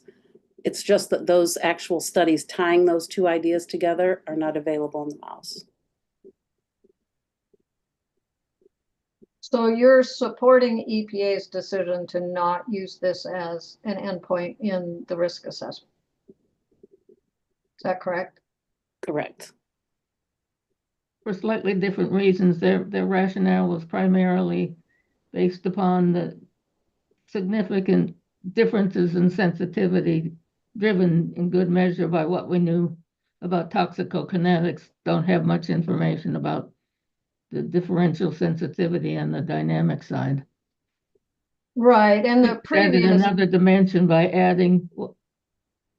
making the argument that the ovarian atrophy was not the endpoint adverse outcome. It was the predecessor to the adverse outcome, which we were postulating was the reduced fertility. Okay, so the prior discussion provided an approach to use for the interspecies extrapolation of having perhaps a uncertainty factor of less than 1 to account for the differences in sensitivity between, and gave some details of how to approach that issue. With this answer, I'm just really struggling. And I think that any layperson might really struggle with the concept that they haven't proven that ovarian atrophy would result in reduced fertility. and that is a strong reason to not use this as an endpoint. So I was just looking for sort of more support for that argument about why, just because you haven't made that particular link with this chemical, you shouldn't use it, since it's one of those things that I mean, it almost defies belief to say that if you have reduction in follicles, that you're not going to have any reduced fertility. So I guess I need a little bit more information to be convinced about that. So this is Dr. Roby again, and I agree again that given what you see from a histopathological standpoint, it will end in premature ovarian insufficiency in women. But I think another piece that is missing is the sensitivity question. And there is not an understanding of the differential sensitivity that might exist in women compared to mice. The sensitivity in terms of whether you got follicular degradation. Correct. After exposure, right. Whether it happens at all or if it just happens at there's really no evidence that it happens at all. Okay. So that's a big uncertainty. So then you clearly cannot conclude that the adverse outcome in a human female would be reduced fertility, impaired fertility. Let's put it that way. Because you don't have the sequential pathway of key events leading to the follicular reduction. Potentially. And so what you're saying is you don't know, and being able to extrapolate in this case from the animal model to humans makes you too uncomfortable because the uncertainty is too large. Well, as Dr. Roby pointed out, we don't have sufficient evidence to affirm the link between the atrophy and the fertility, experimental evidence in this case. Right, but backing up a couple steps, Dr. Roby was also saying that we don't have any confirmation that exposure of humans to 1,3-butadiene will lead to follicular atrophy. That too, yeah. That to me is a stronger argument, because I can't get aboard the argument that follicular atrophy would not lead to a reproductive failure. Dr. Fairbrother, I agree with you on that, and I try to stay out of these discussions and let others bring these points up. So, but I do agree with you, and I'm not trying to cut the conversation off at all. I just I agree that if the argument is to be made that the ovarian atrophy should not be considered, it is more along the lines of we don't have the evidence of its occurrence, rather than it wouldn't lead to an adverse reproductive outcome. I agree with you 100%.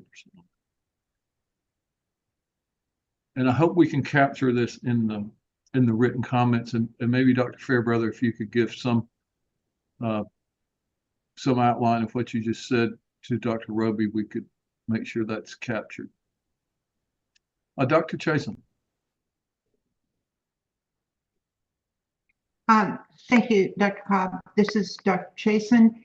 I really appreciated that presentation. And by the way, we're going to pick up the same theme in terms of the inclusion of the different biological events in that kind of structure, because for two reasons. One is, from my point of view, at least, it really clarifies and makes each of the conversation points, if you will, about the different points of biology into a really convincing story. I would, and I also was, Dr. Fairbrother, confused for the same point. I got to the end and thought, wait, is there such a thing as a study that shows this kind of atrophy where there isn't an effect on reproduction?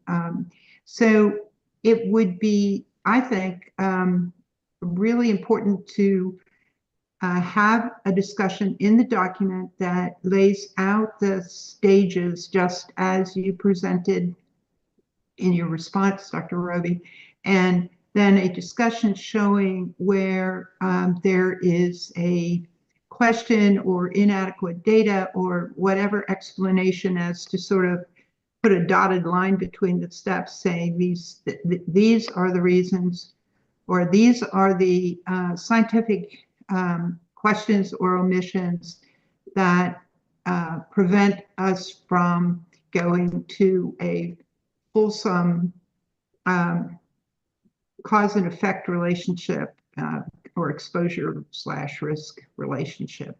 And I think that would be easier for everyone to understand what the actual missing pieces are. So I would heartily recommend restructuring it and exactly as it was laid out in your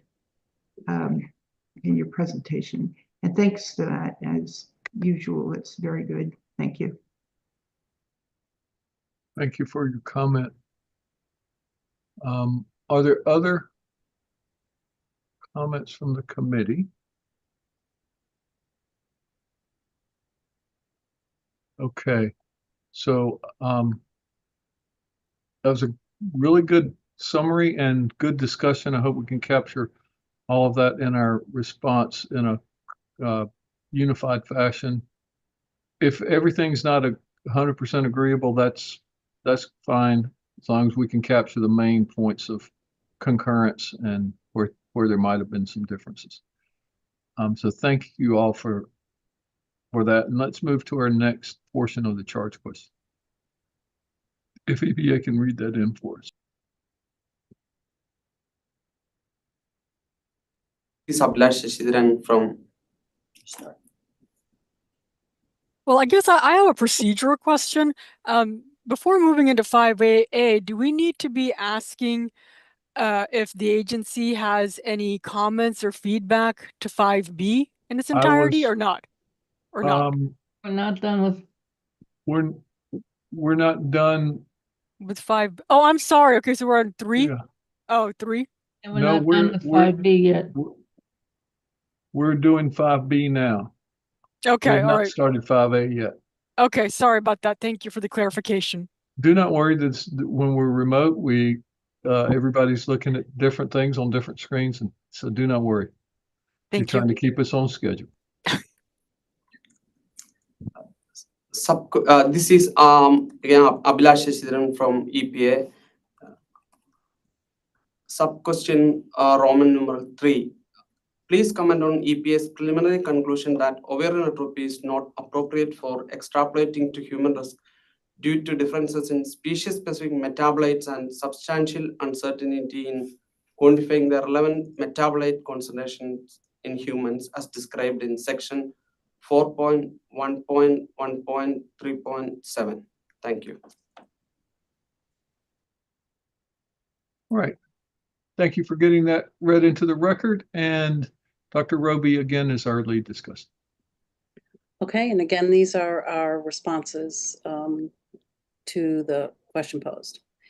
EPA applied the International Program on Chemical Safety Framework for analyzing the relevance of a non-cancer mode of action for humans in considering how to interpret the human relevance of ovarian toxicity. In women, there appears to be slower metabolism as reflected in the relatively lower levels of urinary metabolites, raising the question of potential higher persistence of 1,3-butadiene.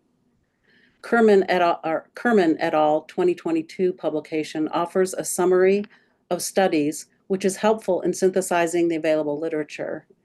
Given the available information, uncertainties exist in the extent of ovarian atrophy in humans due to lack of data. As pointed out in section 4.1.1.3.7, question number 2, human relevance cannot be reasonably excluded due to conserved metabolic pathways and despite differences in apparent sensitivity. Extrapolation to humans becomes problematic due to the potential difference in exposure paradigms in mirroring studies compared to human exposures. Therefore, as pointed out in section 4.1.1.3.7 of the MOA, the MOA has conserved metabolic pathways. The issue is quantifying this outcome as a responsive endpoint and indicator of potential damage for humans. The indication is that the exposure would have to be relatively severe and potentially chronic, such as in workplace exposure over time.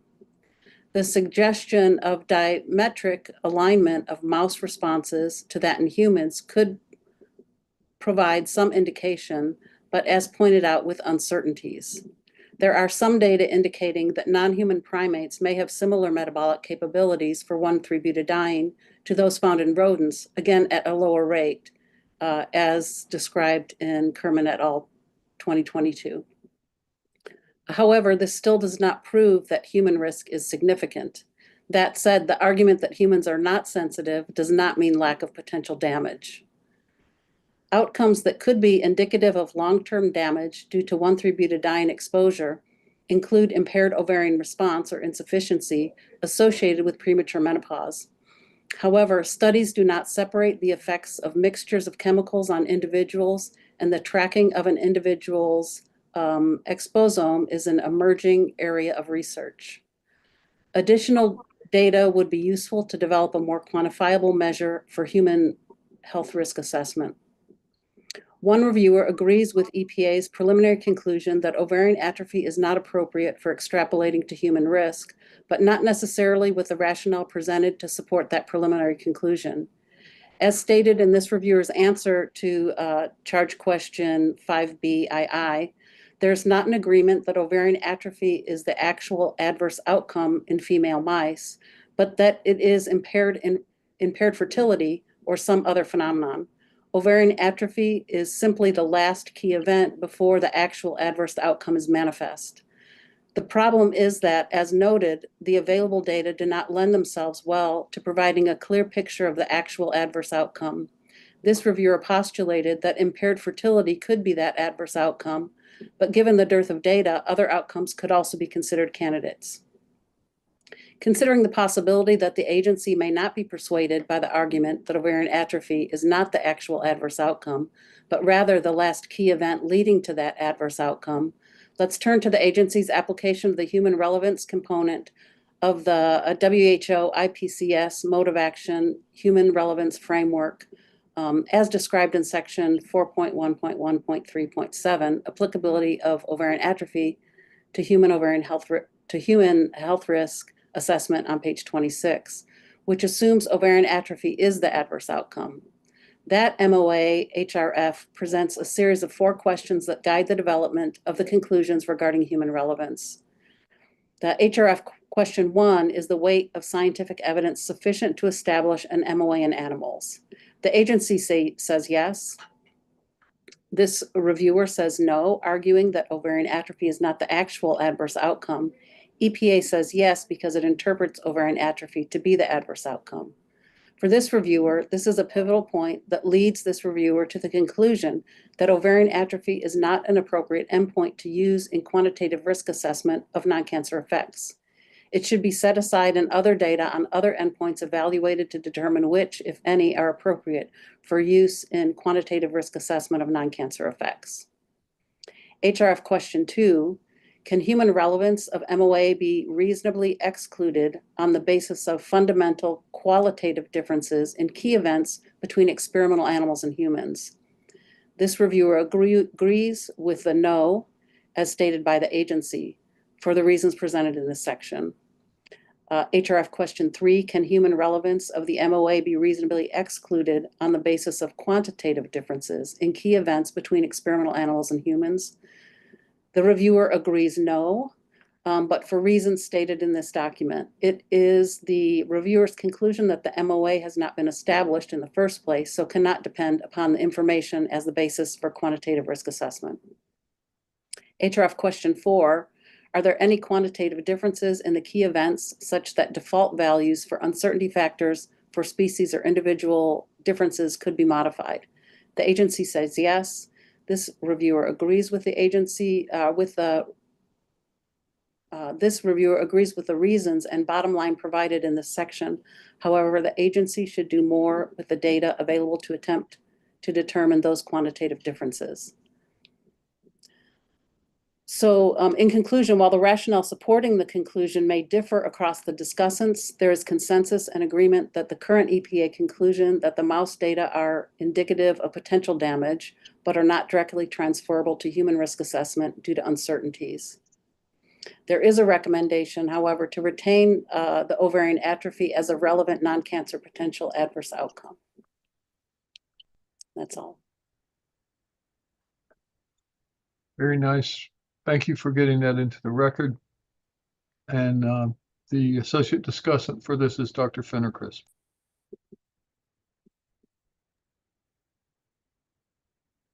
I would just change the recommendation to read retain ovarian atrophy as a relevant non-cancer potential endpoint of concern, but not necessarily an adverse outcome.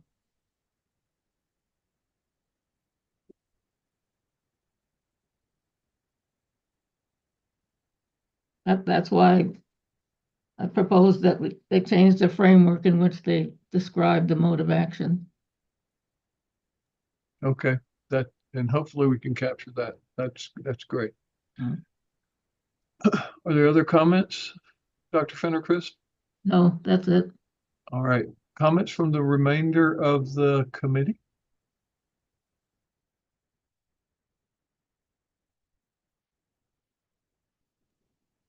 Okay, if not, thank you, Dr. Roby, for getting all of that information in. And now we can turn back to the EPA to see if there are any clarifying questions regarding this response.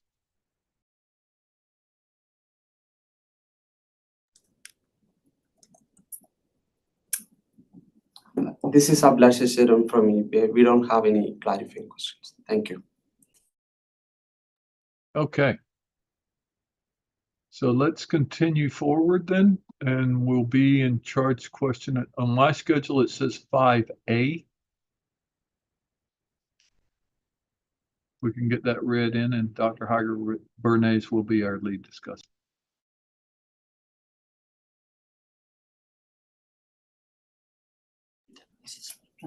This is Ablash Shiram from EPA. I will read human health hazard charge question 5A. As described in section 4.2.1.1 of the draft human health hazard assessment US EPA 2024C, EPA did not identify any adverse effects associated with a single exposure to concentrations relevant to human exposure scenarios. Reduced fetal body weight, which was the basis of the acute reference concentration in the 2002 IRIS assessment, is observed in both mice and rats following gestational exposure, but is not expected to result from a single dose of 1,3-butadiene. There are also no other effects on teratogenicity or other relevant endpoints observed following single exposure of less than 24 hours at doses relevant to human exposure scenarios.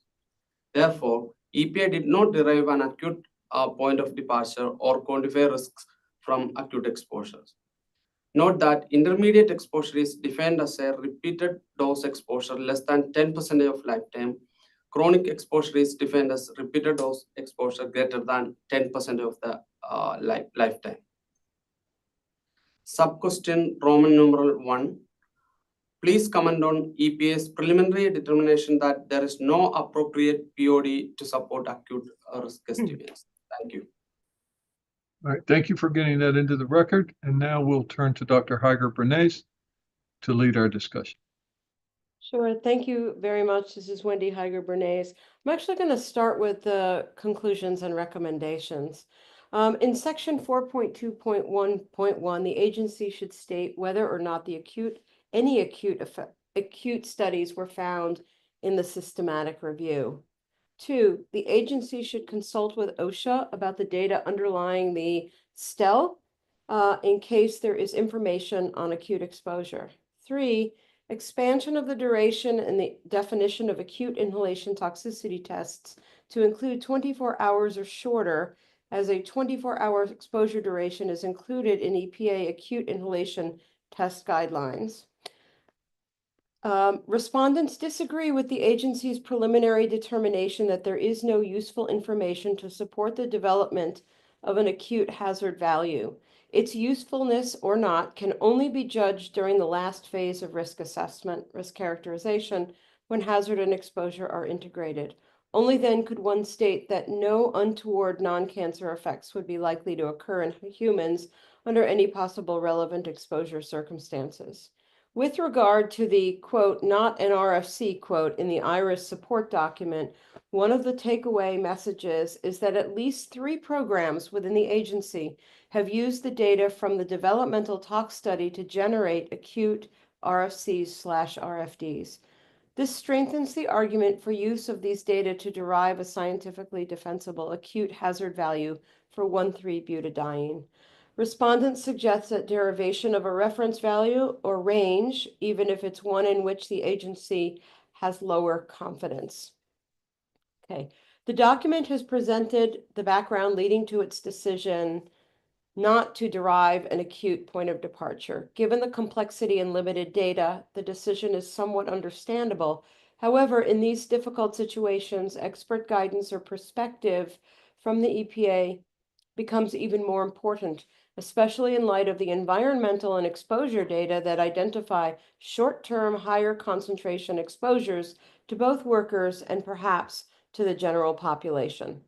EPA has conducted a sensitivity analysis on potential acute PODs based on the current AEGL-1 value and other research. All potential acute PODs are 2 or more orders of magnitude higher than the intermediate/subchronic POD as identified in this document, meaning that the potential acute PODs are less protective as explained in section 4.2.1.1. However, additional background and summary of EPA, IRIS, and other agency work related to developing an acute POD is necessary. For example, it would be helpful to know the underlying data and rationale for the OSHA short-term exposure limit, this STEL to which I referred, of 5 ppm over 15 minutes.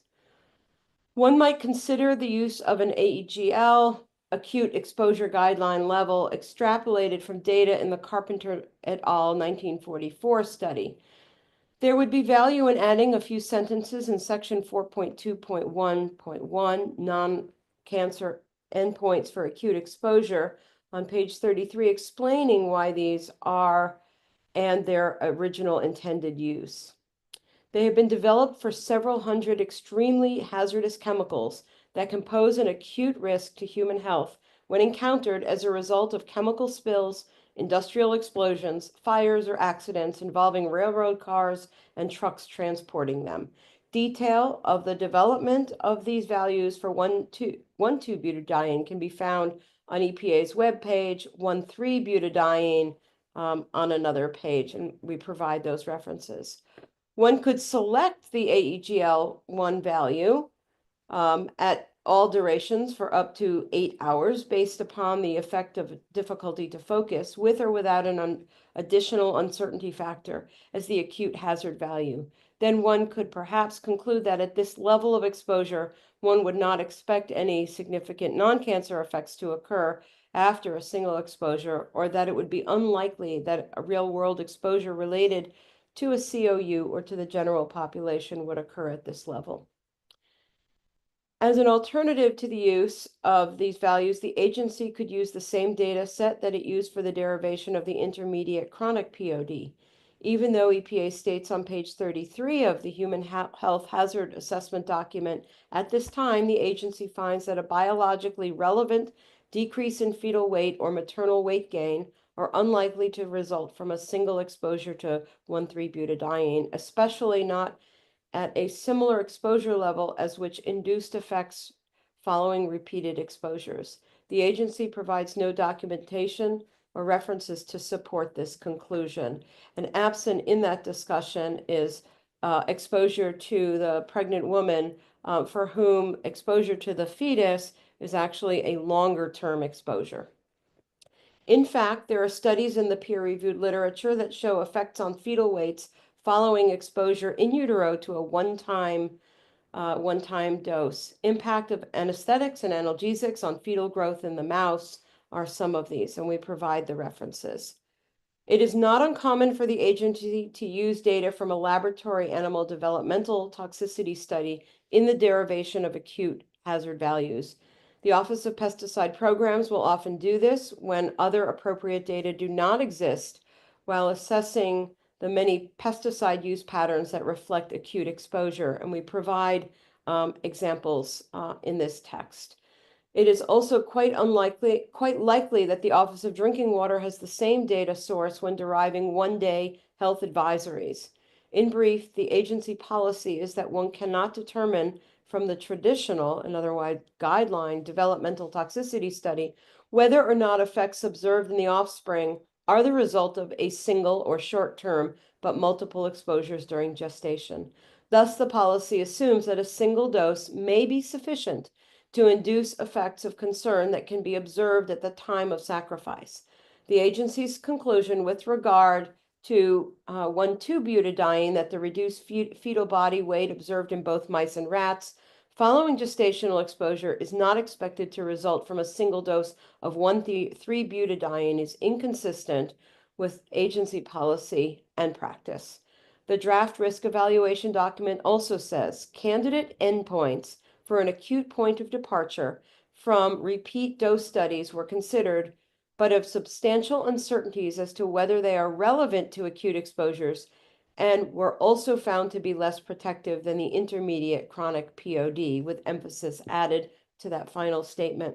This latter statement would not be true if the same data set was used for the acute and intermediate or acute and intermediate/chronic exposure scenarios. I'm not going to read the examples for the pesticides, George, unless you think I should. You do not need to read the examples. You can just state that you have examples related to pesticides and proceed. Okay. We have examples related to pesticides relevant to the derivation of an acute POD that we will put in the report and the agency can view. The EPA generated an acute, quote, RFC for butadiene of 7 parts per billion in the background document for the 2002 IRIS assessment. An RFC for acute exposure of 0.007 parts per million, or 7 ppb, was calculated for decreased fetal weight based on the benchmark dose methodology and using the same factors as those depicted in Table 10/25.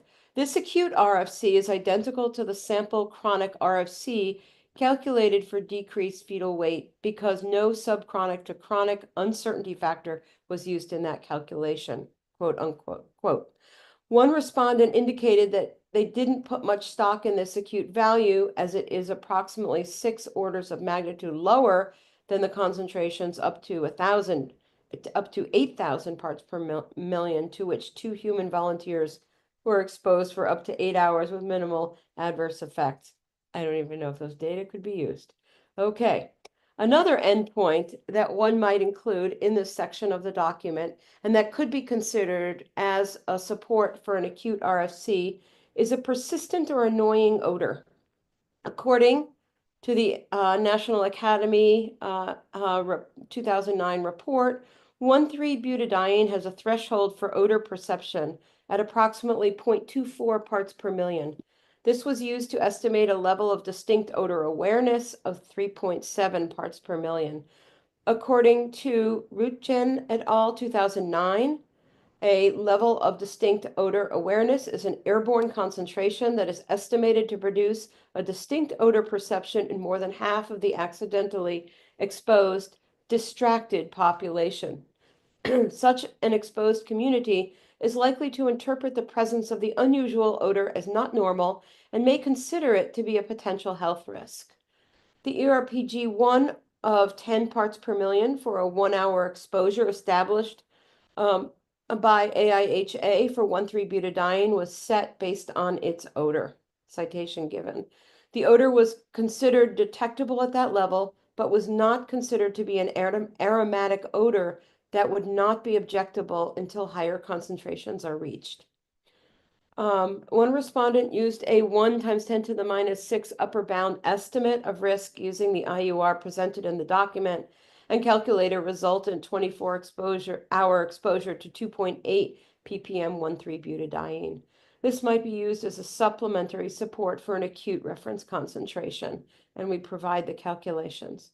As pointed out by the ACC in its public comments, the NTP exposed young mice to a single exposure of up to 10,000 ppm of 2 hours and monitored the animals. The exposure did not affect survival. Body weights, they did not see, the exposure did not affect survival or body weights, and they did not see a significant increase in neoplastic or non-neoplastic lesions at the end of the 2-year study. This occurred in mice in a highly sensitive species and suggests that the above calculated value for 24 hours may be health protective. A summary of non-cancer risk assessment values from other agencies, including acute toxicity values, can be found in Kerman et al. 2022. And then we provide some references. And that's it.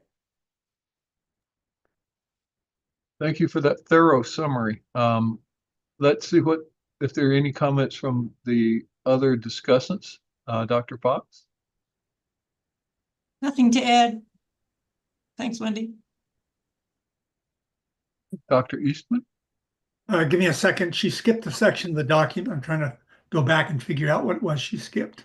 I tell you what, I don't know that I skipped. I read what you had given me. No, you read what I'd given you, but the section right above it, you did not read. So, hey, Dr. Eastman, if you can find that, I'll circle back to you. I will not forget you.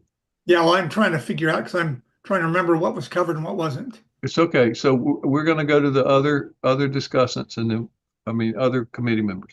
So are there comments from other committee members? Yes, this is Dr. Fennercrest. It's an editorial mistake in the text where it was mistakenly typed as 1,2-butadiene. It should have been 1,3-butadiene. Thank you. If you could provide that information. I hit the wrong key. Oh, it was in your response. I see. I will make all those edits throughout. Yeah. Thank you. Okay, great. There isn't a real 1,2-butadiene that is. I didn't think so, but we went back and forth. So, Dr. Eastman, did you find the area of the document? I did. Let me read it to you. So it says, and I'm pretty sure this one covered, one place where the EPA could give additional guidance begins at line 1274 of the document, which states that the EPA has determined that it is unlikely any adverse effects will result following a single exposure at concentrations relevant to human exposures. An indication of what the EPA believes those relevant concentrations to be should be presented. It's also my understanding that AEGL values discussed in the text are interim values. And if so, this should be noted in the text, lines 1219, 1226. That's kind of important because although these values have existed for like 16 or 17 years, they're not formalized and they haven't gone through National Academy's finalization process. So it's a little dicey. The other thing, some potential acute POD values are presented in the table in Appendix E2. With the limitations are concerned indicated in the main text, these could be viable options for acute values. However, I recommend that the table and numbers be checked. For example, the column labeled POD/UF, is that correctly labeled? Or should it possibly be possible RFC? Is the column labeled HEC POD correctly labeled? Please check the original sources in presenting the calculations in footnotes. The first study listed involved a 7-hour exposure, and it's not clear how an HEC was derived. The larger uncertainty factor for intraspecies differences may also be warranted as 2 individuals, presumably adult males, were involved in the study. Furthermore, the uncertainty factors that were used in calculating the possible acute point of departure reference concentrations and their bias should be presented. If a 10x uncertainty factor for interspecies differences was employed when using mouse data to derive a human reference value for effects that involve bioactivation, this may be overly health protective, as it is widely recognized that mice metabolize butadiene to reactive intermediates much more efficiently than humans, and are much more likely to be more sensitive in humans across a variety of endpoints. Even if a value of 1 for the toxicokinetic portion of an interspecies uncertainty factor would be health protective if the adverse effect involves oxidative bioactivation. All right, those are the sections I hope to add in. Thank you, Dr. Eastman. I'm really sorry about. Oh, no, it's fine. It's easy to do given things were moving around all the time. Yeah, yes, compiling all of these documents is difficult, and I don't even want to think about the compilation the EPA has to do on their side. Did that response from Dr. Eastman raise any other thoughts from the committee or Dr. Hager-Bernays? No. I see. I see. Anne? Yeah, so kind of listening to this conversation as well, it's becoming obvious that this concept of having a mouse be more sensitive than a human is something that is perhaps different from the usual assumptions when we're doing these types of chemical risk analyses. And that's obvious because usually an interspecies extrapolation factor is a factor of 10. And in this case, it sounds like we're suggesting that EPA needs to look at the totality of the metabolic data as best as possible and see if an uncertainty factor of less than 1 could be developed. Because we're seeing this kind of inverse relative sensitivity for more than just one endpoint. So I'd kind of like to see if we could have a little further thought and discussion if that might be a recommendation that needs to be made, or if it's just unique to 1 or 2 of the endpoints and therefore you just don't consider it. But it does seem to be what I've seen and read and looked at the documents and hearing this discussion, that it might be worth taking the time to develop a butadiene uncertainty factor of less than 1. Dr. Fairbrother, if you could submit that comment to me so we would have that included, that would be great. I'm gonna let the others speak and then I can respond. Dr. Eastman? Yeah, I thought I might just elaborate briefly so people realize that in many of these studies, you have, certainly in the cancer studies, the mice are almost 1,000 times more sensitive than the rat. So when you get into these acute toxicity studies with the humans, you have human volunteers that were exposed in the 1940s to very high levels. In fact, levels at which they were afraid they might have explosions occurring. But they didn't report really any serious adverse effects. And you get proposed reference concentrations for safety that are literally 1,000,000 times lower than that, to which humans were exposed without any long-term apparent problems. And this is kind of the difficulty EPA faces, is how do you deal with this incredible range of potential values that you could set for an acute reference dose or whatever they want to call it in this.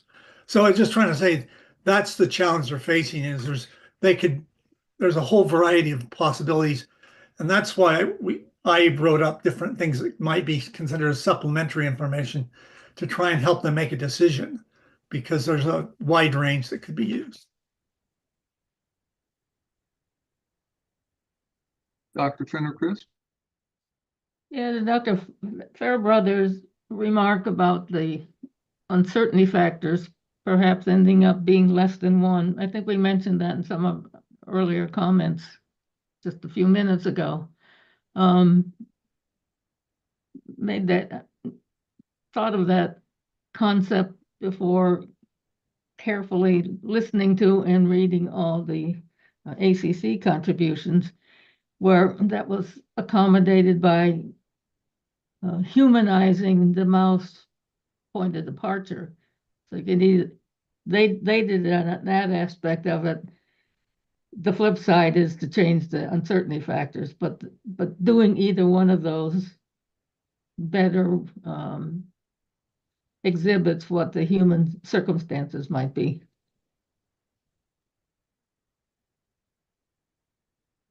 And did I hear correctly, this is George Cobb speaking, that from Dr. Eastman, that the glutathione clearance rates for humans are not similar to the rodent species we're talking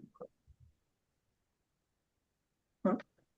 You didn't hear it from me, but I believe in the document it indicates that, yeah, the glutathione levels, I think from the Kerman article, glutathione transferase in humans was not as efficient as it was in some of the other species. Now, it should be recognized that that's secondary. The first bioactivation is cytochrome P450, which is going to drive much of this. So you have to think of these as sort of tiered. You have P450 activation, then you have epoxide hydrolase or glutathione transferase. And then that's where you start seeing some differences between species as well. But they're not as pronounced as those seen for the P450 2E1, I believe. And I think that would, for instance, if you're seeing 100 or 1,000x difference in the species oxidative metabolism, if you're seeing a reduction in the detoxification processes, maybe that would need some closer evaluation. Yeah, I don't think it's that pronounced, but I mean, the mouse is substantially higher than the rat or the human, I think, on the initial bioactivation. And then you start seeing differences in the phase 2 metabolism pathways.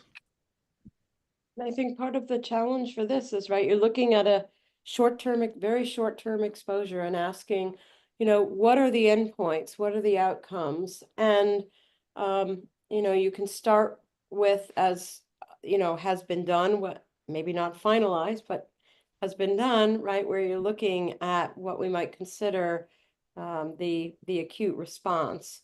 And then for some chemicals, of course, that's easier than others. The question of whether that single hit is sufficient for some of those more sensitive endpoints has been brought up before, certainly, I think, with the ovarian piece. And I think one of the issues, or a part of the issue, is the clarity with which that information is both presented and analyzed, right? And so you're looking at what are the data that exists to address a very short-term exposure, and then what are the outcomes that might be associated. And if we start to poke at the 2E1 in a very short-term exposure in a human population, you do have that variability that you don't necessarily have in that animal model. And I think you start to introduce additional uncertainties. And so I think the respondents were unified in recommending that, and I got to get the words right, and not in that were unified in disagree with the agency's preliminary determination that there is no useful information to support the development of an acute hazard value, right? And so that's different than saying, we got all this data and we can't do anything with it. And what we're suggesting is that there are some approaches that could be used, and you could go through a series of analyses and ask, where do you land? But I think, okay, I'll leave it at that.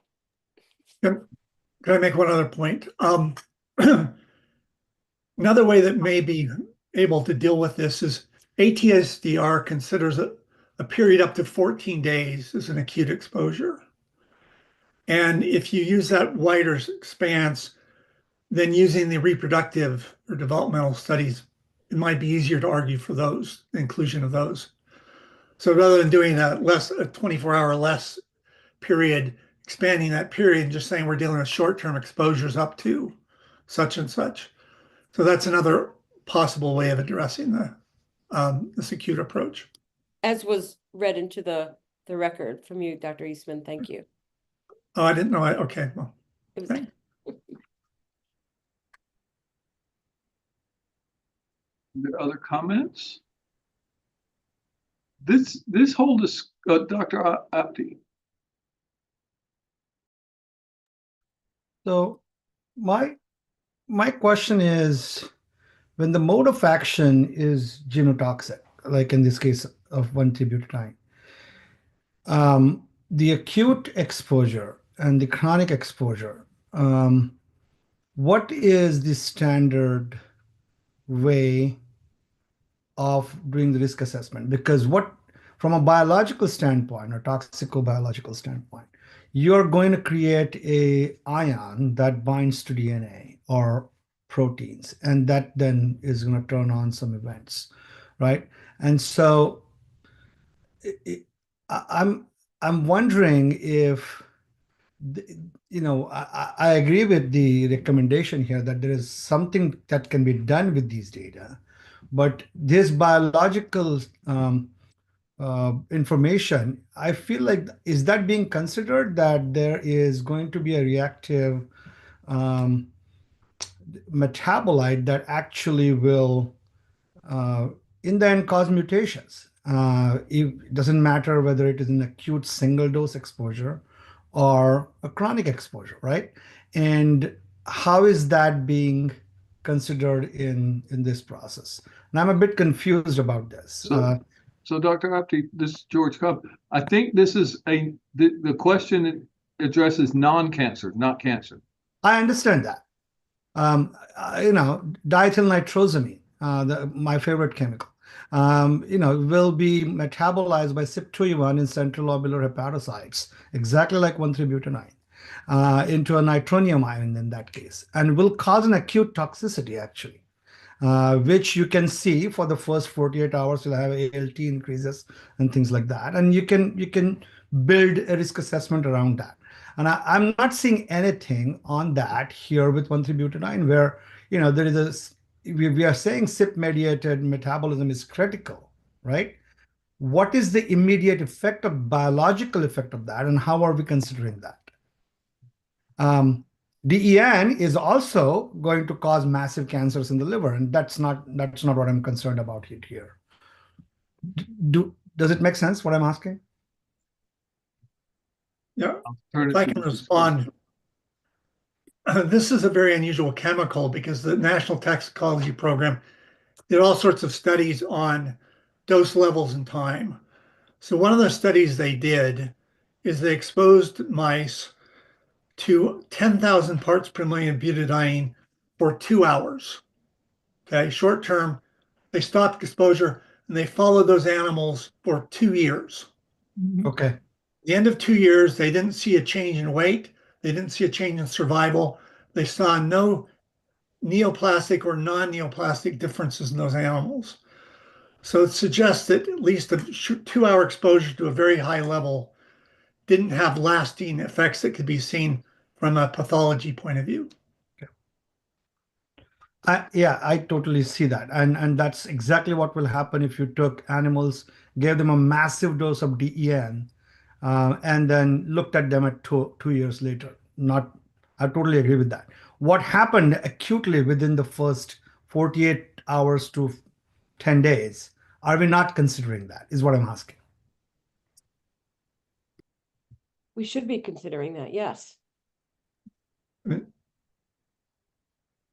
There are a number of different effects. If you're looking at sort of typical lethality, you don't see anything. If you're looking for sublethal effects, that's when you start getting to reproductive effects or developmental effects or other sorts of things. But the question is, does that take more than a one-day exposure to cause those? And that's what EPA has been debating about. And the argument, the subcommittee said that information can be used as set a reference concentration, we think, going forward, but they need to reevaluate and look at that more carefully.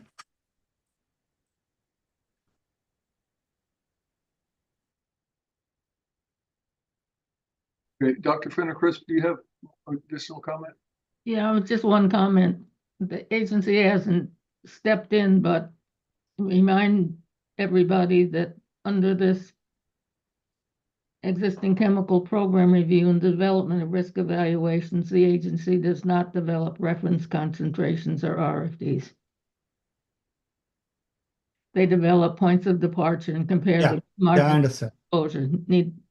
So it's RFD, RFC derivation on its side. Right. Well, they stop one step before identifying what an acceptable concentration is. And I can't figure out why they do that, but they must have a reason for it. So, okay. Dr. Hager-Bernays, do you have any additional comment? I do not. Thank you. Okay, please, everyone that participated in this conversation, get your comments to Dr. Hager-Bernays so that she can compile the response. I think I can answer Dr. Eastman's question about, I don't know why they did this. They decided when they wrote the risk evaluation rule, they just decided that they were going to use the margin of exposure approach as a policy decision. That it works better in the process that they were constructing. So, folks, I think we need to move on from this discussion. That's not part of what we're trying to determine here. Right. That we had a lot of discussion there, and I think, although it's not exactly how we've been doing these in the past, I would like to see if the EPA has any clarifying questions related to this comment. A couple of questions. So related to the points that Dr. Eastman has brought up a couple of times, as whether it's this afternoon or tomorrow in the morning, when the panel discusses the fetal body weight endpoint for use in risk assessment, particularly with the mouse, there may be comments and input from the panel on using the mouse in general that are influential in your response to this comment. As Dr. Hager-Bernays was reading, some of the conclusions were sort of hinging on the mouse fetal body weight as one of the decision points. And I guess we'll see tomorrow how the panel feels about using that mouse fetal body weight for the risk assessment. So actually, that's next. Not to interrupt, that's next. So we'll hear about that in just a few minutes, actually. I just want to make sure that they're connected, that we don't have responses that say different things. So I just want to put a pin in that it may need to be circulating back. And we were also wondering if Dr. Hager-Bernays could provide to Ms. Munir the OPP risk assessments she was referring to in the list. We've actually been trying to coordinate with OPP. Oh, Many of you sure. know that program. And we're not aware of any pesticide risk assessments that use fetal body weight as an acute endpoint. We know that there are certainly plenty of pesticide assessments that use developmental studies for points of departure, but we're not aware of any that use the fetal body weight endpoint. So if you could share those citations, we can coordinate with our pesticides colleagues and look into that a bit further. So thank you, Dr. Lowett. I'm going to turn it over to Dr. Fenner-Crisp, who knows more about this. Yes, Dr. Fenner-Crisp. Yeah, I can answer your question, Dr. Lowett, because I'm the one that scarfed up the two examples that didn't get read out completely, but they will be in the written text. They were just examples of what's the developmental tox study were used for acute RFDs for pesticides, obviously. One of which had included among the endpoints fetal weight changes, but neither one of them were solely based on fetal weight changes. It's just using them to illustrate that that particular study design has been used to generate acute hazard values in the pesticide program. Okay. And then do we need the examples? It was quinclorac and chlorothalonil. And I got them out of the HED, Human Health Risk Assessment documents. We can get them as fast as you can through our comments. Knowing the two names is helpful. Thank you. Okay. And just Dr. Fendercrisp, that was diclofenac and chlorothalonil. No, Did I hear that right? Quinclorac and chlorothalonil. Okay. All right. So now I think, unless Dr. Heiger-Bernays objects, we can move to the next charge question. Go right ahead.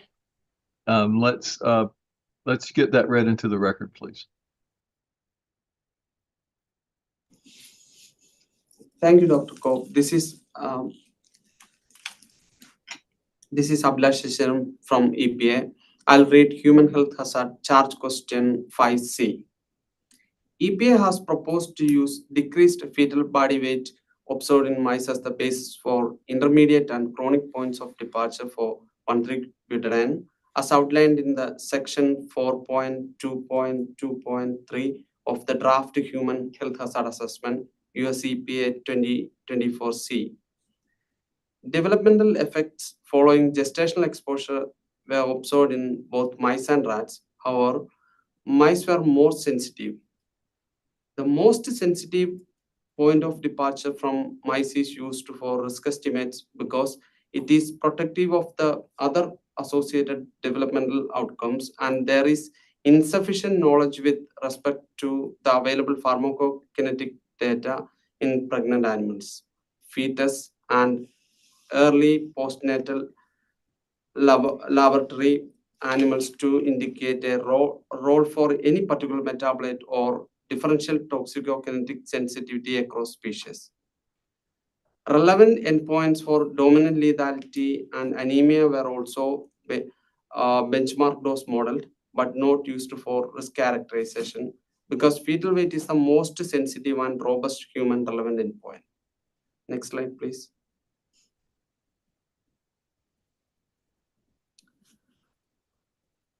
Sub-question Roman numeral 1. Please comment on the strengths and limitations of the decreased fetal body weight and associated gestational developmental toxicity as the critical endpoint. Additionally, please comment on EPA's decision to use default interspecies extrapolation approaches for inhaled chemicals as described in section 4.2.1.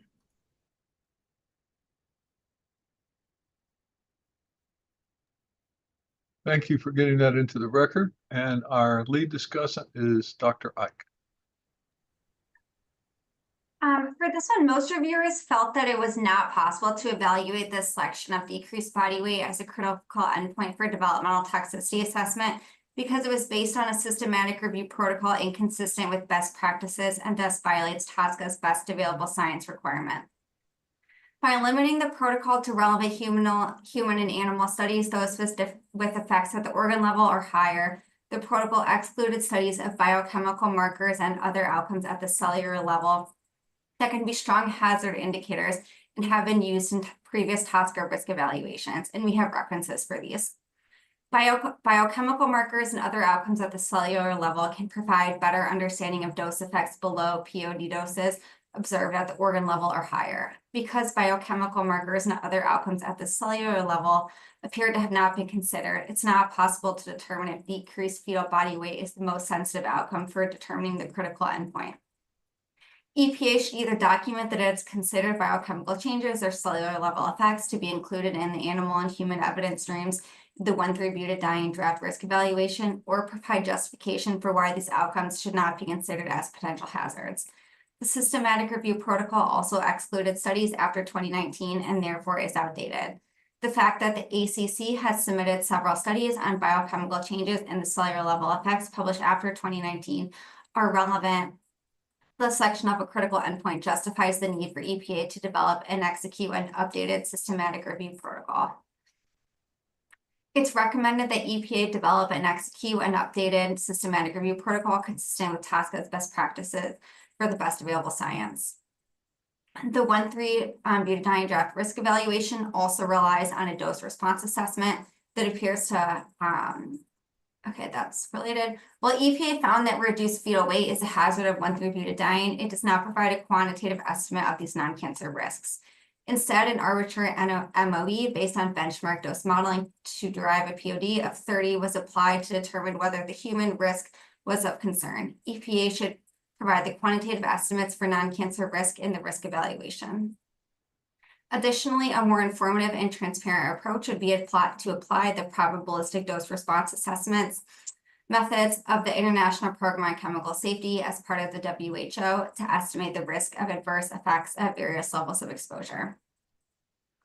If EPA does choose to use decreased fetal body weight as a critical endpoint, additional strengths and limitations should be considered.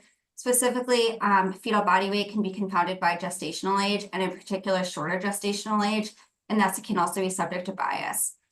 However, reviewers noted that strengths of fetal body weight is that it's easy to measure, and in that sense would be unlikely to suffer from measurement error.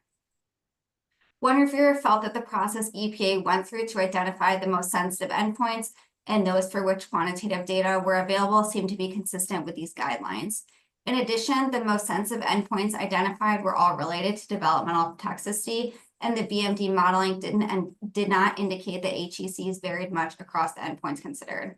However, more information is needed for the changes in the methodology in the modeling of the endpoint of choice, fetal body weight. There appears to be modeling with and without inclusion of the high dose group. And there's the move from using the continuous data to dichotomous data without much discussion or justification. If this is provided in all of the detail in the Appendix B, it needs to be better explained in the main text. Using a data set with a high dose group dropped to achieve better fit to the data has been relied upon in previous assessments by EPA to achieve better fit in a low concentration region, which is typically the area of the dose response curve that is the focus of estimating a POD. However, it's recognized that this should not be relied upon for certain models. Because of this, a better discussion is needed in the text that will eliminate the need to go through large tables of modeling output to find these details. All right. Thank you for that discussion or that comment. And let's go to the other discussants now. Dr. McKenzie. I don't have any further comments. Thank you, Dr. Ike. And Dr. Gentry. I don't have any further either. Thank you for compiling those. All my comments were captured. Great, thank you. Very nice job then. And then other committee members?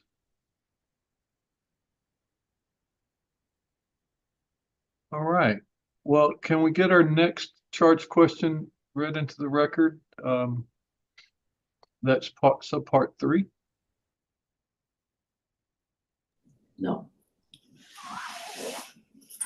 Oh, we gotta jump.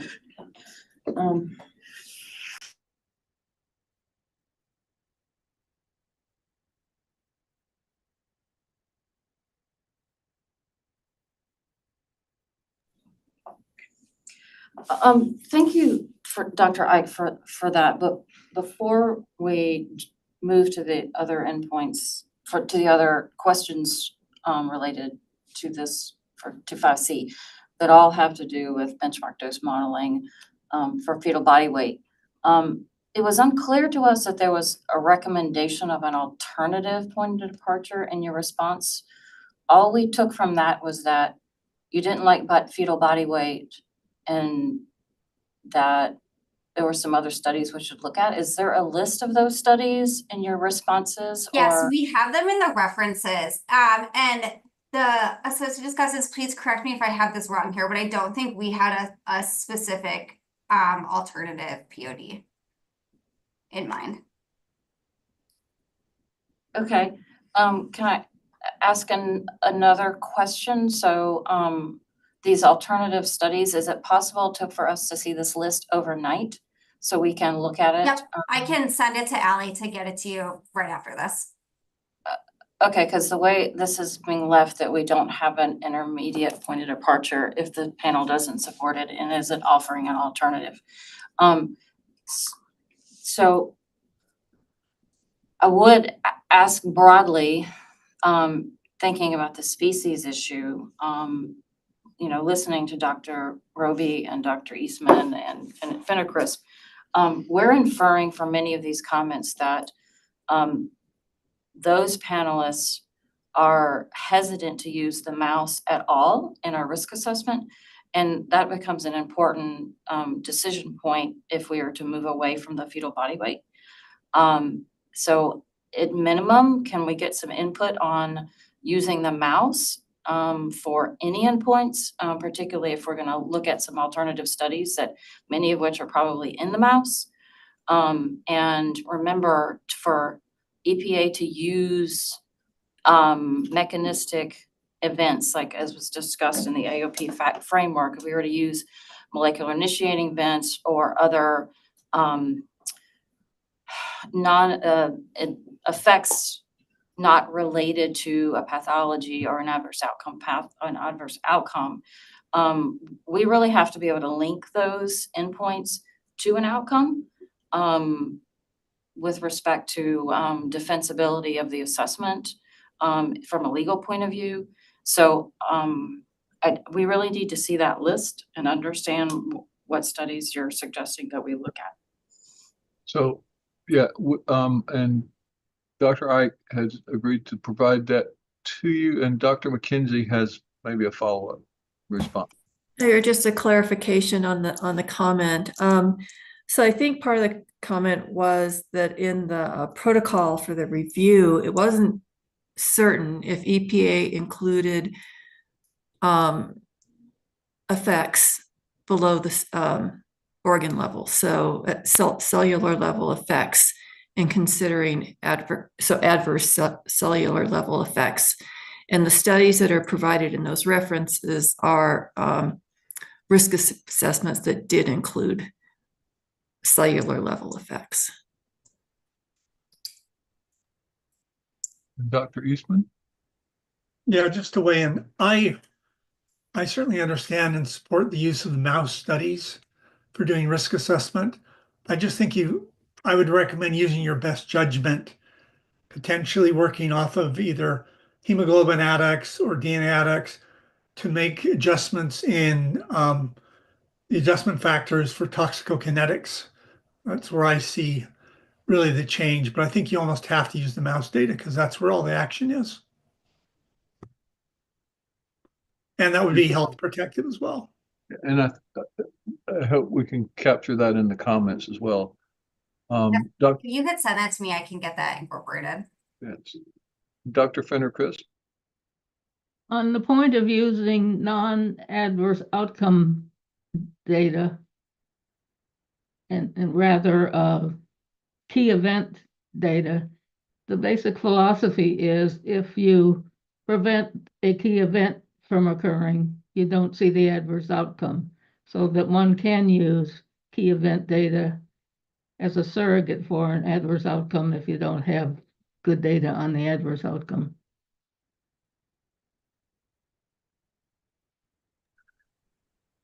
Does that make sense?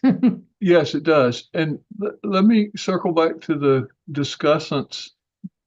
I heard from EPA that they took away that you were saying don't use the fetal body weight, or you didn't like the fetal body weight approach. Is it that, or that you thought that there may be a more sensitive approach in the existing data? My understanding based on the comments I've received is that it seems like there's the potential to be a more sensitive endpoint, but if they were to use fetal body weight, it should be better justified. And the rationale for that wasn't immediately clear. And I think the way you just worded that kind of helps EPA understand what the comment is and what the path forward we're recommending is. Yes. Okay, great. And is that correct, Dr. McKenzie and Dr. Gentry?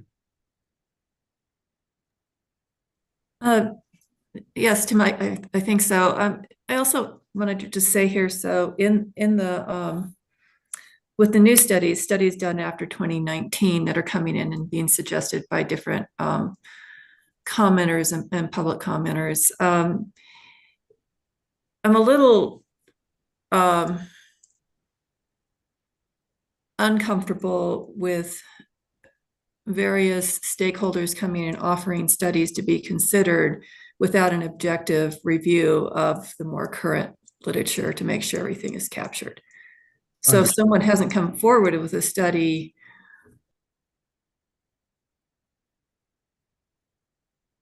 Dr. McKenzie, you're on mute. Sorry about that. So if a study hasn't been brought forward in this time period, it won't be included. So we're relying on our various stakeholders to bring those studies forward.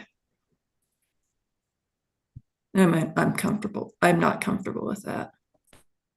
I understand and I share that problem. Dr. Gentry? Well, I was just going to say, I think how they got to that sensitive endpoint as part of the screening process of the literature, and if there are sensitive endpoints that are out there that weren't considered, need to make sure that they are considered and incorporated. Okay, Dr. Mayer has his hand raised.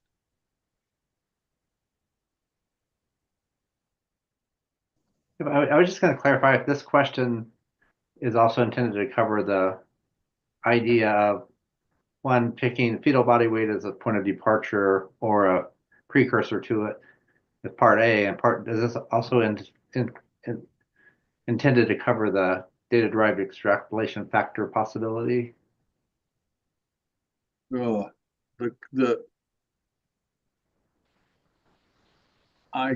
I can't answer that because the charge questions are so jumbled that I can't read through. So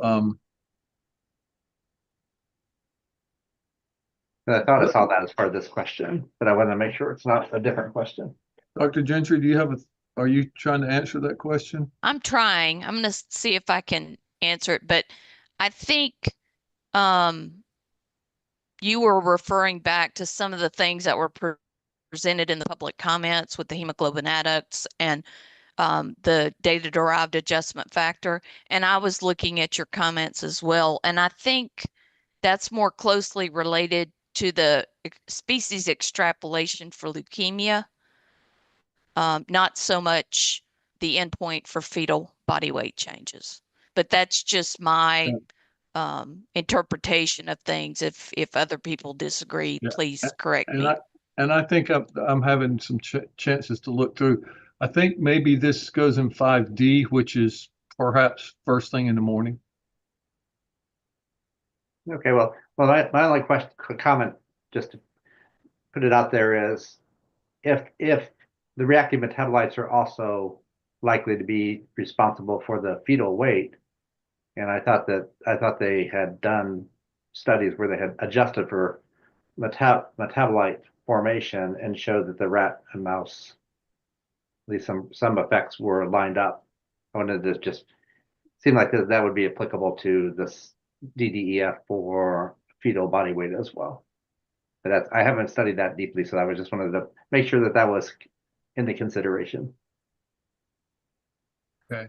Yes. Dr. Gentry? Well, I'll just add one more thing. I mean, we're talking about biochemical effects, and I don't think there's been a proposed mode of action for the fetal body weight changes. So part of considering if we're worried about precursor events, I think not only just things that may be more sensitive, but if we're worried about key events or precursor events that could impact the body weight, EPA will have to develop some sort of hypothesized mode of action to demonstrate those events are relevant. Okay. Yeah. Dr. Mayer, do you have additional comment? I was just saying thank you, Robin, and that's a good way to, I think, capture that they're connected, but you have to have the mode of action first. So that's the piece that needs to be done to consider using that tool. Because that, I think that isn't the charge question. So I think that's good. Thank you. Dr. Ike, do you have what you think you need for this? I think so. I hope Okay. so. I'll send it to the associate discussions before we finalize it. Okay. Now back to Dr. Lowett, since you asked the question, did you get the responses you needed?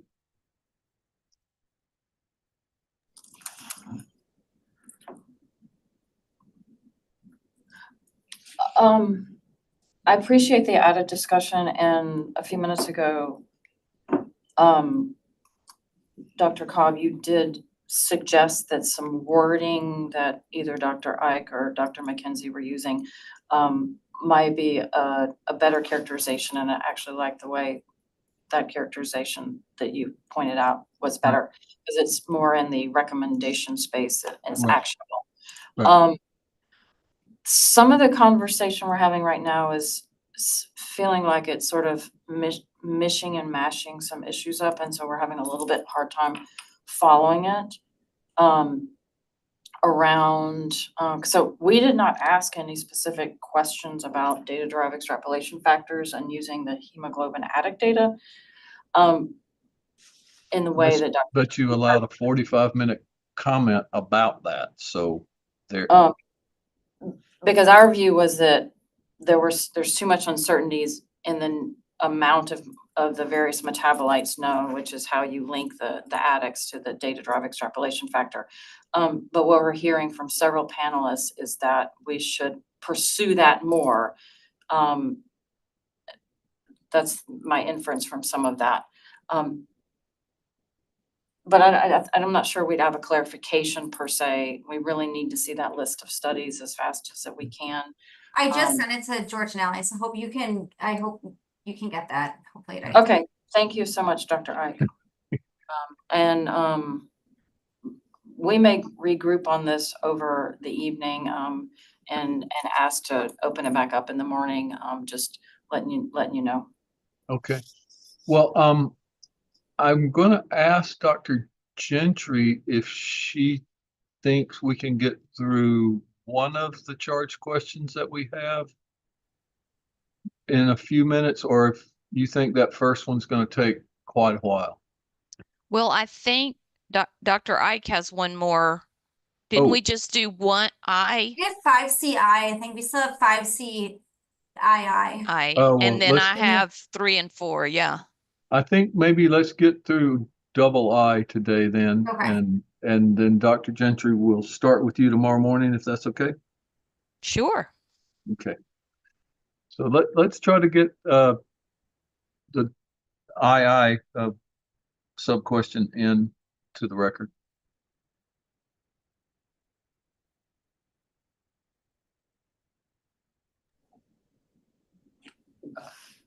This is Abhilash Sharan from EPA. Sub question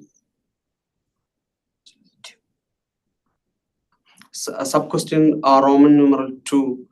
Please comment on the strength and limitations of the approach to dichotomize the continuous fetal body weight data for BMD modeling using methodology adapted from the 2002 IRIS assessment. Thank you. All right, thank you. And Dr. Ike. Well, EPA found that reduced fetal body weight was a hazard of 1,3-butadiene. It failed to provide quantitative estimates of these non-cancer risks. Therefore, reviewers thought it was difficult to determine the strengths and limitations of the approach to dichotomize fetal body weight based on the information provided. It was recommended that EPA applied methods developed by the WHO to quantify the risk of reduced fetal body weight in ovarian atrophy from chronic 1,3-butadiene exposure. In its TSCA risk evaluations, EPA calculates a margin of exposure for each condition of use, despite the fact that the MOE approach is not the best available method for characterizing risk and is inconsistent with the amended TSCA requirements to use the best available science and ensure protection of the PESS. Use of the MOE, which relies on a point of departure with no extrapolation to lower doses, is an approach that only compares the point of departure on the exposure level and judges whether this ratio is interpreted as a human health risk of concern or is interpreted as representing no concern. The MOE does not estimate the proportion of the exposed population projected to experience a health endpoint or the number of individuals affected, and it perpetuates the notion that a safe or no risk level of a chemical exposure can be identified for a diverse population. The national academies and the WHO have outlined more robust methods for risk assessment that more accurately account for variability and vulnerability across the human population that have been demonstrated in published case studies. And we have references for these. Applying the WHO methodology to the 1,3-butadiene chronic inhalation endpoint of decreased fetal body weight using the POD reported by EPA, we can estimate risk-specific doses for several levels of incidence. For example, 0.2 ppm is the lower bound, 95% confidence, chronic human inhalation dose at which reduced fetal weight is expected in 1% of the population. Similarly, 0.14 ppm is the lower bound, 95% confidence of chronic human inhalation dose at which reduced fetal weight is expected in 0.5% of the population. EPA's POD for chronic inhalation exposure to 1,3-butadiene is 2.5 ppm, and the benchmark MOE is 30. This means that EPA concludes that any chronic exposure less than 2.5 ppm divided by 30, which equals 0.084 ppm, is not a concern when the upper bound risk at chronic inhalation of exposure of 0.084 ppm is 0.17%, equivalent to 17 in 10,000 or approximately 1 in 600. While reviewers acknowledge that dichotomizing continuous data will inevitably result in the loss of information, it's noted that this approach assumes that all exposures less than 2.5 ppm would impact the endpoint in the same way, which is unlikely to be the case in reality, which is outlined in our comments above. EPA's approach to risk characterization did not accurately estimate risks of adverse effects in the population with chronic exposure to 1,3-butadiene, but instead applies a bright line judgment on whether the MOE alone is adequate. A more informative approach would be to apply the probabilistic dose response assessment methods of WHO's International Program on Chemical Safety to estimate the risk of adverse effects at various levels of exposure. The IPCS methodology has been previously described and applied in several peer-reviewed journal articles, and we have references for these. Using a probabilistic approach for deriving a reference value allows quantitative characterization of the severity, incidence, and uncertainty of effects at a given dose. Other recommendations include conducting sensitivity analyses using different cut points of exposure, such as quartiles or quantiles. Additionally, one reviewer recommended that the EPA considered using a nested model using continuous data for determining the selected POD for fetal body weight based on continuous data. Taken together, these results can be used to inform risk assessment decisions and improve risk communication. All right, excellent. Thank you for getting that into the record and compiling the information. And the associate on this was Dr. Rubin. Thank you, Dr. Egg, for getting that in. Excellent summary, no further comments. Great. So are there comments from other panel members or committee members?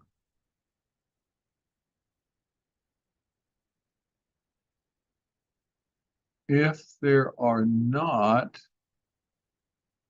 let's see, EPA, do you have any questions regarding that comment? This is Abhilash Shacharan from EPA. We do not have any clarifying questions. Thank you. Thank you. At this point, I'd like to circle back to comments that we did not get through today. Not that we didn't get through today, but questions we've already considered, if there are comments that got left out or additional information that we need to bring to the table today so that we don't have to circle back to it tomorrow. I think Dr. Fox had one thing she wanted to get covered today.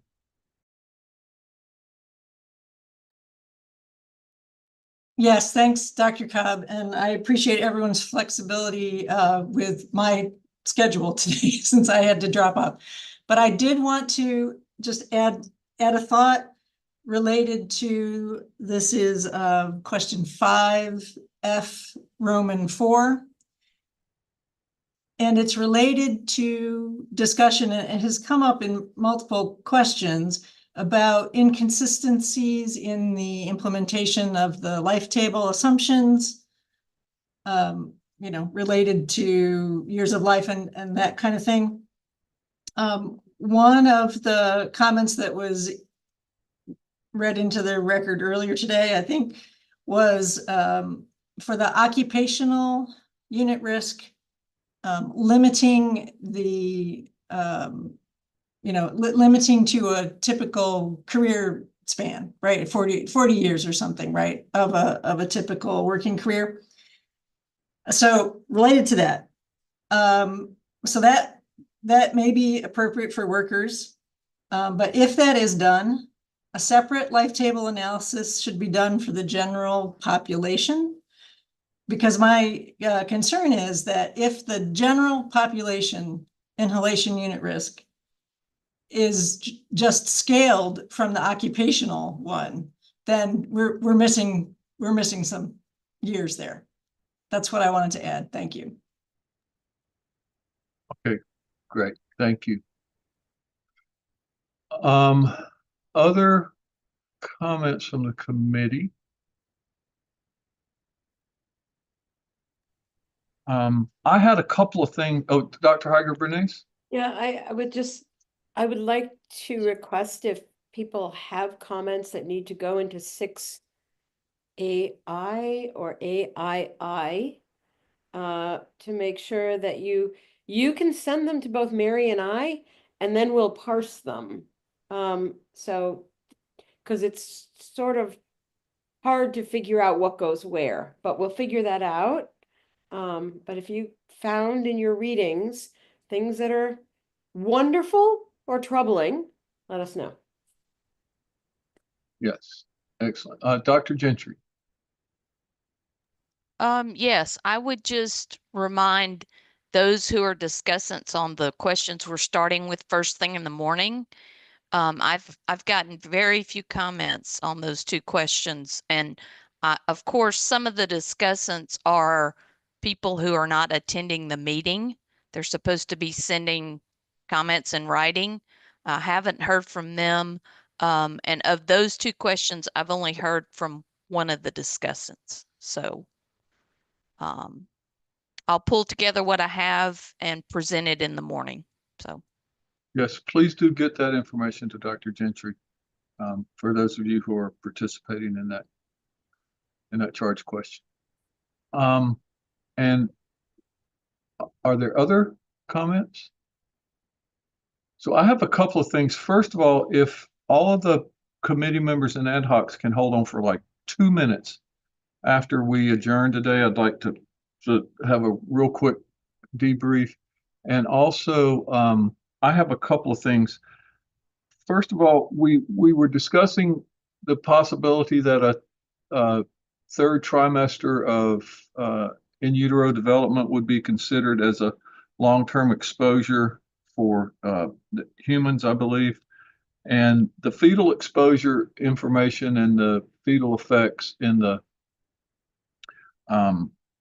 mouse studies tend to indicate that that might be something that would be reasonable, and there may be a connection there that the discussants can pull together.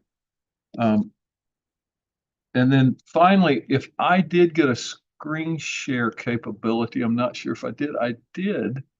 I have to find the document now. After asking for the screen share, I don't have my document ready. And I will send this to Allie as soon as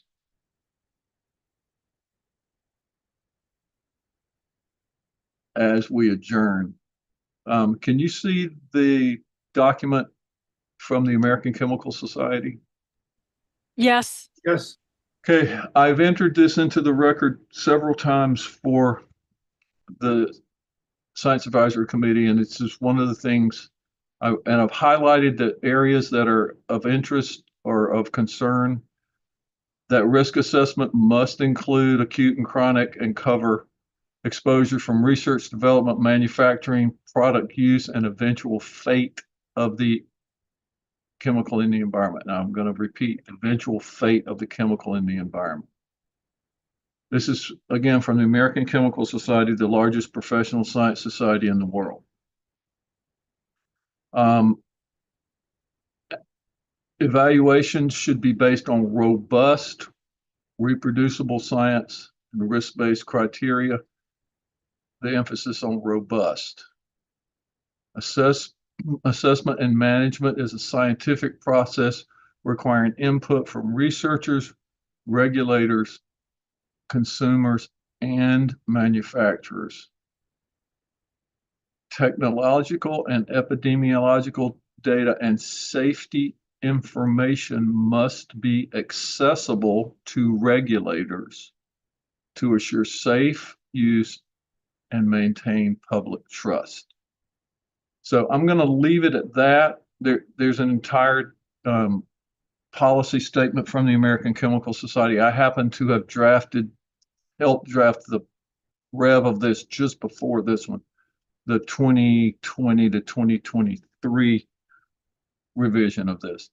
This is extremely important because ACC has failed to provide this information, and it's in direct contradiction to the American Chemical Society, which is one of the umbrella organizations for chemical production in the United States. So that's very important, and I think it should be in the record. So it's not in the docket at the moment, you're saying? Yeah, it is not there, and I'm asking for it to be put in. I haven't sent it to Ms. Munir yet. And you're going to have her send it to everybody today? Sure. Okay, thank you. I mean, I can send it to everybody today, but she can put it in the docket. I can't put it in the docket. Right. And then I think that is the end of things for the day. And I can turn it over to Ms. Munir and to close us out. Well, the thing is, something occurred last minute. There has been a question as to whether or not, if it's okay, we can continue on to do a couple more charge questions, the next couple ones. So, and I guess so I'll just put it out there. Is everybody okay in staying a little bit longer to go over, to finish out 5CII and then 5CIII and 5.4? I just heard that those aren't ready yet, I think, from Dr. Gentry. Okay. And we just did 5CII. So it would be 5CIII.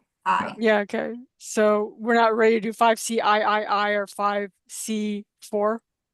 Well, I was sending you who I have not heard from, and I was hoping maybe we would hear from them overnight and we could incorporate those comments in the morning.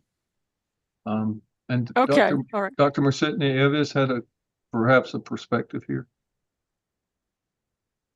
I can't stay, but I wasn't sure if we were going to do a count of who was available and who wasn't. So I was just getting ready for that. Okay, I'll just let the program office know that we're not ready to move forward with the rest of the charge questions, and we'll just have to adjourn today. Unless there's other charge questions we can go over. So I 5D, 5DI? I think we'll adjourn today and then circle back to the where we are and proceed tomorrow. Okay. And then if the committee members and ad hocs will hold on for just a second, I want to go over a couple of things that we don't need to have time with the whole audience. Okay, and it looked like Dr. Ottinger may have wanted something to say, because her and I had our screens on at the same time, so I don't know if she had something to say. No, I was just waiting for George to move to whatever was going on next. Okay. Thank you.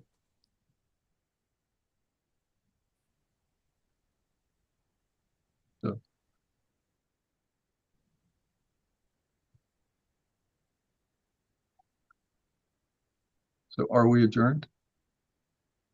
All right. Well, I just want to thank everybody for attending day 3 of the SAC meeting for 1,3-butadiene. Thank you very much for today's participation and for the discussion and deliberations. Thanks for powering through another day. It was another long day, but a good day. So with that, I would like to hand the floor back over to Dr. George Cobb. Yes. Thank you, Ms. Manier. And we will reconvene tomorrow morning at 10 and complete our charge from the agents. Thanks to everyone. I believe Dr.